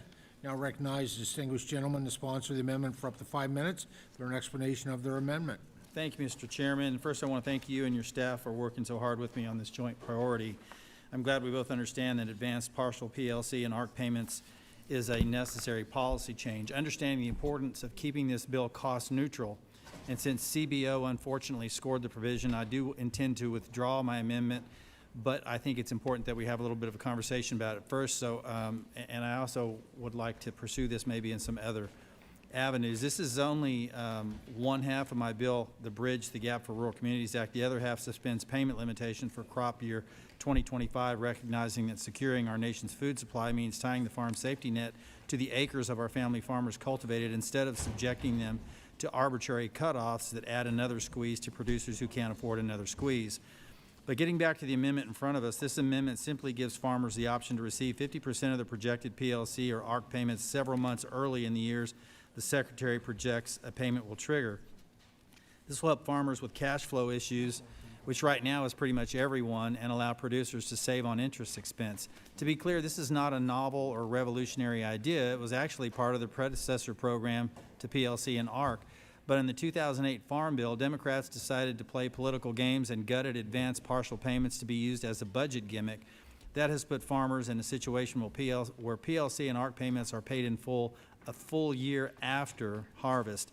And let's just pause and think about how ludicrous that is. Why in the world are payments coming out a year after the crop they're meant to as a protection tool for? And let's remember, payments are only triggered in years when farmers are losing money on a crop, so we're already hurting farmers in years they're already down. It's far past time we correct this issue created by Democrats a decade and a half ago.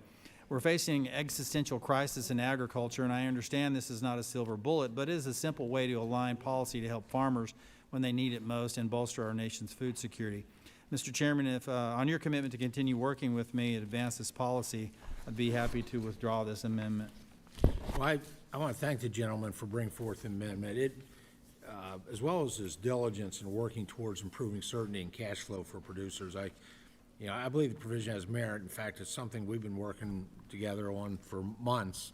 But unfortunately, with the updated February baseline, the Congressional Budget Office has changed their methodology in scoring provisions that interact with the Commodity Credit Corporation. Now, what should have been budget neutral will cost billions. And so, I commend Mr. Crawford for his efforts to move the payments for farm program payments. This effort should right to ship after House Democrats arbitrarily in the past used Title I payments timing to pay for nutrition spending in the 2008 Farm Bill. So we're not able to include this amendment at this time due to budgetary constraints, but look forward to working together with the gentleman to get this across the finish line. Thank you, Mr. Chairman, and with that, I will withdraw the amendment. Very good. Does anyone else have a amendment under Title I? Mr. Chairman, I have an amendment. The gentleman from North Carolina, Mr. Rouser, the clerk will report the title of the amendment. It's number 132. Amendment number 132, offered by Mr. Rouser of North Carolina. I now recognize distinguished gentleman from North Carolina, sponsor the amendment for up to 5 minutes for an explanation of their amendment. I thank the chairman. The amendment would simply restore tobacco as an as an agriculture commodity under the Commodity Credit Corporation Charter. Let me give you a little history on this, on why this is the case. And this goes back to a previous life of mine. I think maybe only Frank Lucas and David Scott were here at the time. But in 2004, when the tobacco quota buyout was negotiated, there was some concern that there might be an effort later on to reconstitute a tobacco program. And so we excluded tobacco from the CCC charter for that reason. But the purpose, again, was the purpose of the language was to prevent any reconstitution of the program. It was not to prevent access to ad hoc disaster assistance or ad hoc economic assistance.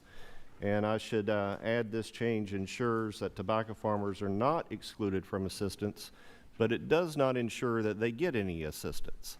So really this is a technical correction with regard to the original intent of the negotiation back in 2004.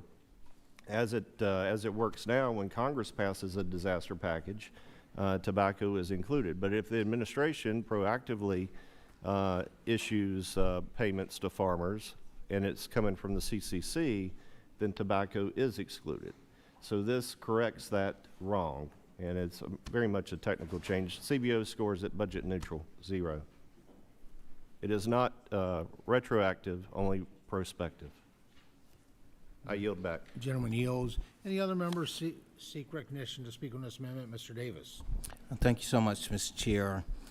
As the congressional district that produces more tobacco in this nation, I do want to speak on this and thank the gentleman from North Carolina, my colleague, for bringing this forward. And I believe that this will go a long ways in helping giving an opportunity for tobacco farmers. And I can tell you, I've spoken to so many along the way, and anything we can do up here that just makes sense to help this population, this group of farmers that are doing what they can to, again, make ends meet. I'm grateful for that. So thank you for that. I am supporting this, and I yield back, Mr. Chair. Thank the gentleman. Yields back. Now recognize the ranking member for 5 minutes. Well, thank you so much, Mr. Rouser and Mr. Davis. I just would remind my colleagues that in 2004, Congress passed on a bipartisan basis the Fair and Equitable Tobacco Reform Act. That legislation ended federal support for tobacco in our country in exchange for making payments of almost $10 billion to our nation's tobacco farmers. Unfortunately, I have to say that this amendment would undo the provisions of that act and limiting the use of CCC dollars to support tobacco. If this amendment is adopted, it would restart the government's ability to use taxpayer dollars to promote the domestic consumption of tobacco and the marketing of tobacco as well. To me, that seems very inconsistent with the Make America Healthy Again agenda. And of course, the past is littered with examples of the government buying surplus tobacco from farmers and ending up having to dispose it. So again, I appreciate my colleagues in the situation they're in their states, but I believe this amendment just doesn't meet the reality of where Americans are with regard to tobacco and public health. So I urge members to vote no. Thank the gentlelady. Any other members seek recognition to speak on Mr. Rouser's amendment? If not, I'll take liberty of my 5 minutes. I thank both of the gentlemen from North Carolina for their commitment to finding a solution on this issue. The ability for tobacco to be eligible for CCC funding has been heavily debated, but now that we are over 2 decades past the origin of prohibition, and tobacco growers have missed out on critical assistance while other commodities receive support, I think it's time to put tobacco on a fair and equal footing with each other and with other commodities, and I support this amendment. And if no other members seek recognition, hearing no further conversation, the question is on the amendment. All those in favor of the amendment signify by saying aye. Aye. All those opposed saying no. No. In the opinion of the chair, the ayes have it, and the amendment is agreed to. And that is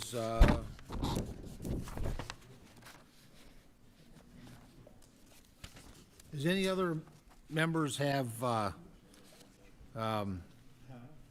amendments under Title I? Give you 2 chances. Any other members have amendments? Any other members have amendments under Title I? Hearing none, Title I is now closed. Are there any amendments to Title II? Mr. Chairman. Mr. Vasquez is recognized. Ms. Vasquez has an amendment at the desk. Yes, Mr. Chairman, I have an amendment at the desk, amendment number 122. I'm proud to offer this amendment, which would strengthen... Just a second. Sure. The clerk will report the title. Amendment number 122, offered by Mr. Vasquez of New Mexico. Thank you, Mr. Chairman. I'm proud to offer this amendment to strengthen wildlife habitat connectivity in our federal conservation programs, while also maintaining the flexibility and voluntary nature that producers rely on. In New Mexico, we know that agriculture and wildlife go hand in hand. Ranchers and farmers provide us with quality wildlife habitat across the country, and they can do even more. They themselves depend on healthy land, healthy water, and healthy ecosystems, and they want to protect those valuable resources on to the next generation. Across the West, we're seeing increased drought, catastrophic wildfires, and pressure on open space. At the same time, big game species like elk, mule deer, and pronghorn depend on seasonal migration corridors that is in the path of working lands.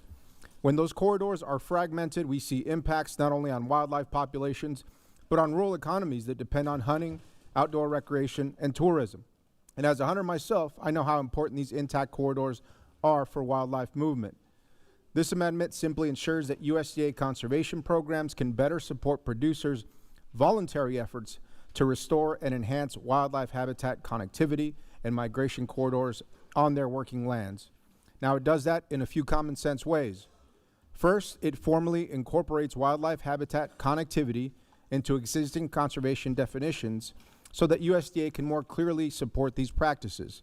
Second, my amendment allows cost-share payments for wildlife corridor projects on grasslands with ecological significance that are enrolled in the Conservation Reserve Program, with 2 important caveats: no double payments and no putting emergency grazing or haying access at risk. Those caveats are explicit. Now, third, it directs USDA to expand the use of non-structural tools, things like virtual fencing, which we're pioneering in my district, paired with strong technical assistance so that producers have flexible, innovative options that work for their day-to-day operations and can import wildlife habitat like riparian corridors. And let me be clear, this is not a mandate. It is not more red tape. It is entirely voluntary and producer-driven, meeting producers where they are. This approach reflects the spirit of the Habitat Connectivity on Working Lands framework, supporting producers who want to be part of the solution while respecting private property rights and operational realities. In a farm bill that should be about resilience for producers, for rural communities, and for our natural resources, this amendment strengthens the conservation title in a practical, bipartisan way. It supports working lands, it supports wildlife, it supports farmers and ranchers, and it supports rural economies. I urge my colleagues to support the amendment. Thank you, Mr. Chairman. I yield back. I thank the gentleman. I'll recognize myself for 5 minutes. I thank the gentleman from New Mexico for offering this amendment. Supporting wildlife and habitat have long been the goals and the purposes of many of our conservation programs, including EQIP, RCPP, and CRP. This amendment includes several provisions that will further incorporate wildlife corridors into the program to better support those purposes and improved wildlife habitat. I appreciate the gentleman offering this amendment today and support its inclusion. And I yield back. Any other members wish to speak? The ranking member is recognized for 5 minutes. Thank you, Mr. Chairman. I want to thank Mr. Vasquez for introducing this amendment, and I fully support several components of this bill. Conservation programs should be developed with an eye toward restoring wildlife habitat and habitat connectivity. I agree that CRP grasslands payments are too low, and I would support efforts to increase those payments. I do have concerns about allowing producers enrolled in CRP grasslands to access the already oversubscribed EQIP and CSP dollars. So again, I think we're probably here because we didn't have a normal 5-year, 12-title farm bill negotiation and process. But Mr. Vasquez, I appreciate your efforts, and I don't have a recommendation on this and would just urge folks to vote their districts. The gentleman from Oklahoma is recognized for 5 minutes. Thank you, Mr. Chairman. Having been around for the birth of the Grasslands Reserve Program, it served many purposes to put property that in some cases had been set aside in CRP for 10, 20, 30 years back into some sort of productive use. And that's been very successful. I congratulate my colleague for being very thoughtful in how he's attempting to approach this. And I would agree with you, Mr. Chairman. I think we should accept our friend's language and continue to work on this. If the gentleman yield? I would yield to the chairman on any occasion. Yeah, and the question of, conservation being stressed, we have, this committee has added 24% to the conservation baseline, and EQIP was specifically mentioned. That has increased 54%. And so I think we're in a position, to use these types of innovations, and I yield back. And I yield back. Any other members seek recognition to speak on the gentleman from New Mexico's amendment? Okay. Here we go. Let me find. Hearing no further conversation, the question is on the amendment. All those in favor of the amendment signify by saying aye. Aye. All those opposed by saying no. Independent of the chair, the ayes have it, and the amendment is agreed to. Mr. Chairman, I have an amendment at the desk. Mr. Costa has an amendment at the desk. I believe amendment number 61. Yes. The clerk will report the title of the amendment. Amendment number 61, offered by Mr. Costa of California. Thank you very much, Mr. Without objection, the amendment will be considered as read. Now recognize the distinguished gentleman from California, the sponsor of the amendment, for up to 5 minutes for an explanation of their amendment. Again, thank you very much, Mr. Chairman, and it won't take 5 minutes, but it's a nice follow-up on the previous amendment that we just heard because it also reflects the efforts that I think many of us are engaged in with the Conservation Reserve Program. Improvement and Flexibility Act. This amendment is bipartisan and bicameral proposal that would make the program more accessible and effective to landowners while strengthening outcomes, we think, for wildlife, soil, and water. I'd like to thank Representatives Finstra, Johnson, and Davis for supporting this proposal, in addition to Majority Leader Thune, Ranking Member Klobuchar, and Senators Moran, Smith, for leading the Senate companion measure in the past. This amendment makes critical needed improvements to CRP and includes codifying state acres of wildlife enhancement program, modernizing the payment limit from $50,000 to $125,000, which, by the way, hasn't been updated since 1985. And it also improves access to grazing on CRP lands through providing cost share for grazing infrastructure while allowing greater flexibility for producers in times of drought or emergencies. The bill reflects carefully agreement between wildlife groups and reaching groups to provide more haying and grazing flexibility during times of emergency while balancing the protections of wildlife. I look forward to continuing to work with the committee on this issue and further discussion on the modifications, and certainly would entertain the pleasure of the committee.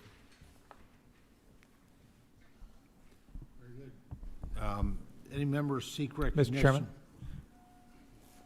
Mr. Johnson is recognized. Yes, I am proud to be an original co-sponsor with Mr. Costa of the Conservation Reserve Program and Flexibility Act. Mr. Costa did mention raising that CRP cap from $50,000 to $150,000. I think that's critically important. I think the additional flexibility in this program also makes a lot of sense, though. South Dakota has 2.7 million acres of CRP. We're the pheasant capital of the world. Hopefully you all realize that. And CRP is just a critically important habitat and water quality and soil health program.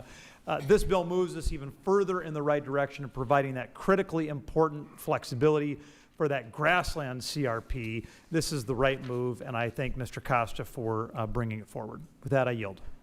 Gentleman yields. Now recognize gentlelady from Kansas. Ms. Thank you, Chairman. This amendment would make important improvements to the Conservation Reserve Program, or CRP, based on some bipartisan legislation, as we've heard from my colleagues already. And these improvements are aimed at making the program more accessible for farmers and ranchers while improving outcomes for soil, water, and wildlife. The amendment would also improve access to grazing on CRP lands through providing cost share for grazing infrastructure. This is important for the development of sustainable livestock operations and preventing land from cycling through CRP back into row crop production before facing declining production and ultimately re-enrollment. Encouraging science-backed conservation practices strengthens the long-term health of our land. Grasslands are absolutely a key part of the Kansas landscape, making up over 15 million acres of our state's agricultural land. These grasslands are a key part of the cattle ranching sector and also provide critical environmental benefits, including protecting water quality, providing wildlife habitat, and preventing erosion. These improvements to CRP would benefit ranchers and strengthen grassland conservation. I urge my colleagues to support this amendment, and I yield back. Thank the gentlelady. I recognize Mr. Fincher for 5 minutes. Thank you, Mr. Chair. I just want to thank Congressman Costa for his continued support in partnership with strengthening the voluntary conservation program that works for our farmers, ranchers, and our rural communities. The legislation we worked on together reflects a bipartisan commitment in improving CRP. By improving access to haying, grazing, helping to provide our farmers and ranchers with tools to conserve and improve soil health and water quality. I strongly support these goals. However, I understand the Farm Bill has been carefully crafted and negotiated balance of commodities in this area. So I just look forward to working with Costa as we move forward, and hopefully we can get something authorized outside this package where we can give this focused and legitimate attention as we move forward. So thank you, Mr. Costa. Yield back. Gentlemen, yield back. Thank you. I'm going to take the liberty to recognize myself for 5 minutes and yield to the sponsor of this amendment, Mr. Costa. Well, thank you, Mr. Chairman, and as I noted, it has, as we've seen, I think, good bipartisan support, and I would take the direction of the chair at this point that maybe we work on this, assuming this measure continues to move on, because the Senate, I believe, is going to have an effort in the same area when you see the Senate support that is there, and I just believe that as we've all discussed here, it's long overdue that we update this, and I think this is the appropriate vehicle, this and the companion bill in the Senate, and I think we ought to figure out some way to make that happen. So, gentlemen, withdraws? I'll withdraw it for the sake of continued bipartisanship. Absolutely. I'll reclaim my time. You know, unfortunately, legislation is not able to include in Well, there are several sections of this amendment that are similar to the language included in the 2024 Farm Bill to modernize CRP. And unfortunately, today's legislation is not able to include the previous attempt to modernize CRP due to the updated CBO score of these provisions against the new baseline. And with that, you know, we in the House, we have an obligation to remain budget neutral. So I appreciate withdrawing the amendment so that we can continue to work on this going forward and find a pathway. Good, let's do that. Yeah. I'll withdraw the amendment. The amendment is withdrawn. Any other? Mr. Feenstra has a Fenstead. I'm looking over your shoulder. Mr. Fenstead has an amendment at the desk. And Mr. Chairman, I have an amendment at the desk. It's amendment number 18. The clerk will report the title of the amendment. Amendment number 18, offered by Mr. Finstad of Minnesota. Very good. I now, without objection, the amendment will be considered as read. I now recognize the distinguished gentleman, the sponsor of the amendment, for up to 5 minutes for an explanation of his amendment. Well, thank you, Mr. Chair, and thank you for the previous conversation. So this amendment is essentially an amendment that would modernize the CRP program.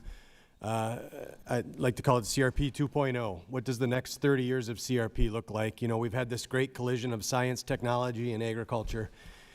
And we have more, better tools available to us now than we did at the onset of CRP in 1985. I'm old enough to remember on our farm it was called set-aside. And it was a supply, really a supply control issue in regards to the commodities. And so as that over time grew into a program where I feel like over the last years we've really been chasing acres and dollars, and that's what this conversation in Congress has been about, is chasing acres and dollars.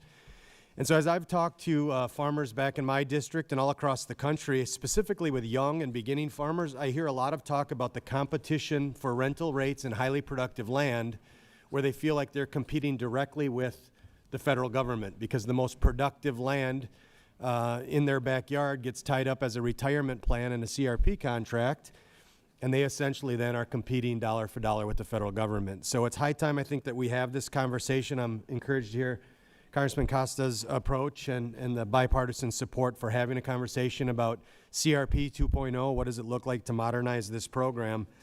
I am keenly aware that this comes with the Wizard of Oz behind the curtain CBO score.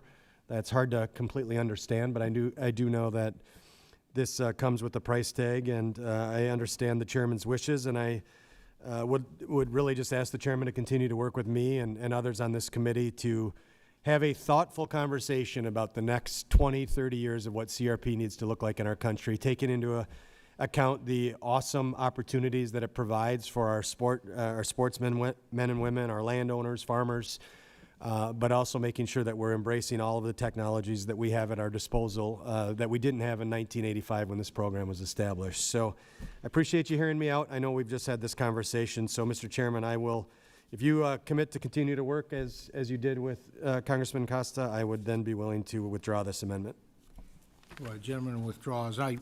My commitment to work with both of you. CRP, I believe, is the oldest conservation program. It's never been modernized. It was it was a huge goal of mine to be able to get that done until we got this most recent CBO score. It's just I wouldn't give CBO the credit of the wizard. I would concur with you, Mr. I don't understand how they Chairman. come up with their numbers, but I definitely will continue to work with both of you because this is something that we need to get done. So I thank the gentleman. Any other members? Mr. Johnson has an amendment at the desk. I'd move amendment number 10, sir. Okay. The clerk will report the title of the amendment. Amendment number 10, offered by Mr. Johnson of South Dakota. Without objection, the amendment will be considered as read. I now recognize the distinguished gentleman, the sponsor of the amendment, for up to 5 minutes for an explanation of their amendment.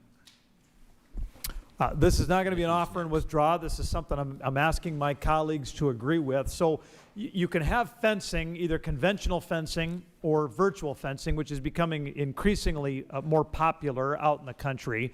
You have a disaster comes around, knocks down that fencing, the Emergency Conservation Program can provide funding to replace that fencing. But under the old school rules, if you've got conventional fencing, you can only get conventional fencing. And if you got virtual fencing, you can only get virtual fencing. This would allow flexibility for the producer to decide if they want to take this opportunity to convert from conventional fencing to virtual fencing, or the other way. In some instances, it can make sense to go the other way, at no additional cost to the program. So this is additional flexibility, no additional cost. I would submit myself to question, sir, but would urge a yes vote on this common sense amendment. Gentleman yields. Any members seek recognition to speak on Mr. Johnson's amendment? Ms. Figures, you're recognized. Mr. Johnson, I'm asking for a friend. Can you explain the concept of virtual fencing? So, thank you. You can tell your friend that most Americans would be more familiar with this in their neighborhood with dogs, right? And that they would have a fence that you can't see, but that still provides a clear incentive to the animal not to cross the line. This is increasingly being used, virtual fencing out in the field. It's nowhere near as popular as conventional fencing, but for some producers, it really works well. Not applicable here on the Hill.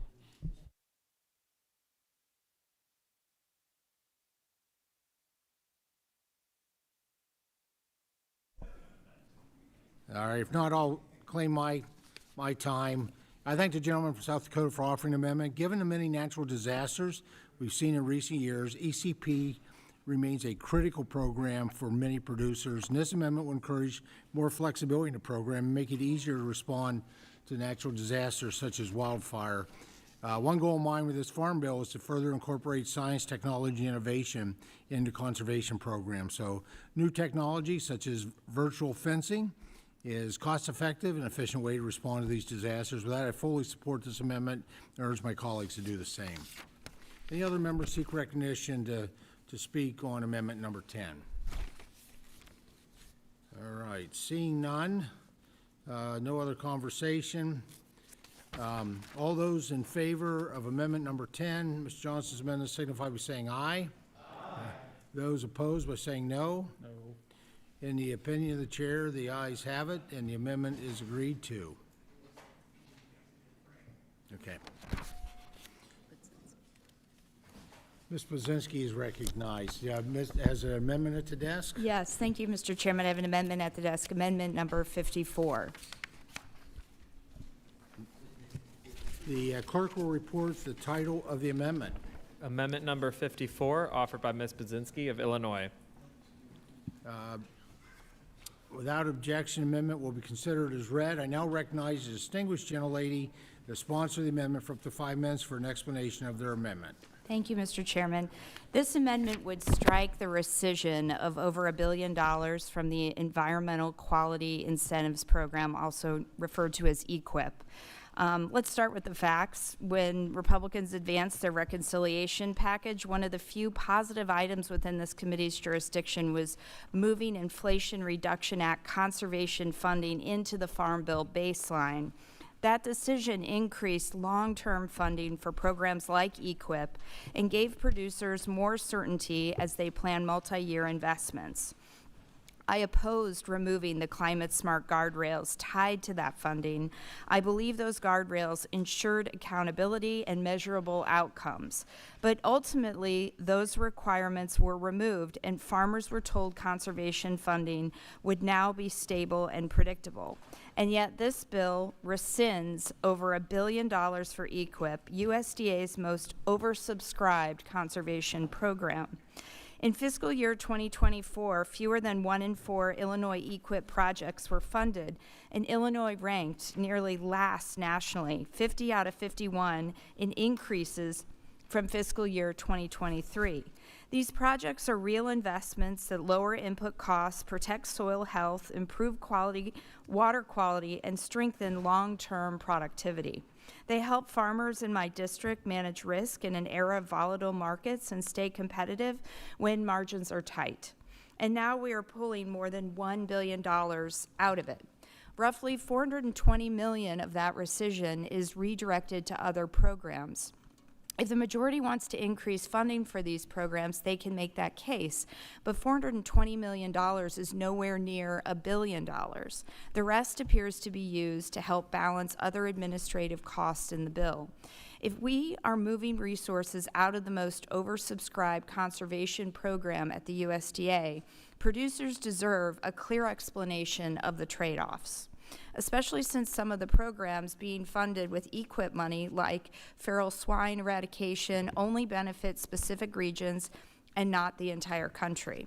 Conservation funding is not a slush fund. It's not a reserve account to offset unrelated policy changes.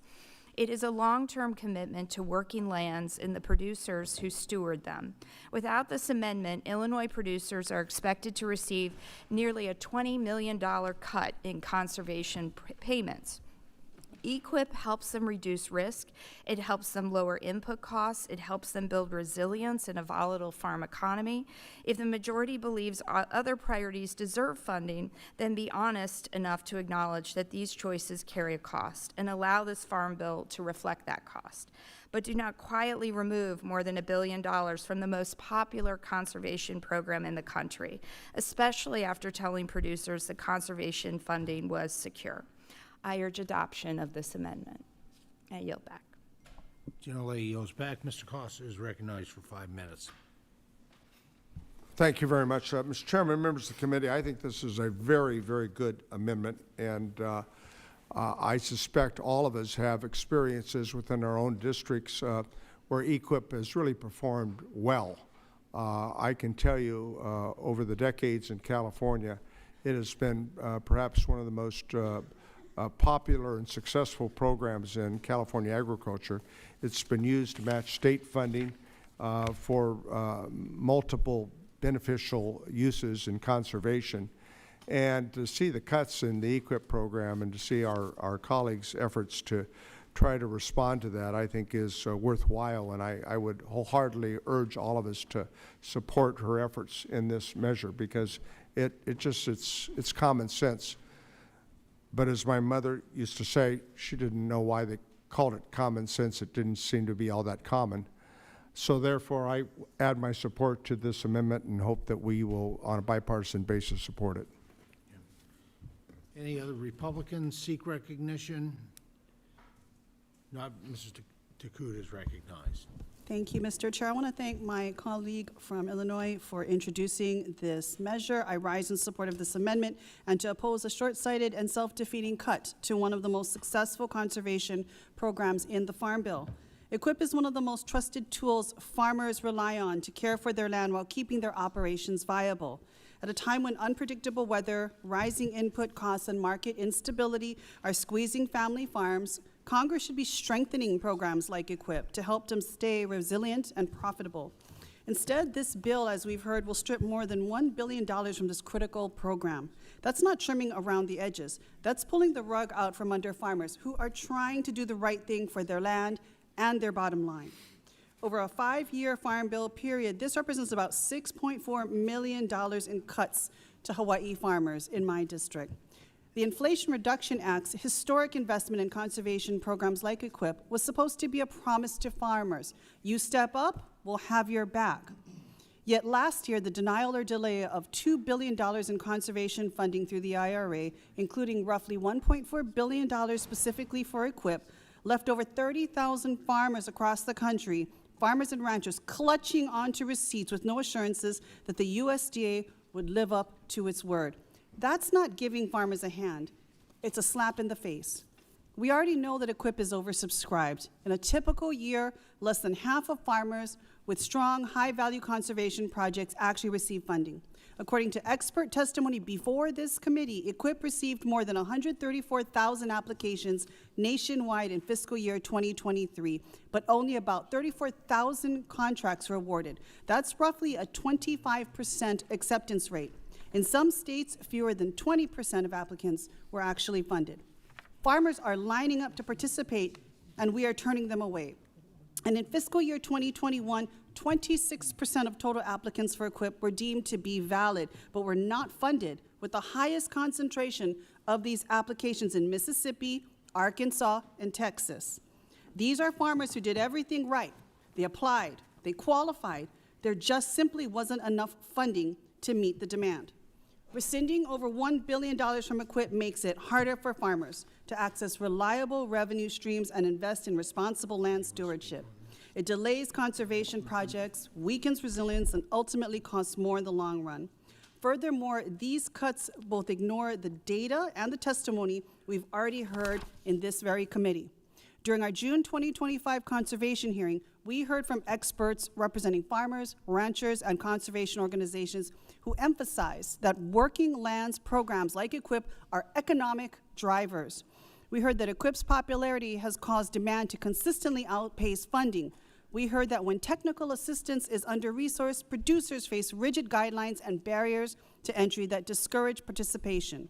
We heard that ranchers often dig into their own pockets to make conservation improvements rather than wait for help that may never, ever come. In other words, we have already heard from experts who support EQIP and who would almost certainly oppose cutting it by over $1 billion. And let's be honest, cutting funding is one thing, but what happens when there aren't enough boots on the ground to administer the program? Since the beginning of this administration, 22% of NRCS staff have separated from the department. In Hawaii, we're down at least 22 NRCS employees since the beginning of 2025. Some field offices have had to shorten their hours or close their doors entirely. That means farmers are left without on-island technical assistance and without the trusted partners who walk the fields, help them design conservation plans, and guide them through the process. If we truly value our farmers, if we value local food production, climate resilience, responsible stewardship, then we should be investing in EQIP, not dismantling it piece by piece. I strongly urge my colleagues to support this very important amendment, and I yield back. Gentlelady yields back. Recognize the gentleman from Oklahoma for 5 minutes. Thank you, Mr. Chairman. Nobody on this committee has worked longer and harder on the conservation programs down through the years. And nobody's been more focused on EQIP and all of the other tools that preserve our water, our air, our soil, our wildlife, our productivity of farms. The argument about this being a cut, I think, in fact, in the way the 1974 Budget Act works, in fact, in the way we've had to do things, what we're going through here today is the way to preserve the baseline for EQIP and to preserve all these other programs. Some of my colleagues alluded to the fact that feral swine eradication example is an issue in a particular area. Well, it's much of the country, but it is a particular area. We have to do these things in a way that we maintain the funding base for the overall programs and we maintain all of the various options out there. So I respectfully say, I suggest that we reject this amendment, that we continue to work forward, and our goal as members of this committee should be more funding in general towards EQIP and all of the conservation programs. There'll never be enough. In the '02 Farm Bill, when I was subcommittee chairman, we had in the range of $11 billion in back EQIP requests, conservation program requests. We were able to fund the program with $14 billion. Guess what happened? As soon as people found out resources were available, we were instantly oversubscribed. Why is that? Farmers, ranchers are some of the best conservationists in the history of the world. They want to take care of the property they're stewards of. They want to use these programs. So I just suggest to my colleagues, let's pass on this amendment. Let's continue to work forward, and we'll all get there together. And with that, I yield back, Mr. Chairman.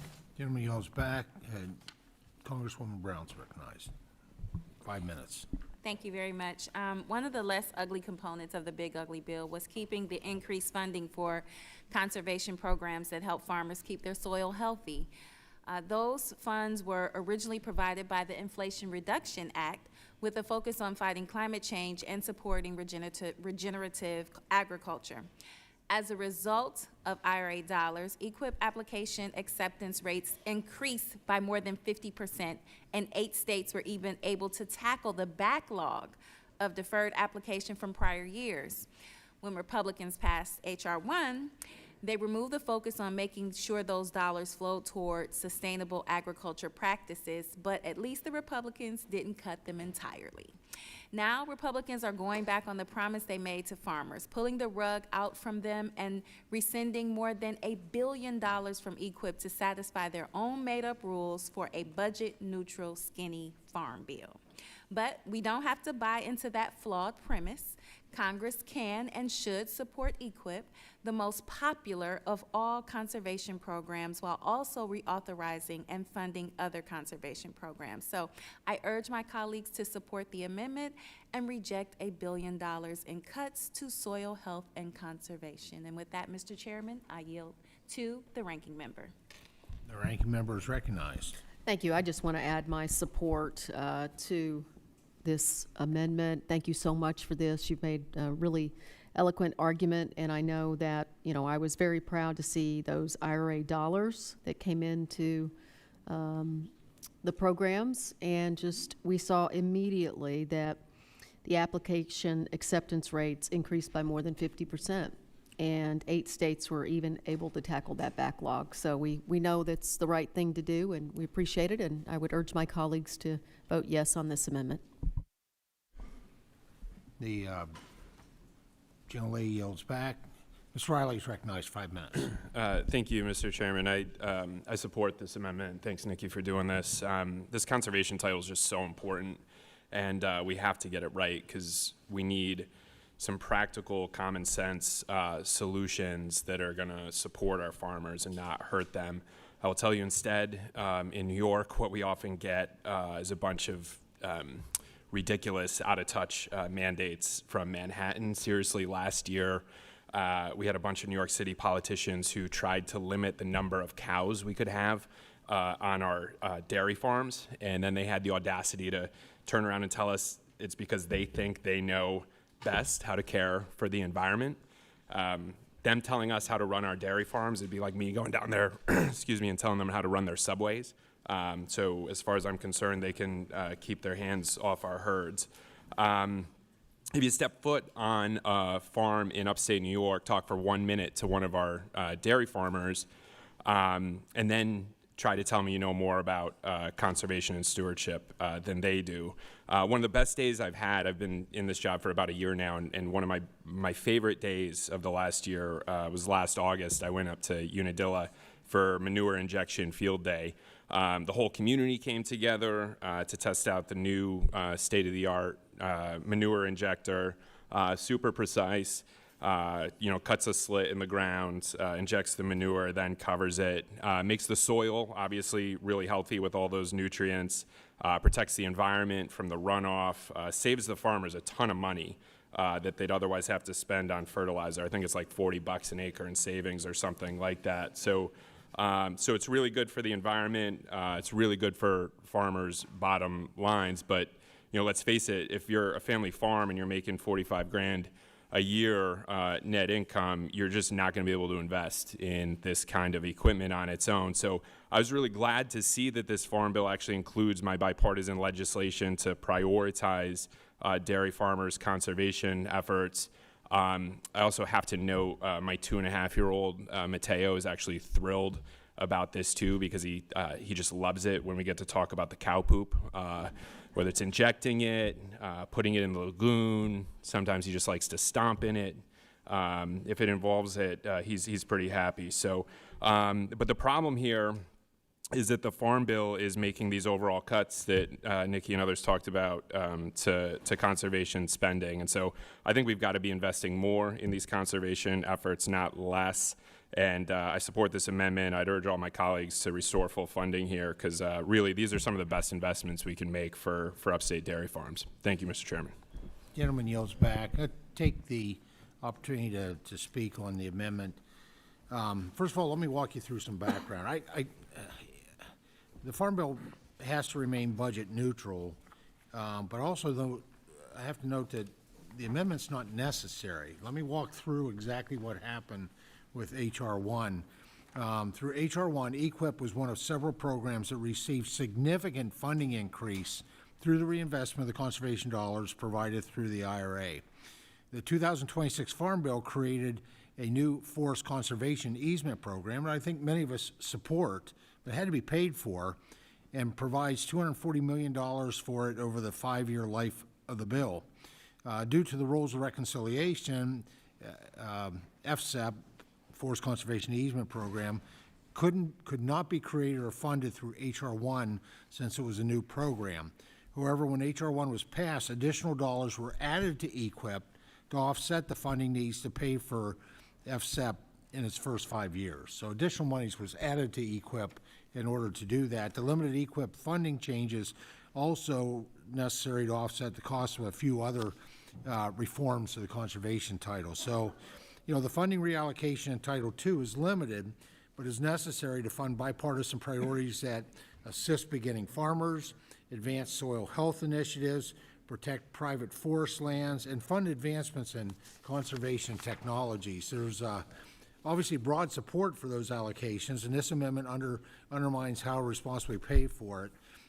Even with the changes in EQIP provided by the bill, the funding for the program will still be an increase than what was proposed in the 2024 Farm Bill. That amount is 54% increase for EQIP over the January 2025 baseline for the program. I think we all support, hopefully we all support EQIP and recognize the value of that. I also want to say that doesn't take into account a piece of legislation that we passed in President Biden's first December, and that was first year or second year, I don't remember what it was, the Sustains Act. It allows the private sector to invest in these conservation programs. We created that public-private partnership. That's above and beyond this 54% increase in EQIP. And so under the and nearly 50 conservation groups are supporting that allocation that we did. EQIP will still be receiving historic funding levels since reconciliation, and the program will still reach more than $3 billion annually by the end of the decade. EQIP, we know, is critically important for producers, and this Farm Bill protects the long-term investment made into it this year. So I oppose the amendment and urge my colleagues to do the same. I yield back. Seeing no other I almost said conservation. Conversation. Mr. Chairman, I just request a recorded vote. Recorded vote is requested. And it's been, yeah, we'll do a voice one first. Still do voice first. Yeah, all those in favor of the amendment signify by saying aye. Aye. Those opposed by saying no. No. Independent of the chair, the noes have it, and the amendment is not agreed to. A recorded vote has been requested. Yes. Pursuant to Committee Rule 3I2, further proceedings on the amendment shall be postponed. Further amendments on Title II. Mr. Sorensen. Mr. Chairman, I have an amendment at the desk to offer amendment number 106. Mr. Sorensen has an amendment at the desk, 106. Clerk will report the title of the amendment. Amendment number 106, offered by Mr. Sorensen of Illinois. Thank you, Mr. Chairman. So, hold just a second okay. here. Let me get to back up. Without objection, the amendment will be considered as read. And now recognize distinguished gentleman from Illinois, the sponsor of the amendment, for up to 5 minutes for an explanation of their amendment. Thank you, Mr. Chairman. As mentioned this evening by members on both sides of the aisle, farmers want markets and better access to tools and data that will strengthen their soils, build resilience to extreme weather events, and improve agricultural productivity. And I think we all can agree on that because it's not political. But this is real life. Let me take you to my district for just a second, because right next to the most fertile fields in the world lies the Chicago Rockford International Airport. It is one of the fastest growing cargo airports in the entire country. Getting sustainable aviation fuel, or SAF, to the airfield will not only support our farmers, but it also powers a growing aviation sector. But we can't just throw up our hands when it comes to innovation. We should be building soil health and sequester carbon as we move forward. We should be building that soil health. And when it comes to farmers, a low carbon intensity score should mean a better bottom line. So when our producers adopt the right practices, they will have the competitive edge when it comes to the rewards of a brand new marketplace. Now, it took a while. We were waiting and waiting and waiting, but finally in January, the Treasury and the IRS released the proposed rule when it comes to 45Z, the tax credit that will help us develop the SAF market. But here's the deal. We need to have good, reliable data that helps us figure out the best practices in developing good soil health. Forgive me, I'm going to use my hands because I'm going back to my meteorology days. I remember back my slam dunk weather forecasts, for 22 years. They always happened when I had the clear head, but then I also had the best data in front of me. Now, I know the farmers in my district, they've got very clear heads, but they need a RASHA. A RASHA is a bipartisan, bicameral bill. It is the Advancing Research on Agricultural Soil Health Act that is going to give farmers the data that they need to measure carbon intensity on their own terms. Because when we measure, monitor, and report what works, we can create the national verification standard that will move us light years ahead of our competition around the world. America's heartland is ready to lead the next generation of clean fuel production. It will bring success to Main Street, and it will give growers the value add when it comes to emerging premium markets. Mr. Chairman, thanks to our friends at the National Weather Service, there's a 50% chance of rain here in Washington, D.C. tomorrow, and also 50% chance back in Peoria, Illinois. I hope you can agree with me that we have a 100% chance of getting this across the finish line. I yield back. Gentleman yields back. Any other members seek recognition to speak on Mr. Sorensen's amendment? All right, I will take the liberty to speak on that. I mean, soil health is really important, obviously. It's about increasing profitability, quality, sustainability.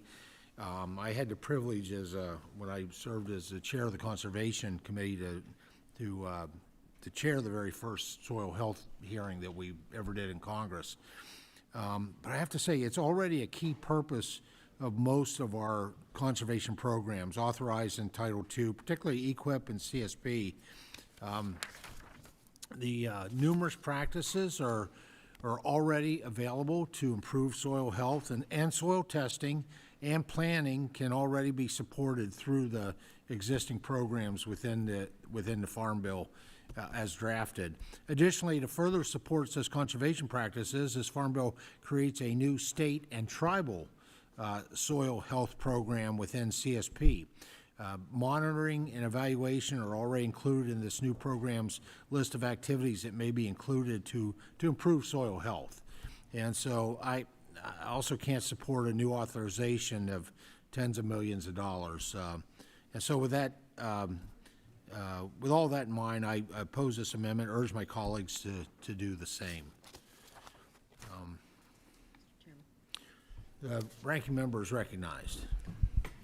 I just want to speak in favor of this amendment for my colleague, Mr. Sorensen. Of course, the IRA established a soil carbon monitoring network of thousands of locations around the country.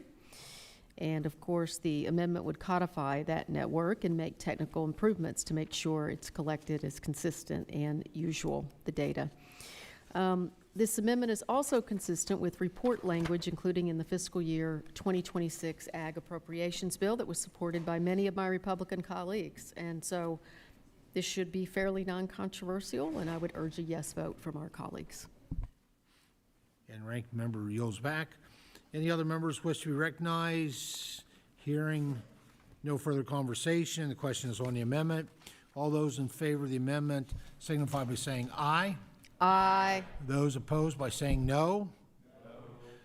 In the opinion of the chair, the noes have it, and the amendment is not agreed to. Mr. Chairman, I ask for the yeas and nays. Recorded vote has been requested pursuant to Committee Rule 3I2.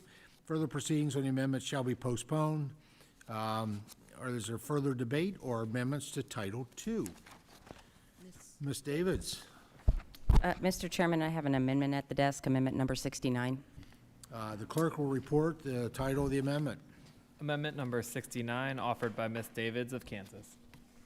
Without objection, the amendment shall be considered as read, and now recognize the distinguished gentlelady from Kansas, the sponsor of the amendment, for up to 5 minutes for an explanation of her amendment.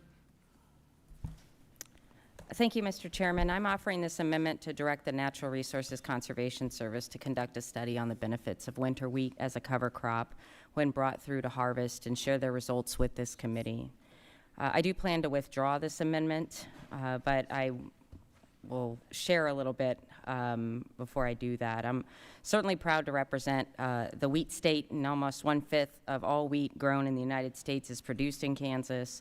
Kansas farmers face unique growing conditions, and winter wheat, when used in a sustainable crop rotation, can offer significant soil health benefits.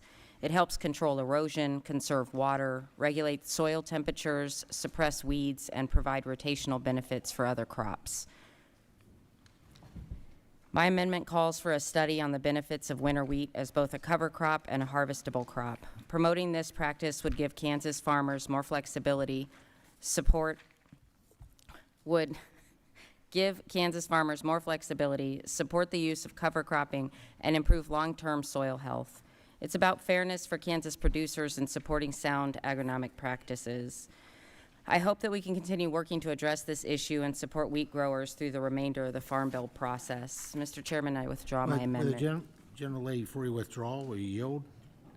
Mr. Chairman, I'm yielding. Yeah, I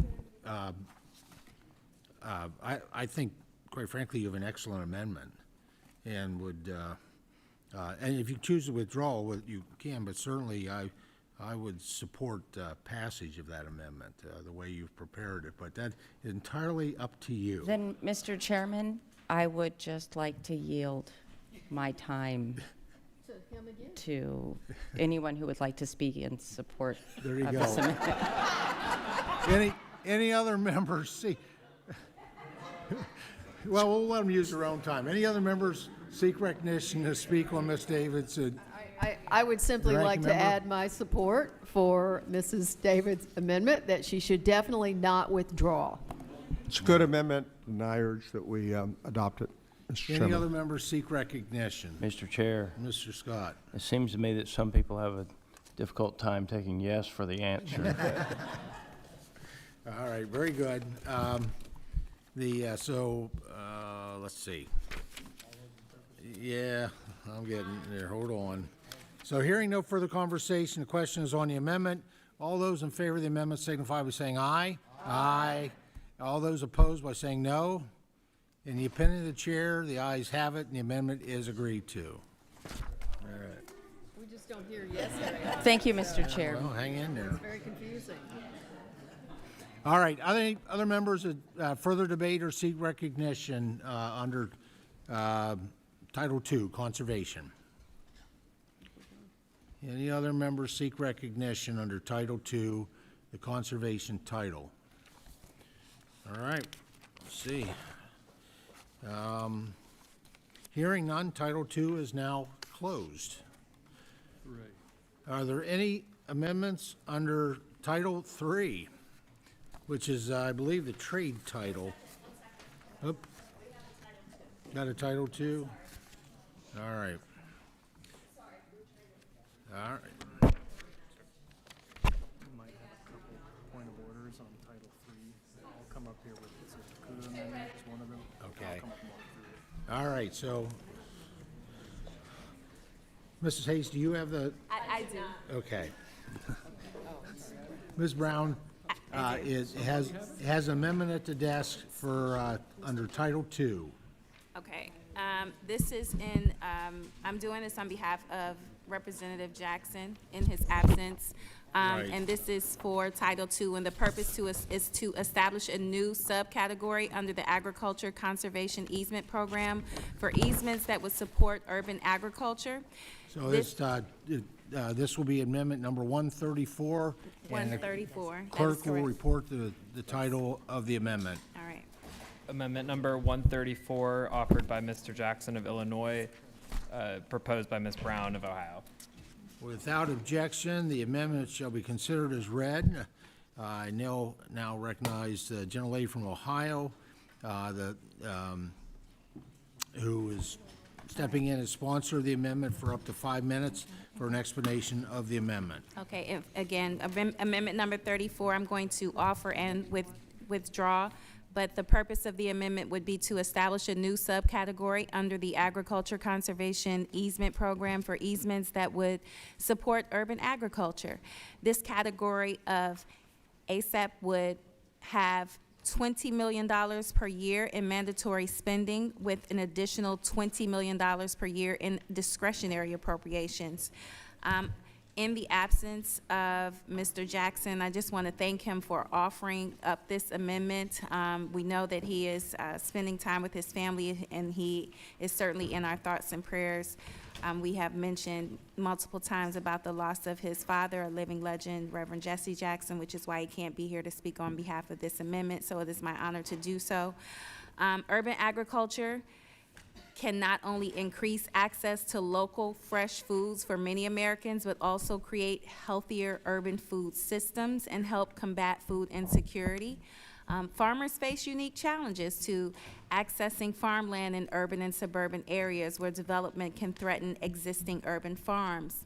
That is why I support this amendment to protect urban farmland for food production and conservation by explicitly allowing these lands to be eligible for Agriculture Conservation Easement Program and providing dedicated funding for these urban agriculture land easements. And with that, I withdraw the amendment and yield the balance of my time. I appreciate the gentlelady offering amendment on behalf of Mr. Jackson and withdrawing.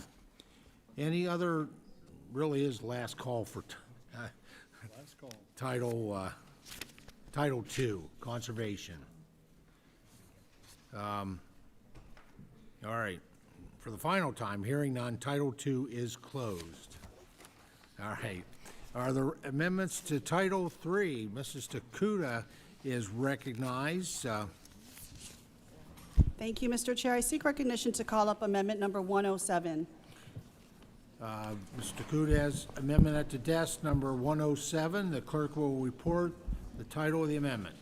Amendment number 107, offered by Ms. Takuda of Hawaii. Mr. Bacon reserves a point of order. Without objection, the amendment will be considered as read. I now recognize the distinguished gentlelady, and the sponsor of the amendment for up to 5 minutes for an explanation of her amendment. Thank you, Mr. Chairman. Of all committees in Congress, only one has the authority and the responsibility to speak directly for America's farmers, ranchers, and food producers. It is this committee. We are the committee farmers turn to when markets fail, when costs rise, and when federal policy threatens their ability to stay in business. The jurisdiction entrusted to us is not ceremonial.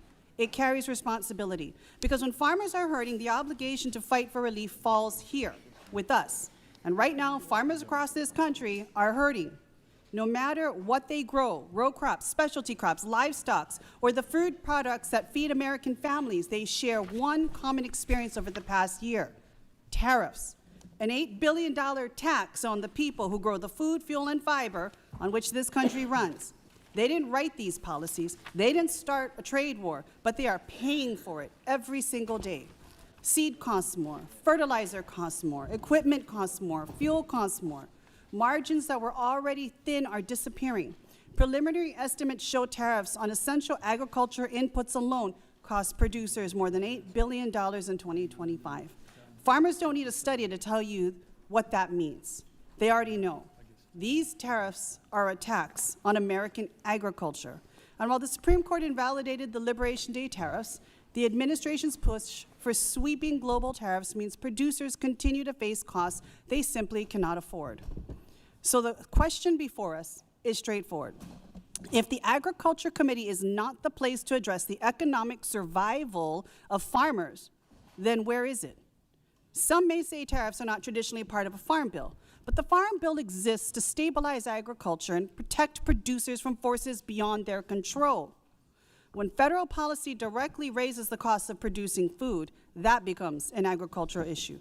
Farmers don't sit on trade committees. They don't negotiate tariff schedules. Their voice in this debate is us. And we should lean into that responsibility, not avoid it. This amendment is simple. It removes farm inputs from tariffs, not to rewrite trade policy, but to stop taxing the very producers we claim to support. Farmers are not asking for handouts. They're asking the government to stop making their job harder. A bipartisan group of agriculture leaders recently warned this committee that indiscriminate tariffs are driving up input costs and threatening farm stability nationwide. Their first recommendation was clear: exempt farm inputs from tariffs. That is exactly what this amendment does. And the consequences reach far beyond the farm gate. When farmers pay more, families pay more. Higher production costs become higher food prices. Every day we delay action is another day those costs ripple through the food system. The Farm Bill has always succeeded because this committee accepted its responsibility to stand up for agriculture when it mattered most. This is one of the moments. We cannot claim to support farmers while ignoring an $8 billion tax pushing them closer to the edge. Our farmers need a voice. Our ranchers need advocates. And that responsibility rests with us. So let's use the authority this committee was given. Let's deliver real relief, and let's stand with the people who make and grow things right here at home. Our farmers, our ranchers, our food producers, they deserve to see where we all stand right now with a vote on this amendment. I urge adoption of the amendment. Thank you, Mr. Chair. I yield back. Gentlelady yields back. Does the gentleman insist on his point of order? Mr. Chairman, I actually agree with almost everything she said there, except for it doesn't fall within this committee's thing. It's in Ways and Means. In fact, I have legislation to undo all the tariffs, but it's in the Ways and Means Committee. So I make the point of order that the amendment contains language relating to subject matter within Rule 10, jurisdiction of another committee. Adding such language to the bill would violate Rule 10. The chair is prepared to roll. The amendment does in fact add subject matter within the Rule 10 jurisdiction of another committee, and therefore the amendment is in violation and the point of order is upheld. Mr. Chairman, I would like to be heard on the point of order. Absolutely, the gentlelady is recognized on the debate on the point of order. Mr. Chairman, I respectfully disagree with the ruling. No other committee, as I said, speaks specifically for our farmers, ranchers, and our food producers. Farm policy, which is the basis of the Farm Bill, cannot be decoupled from economic viability. And you're literally undercutting the ability for every farmer, rancher, and producer to be able to survive the kinds of tariffs that they are experiencing right now. The path of least resistance would be to just simply call this not germane and abdicate any responsibility. But right now, what they need from us is to stand up and assert our position that our farmers can no longer bear the brunt of these taxes on the most basic things they need to plant the food that we eat, to grow the protein that is essential for our survival, as well as the fuel and the fiber needed to run this country. So with all due respect, I disagree with the ruling and would order that this is in fact germane. Mr. Guda, would you yield? I yield. Yeah. Actually, you know, we've had a ruling on this, and as much as I'm very supportive of the whole issue on tariffs and trade, it is not our jurisdiction. It is clearly Ways and Means, and therefore it would violate Rule 10. So we're going to move on to, unless there's... So, Mr. Chairman, you can't speak on this? Is that what you're saying? No, it's at my Mr. discretion. Chair, I respectfully would like to appeal the It's very clear it ruling. violates Rule 10 in this, so we're going to move on to the next. Mr. Chair, I would like to amendment. appeal the ruling of the chair and I was request a waiting for recorded that vote. from you. Okay, very Yeah. good. The motion to table is not debatable. The question is, shall the committee table the gentlelady's, whoop, The motion is on appealing the ruling of the chair. No one has offered a motion to table. So state your, General Lady, state motion again. Mr. Chairman, I move to lay the appeal on the table. Okay. Now we're down there, all right. Motion been made to table the appeal. All those in favor signify by saying aye. Aye. All those opposed by saying nay. No. Yeah, independent chair, the ayes have it, and the motion to table. I request a recorded is vote, agreed Mr. to. Chair. The clerk will call the roll. Mr. Lucas. Yes, on table. Mr. Lucas votes aye. Mr. Austin Scott. Aye. Mr. Austin Scott votes aye. Mr. Crawford. Mr. Crawford. Mr. Desjardins. Mr. Desjardins. Mr. Rouser. Aye. Mr. Rouser votes aye. Mr. Kelly. Aye. Mr. Kelly votes aye. Mr. Bacon. Aye. Mr. Bacon votes aye. Mr. Bost. Mr. Bost. Mr. Johnson. Mr. Johnson. Mr. Baird. Mr. Baird. Mr. Mann. Mr. Mann votes aye. Mr. Feenstra. Mr. Feenstra votes aye. Mrs. Miller. Mrs. Miller votes aye. Mr. Moore. Mr. Moore votes aye. Mrs. Kamick. Mrs. Kamick votes aye. Mr. Finstad. Mr. Finstad votes aye. Mr. Rose. Mr. Rose. Mr. Jackson of Texas. Mr. Jackson of Texas. Miss De La Cruz. Miss De La Cruz. Mr. Nunn. Aye. Mr. Nunn votes aye. Mr. Van Orden. Aye. Mr. Van Orden votes aye. Mr. Newhouse. Aye. Mr. Newhouse votes aye. Mr. Weed. Aye. Mr. Weed votes aye. Mr. Bresnahan. Aye. Mr. Bresnahan votes aye. Mr. Messmer. Aye. Mr. Messmer votes aye. Mr. Harris. Aye. Mr. Harris votes aye. Mr. Taylor. Aye. Mr. Taylor votes aye. Miss Craig. No. Miss Craig votes no. Mr. David Scott. Mr. David Scott. Mr. Costa. No. Mr. Costa votes no. Mr. McGovern. Mr. McGovern. Miss Adams. Absolutely no. Miss Adams votes no. Mrs. Hayes. No. Mrs. Hayes votes no. Miss Brown. No. Miss Brown votes no. Miss Davids of Kansas. No. Miss Davids of Kansas votes no. Miss Salinas. No. Miss Salinas votes no. Mr. Davis of North Carolina. No. Mr. Davis of North Carolina votes no. Miss Takuda. Miss Takuda votes no. Miss Budzinski. No. Miss Budzinski votes no. Mr. Sorensen. No. Mr. Sorensen votes no. Mr. Vasquez. No. Mr. Vasquez votes no. Mr. Jackson of Illinois. Mr. Jackson of Illinois. Mr. Tandar. No. Mr. Tandar votes no. Mr. Gray. No. Mr. Gray votes no. Miss McDonald Rivet. No. Ms. McDonald Rivet votes no. Mr. Figures. Mr. Figures votes no. Mr. Vinman. Mr. Vinman. Mr. Riley.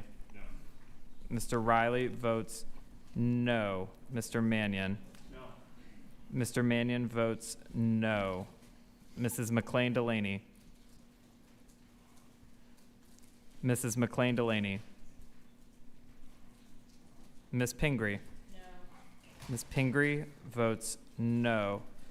Mr. Carbajal. No. Mr. Carbajal votes no. Mr. Desjardins is not recorded. Aye. Mr. Desjardins votes aye. Mr. Rose is not recorded. Mr. Rose votes yes. How am I recorded? Oh, Mr. Jackson of Texas is not recorded. Vote aye. Mr. Jackson of Texas votes aye. How's Mr. Boss recorded? Mr. Bost is not recorded. Aye. Mr. Bost votes aye. Crawford. Mr. Crawford is not recorded. Mr. Crawford votes aye. Johnson. Mr. Johnson is not recorded. Johnson votes aye.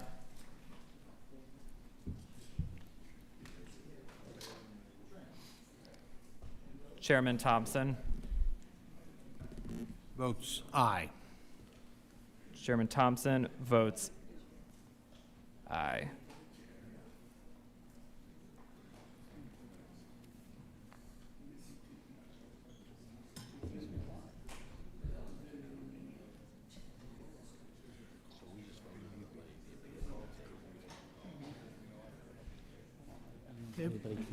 Have all members voted? Does any member wish to change their vote? If not, somebody just come in. April. How is Ms. McLean Delaney recorded? Mrs. McLean Delaney is not recorded. Aye. Mrs. McLean Delaney votes no. Have all other members voted? Anybody wish to change their vote? If not, the clerk will report the vote.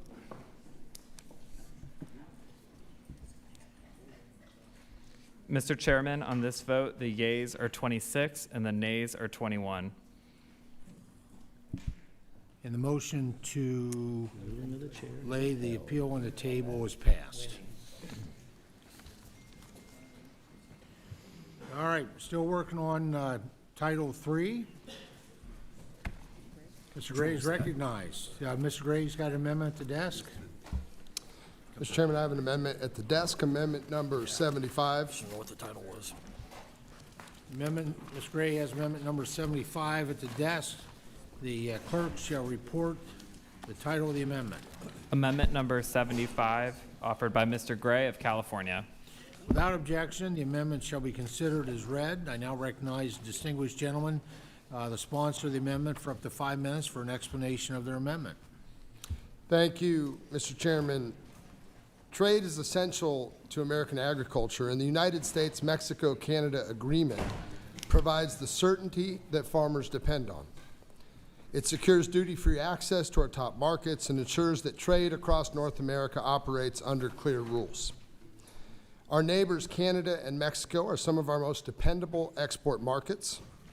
Together, they purchase nearly 1/3 of all U.S. agricultural exports, supporting tens of billions of dollars in farm income and more than 1 million American jobs.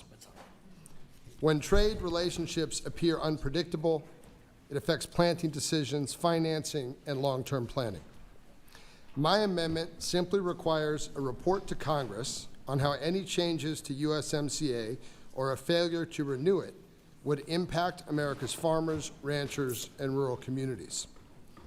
At a time when uncertainty already weighs heavily on rural America, this amendment is about accountability and informed decision-making. Thank you, and I yield back. Thank the gentleman. Yields back. Any members seek recognition to speak on Mr. Gray's amendment? Yes, Mr. Chairman. Mr. Costa is recognized, 5 minutes. Thank you very much. I support this amendment, and I remember, as those of you here, when the president in 2016 successfully campaigned against NAFTA. Now, let's be clear. I think most of you know that I am generally opposed to tariffs, and I supported and saluted the Supreme Court decision of last week because it's the jurisdiction of, I think, the Congress to deal with both treaties and trade agreements. This amendment really speaks to actually a success that the president had. He said he would revise NAFTA, didn't call it NAFTA 2, of course. It had to be rebranded. The USMCA, the best, beautiful, most greatest trade agreement ever known to mankind, I think, when he signed it in 2020. And it had a good provision, among others, and that is every 5 years it would be reviewed. Well, guess what? This is the 5th year in terms of review. Why would not the president use this hallmark treaty that he negotiated with his trade ambassador to work out any differences between ourselves and our 2 largest trading partners, Mexico and Canada, instead of insulting Canada as a 51st state? I mean, that is not the way to engender good trade relations with our neighbors. The fact of the matter is that the USMCA is a good agreement, and it should be the vehicle that used to resolve any differences between ourselves and our neighbors. And this amendment speaks to that fact. And for the life of me, I can't understand why. I can give all sorts of examples. 85% of America's farmers receive their potash from Canada.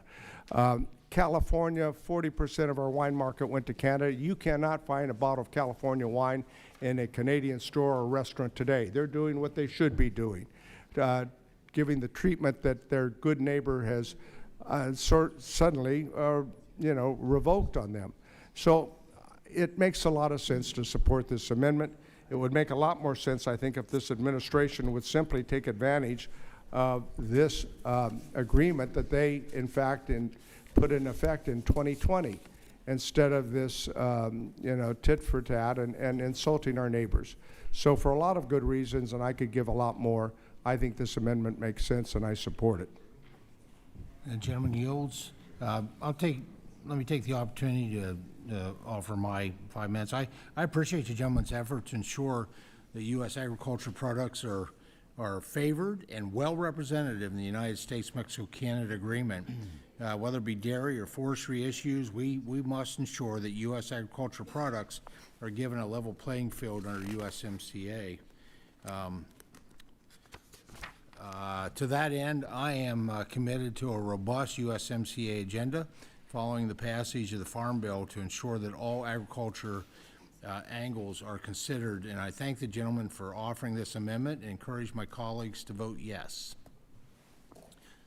Other members seek recognition. Ranking member. Thank you so much, Mr. Chairman. Obviously, our economy is incredibly integrated with those of Canada to the north and Mexico to the south. Fostering those trade relationships is healthy. It's good for the American farm economy, and the data bears this out. American farmers supply nearly 55% of Canada's ag imports and an impressive 70% to Mexico. Put another way, Mexico and Canada are buying what our farmers are selling. When Trump negotiated USMCA in his first term, he described it as a truly historic, wonderful, and the best agreement we've ever made. But he changes his mind more often than he changes his tariff rates, and apparently now he thinks the deal is unfair. In February of last year, he publicly asked, who would ever sign a thing like this? Mr. President, you did. If you feel we've been taken advantage of, it was you who negotiated that deal. He clearly doesn't understand the negative impact on U.S. ag if the trade deal is not renewed. This committee should support this amendment because having more information about the consequences of the Trump administration's actions is important as we consider how to approach trade in North America.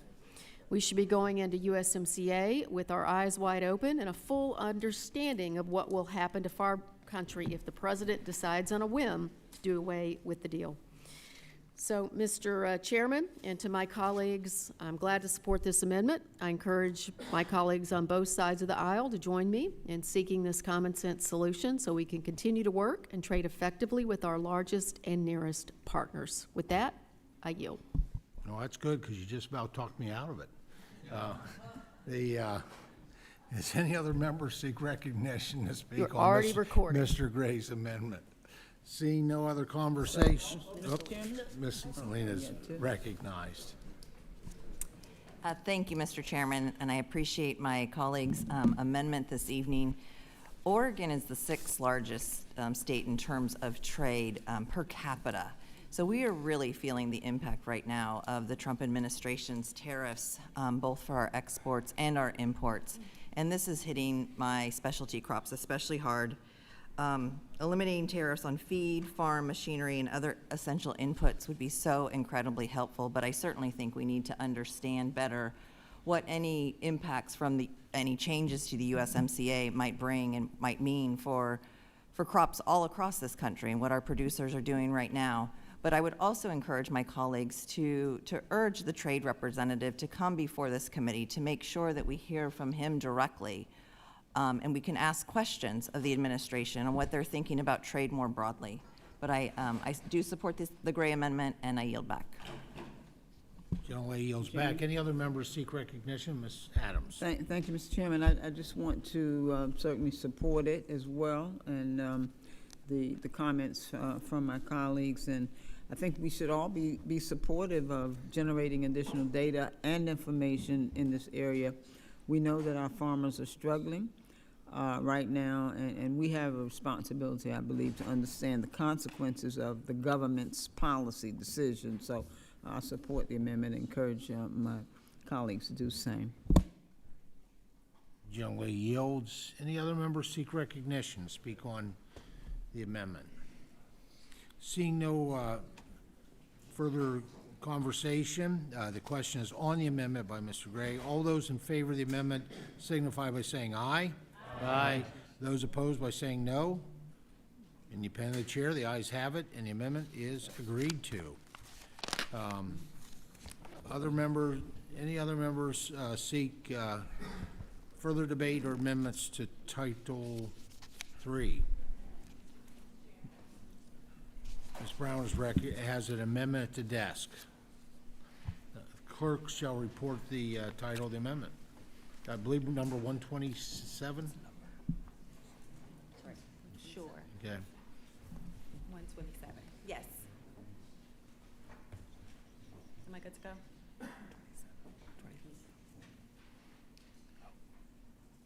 The clerk should report the title of Amendment number 127, offered by Ms. Brown of Ohio. the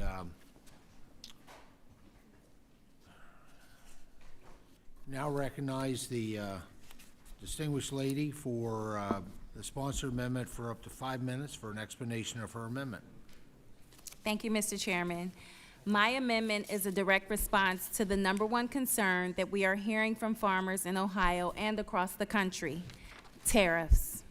We know that farmers and ranchers are on the front lines of global trade and market fluctuations, and this administration's tariff agenda has created unnecessary and unacceptable uncertainty. My amendment would ensure that before the administration changes tariffs on agricultural imports, Congress and the public receive a clear report on the potential economic impacts. This is a common sense measure. It doesn't tie the administration's hands. It simply ensures folks on the ground have the information they need to anticipate and respond to market-moving economic decisions. Farmers need reliable information to make planting, marketing, and investment decisions. And when sudden tariffs are imposed, it doesn't just affect farmers. The impact ripples through rural communities, increasing input costs, disrupting processing and logistics, and hurting local businesses that depend on agriculture income. By requiring a forward-looking economic impact report producers can get armed with the information they need to plan, and Congress can ensure economic impacts are appropriately weighed in trade policy decision-making.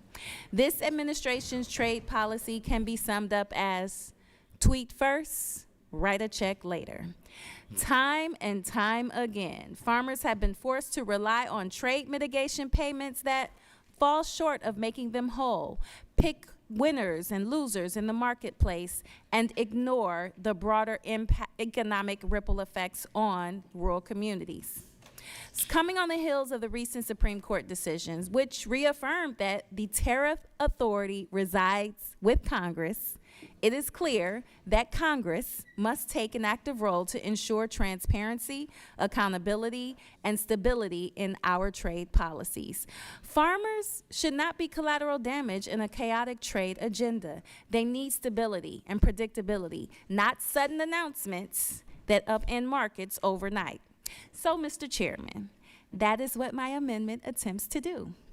Compel any administration to show the impacts of proposed tariffs on the farm economy while giving farmers another tool in the toolbox in order to plan for the future.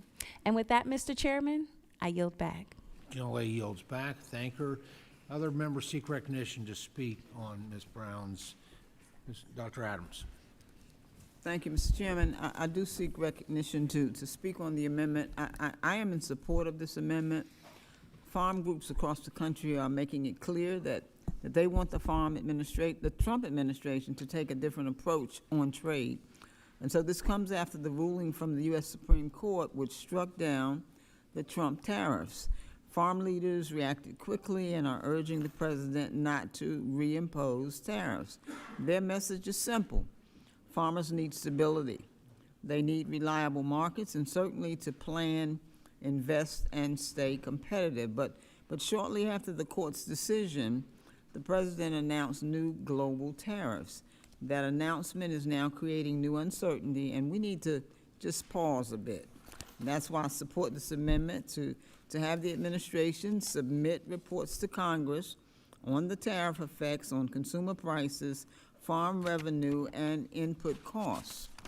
And I would encourage my colleagues to support this amendment, and thank Ms. Brown for introducing it. Gentlelady yields back. Other members, Mr. Costa is recognized for 5 minutes. Thank you very much, Mr. Chairman. I think we all have had a lot of experience in the last year the impact of this tariff war that the president has initiated. I remember last spring it was 90 countries, 90 days, no exceptions, and then the next day there were exceptions, and then there were modifications, and then there was, threats and counter threats, and I've been very involved in this. California, and I spoke about it earlier in terms of our agricultural productivity, 44 to 46% of our agricultural production in California is exported. And the impacts on these markets after Trump won resulted in loss of market share. We produce 75% of the world's almonds and pistachios. When the tariffs went in with China and India as an example, Australia started planting almonds. We lost market share. We see us losing market share in the Midwest in soybeans and corn with China to going to Argentina. There's a whole host of examples. Our agricultural industry around the country works really hard to establish market share and to be competitive. And when we have a level playing field, we can and we have proven to be competitive. And it seems to me that the Trade Promotional Agreement, TPP, or TTIP back then, working together is a much more common sense way to, in fact, establish fair boundaries on reciprocal trade agreements. And I hope that as a result of the Supreme Court's decision, this amendment, Mr. Gray's amendment and others, that will come back to a point where we allow our farmers to do what they do best, which is compete when they have a level playing field. And I think this amendment speaks to that effect. And hopefully we'll get an opportunity to have our trade ambassador come and we can have a rational discussion on how we go forward. I know that there's a lot of markets out there that we can compete in, but this, you know, I'll see you 10%, I'll raise you 15%, I'll go back to 10%. No, I really meant 25%. Farmers, markets like certainty. They like stability. And the chaotic nature that has been created as a result of the effects of this last year have proven evident to really destroy market prices. And therefore, I think we've got to come back to a place where we are able to conduct our trade agreements in a traditional way in which we are trusted and respected and not seem to going off to threats and the highest bidder. So I would, for a whole lot of reasons, support this amendment. Thank you. Yield back. Gentleman yields back. Ms. Brzezinski is recognized for 5 minutes. Thank you, Mr. Chairman. I just want to speak out in support of Congresswoman Brown's amendment. You know, this amendment is really just about transparency and accountability.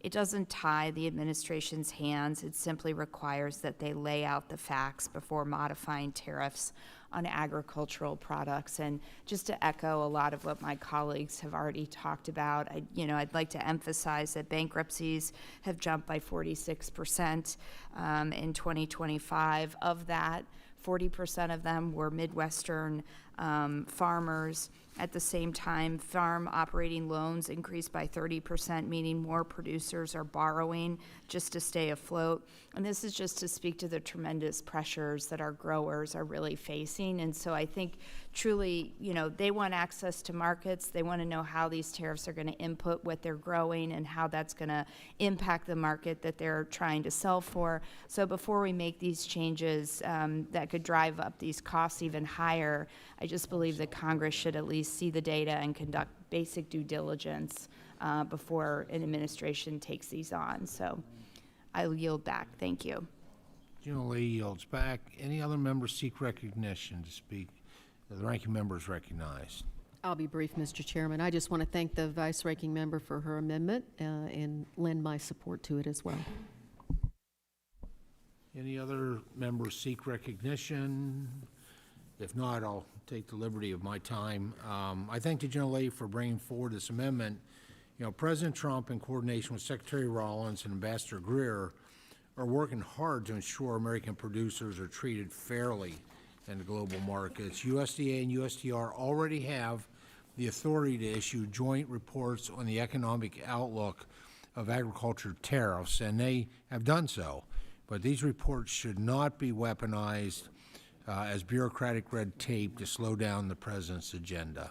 And for this reason, I'll be voting no on this amendment, and I encourage my colleagues to do the same. If there's no other conversation,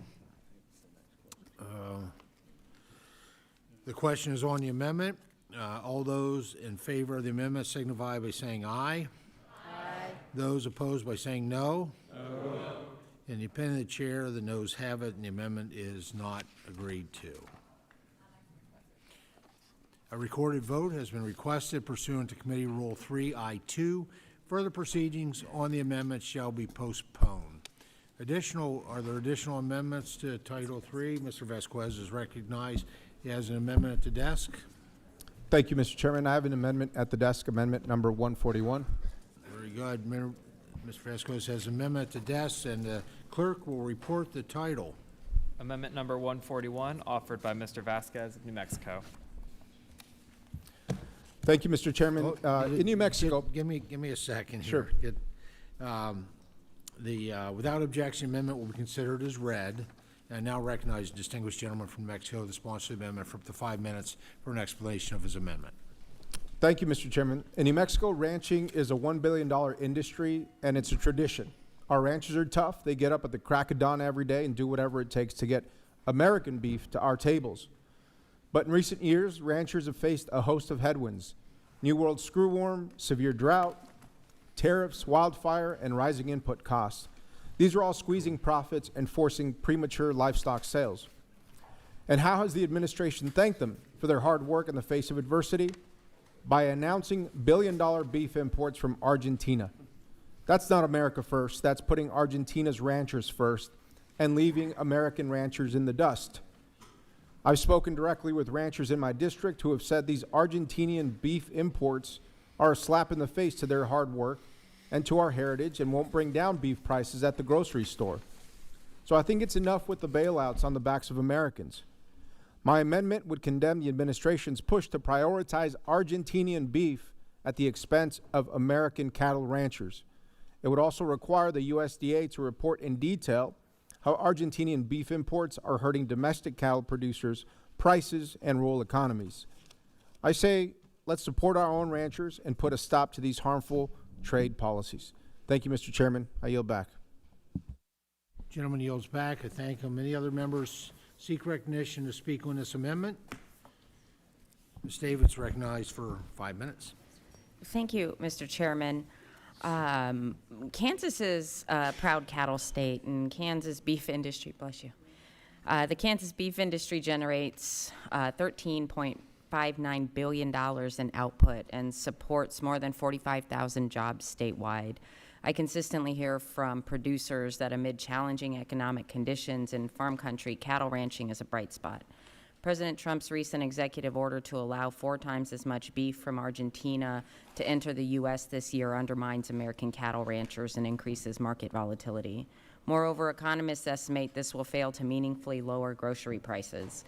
I am absolutely ready to work in a bipartisan way to invest in American cattle producers and take steps to address the high food costs that are squeezing American families.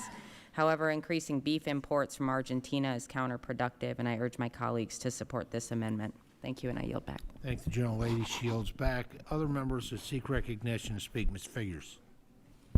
Thank you, Mr. Chair. I just have a couple questions for my colleague, Mr. Vasquez.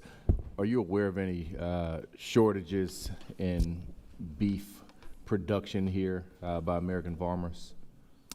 Absolutely. So beef prices have been elevated largely because of those beef shortages. In fact, the U.S. lost roughly 17% of cattle ranch operations, more than 150,000 ranches since 2017.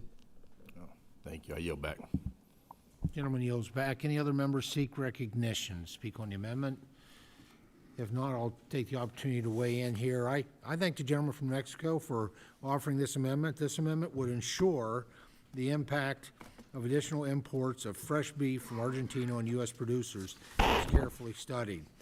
We must always strive to support U.S. cattle ranchers above all else, which is why I'm happy to support this amendment, and I urge my colleagues to do the same. Any other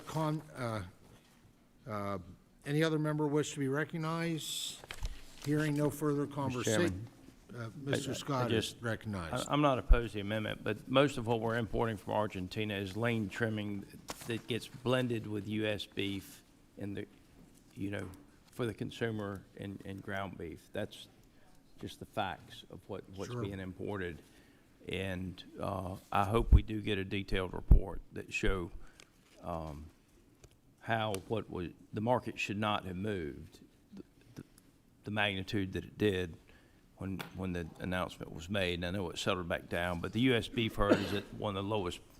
It's at the lowest point in decades, and it's going to take a while for us to recover that. With that, I yield.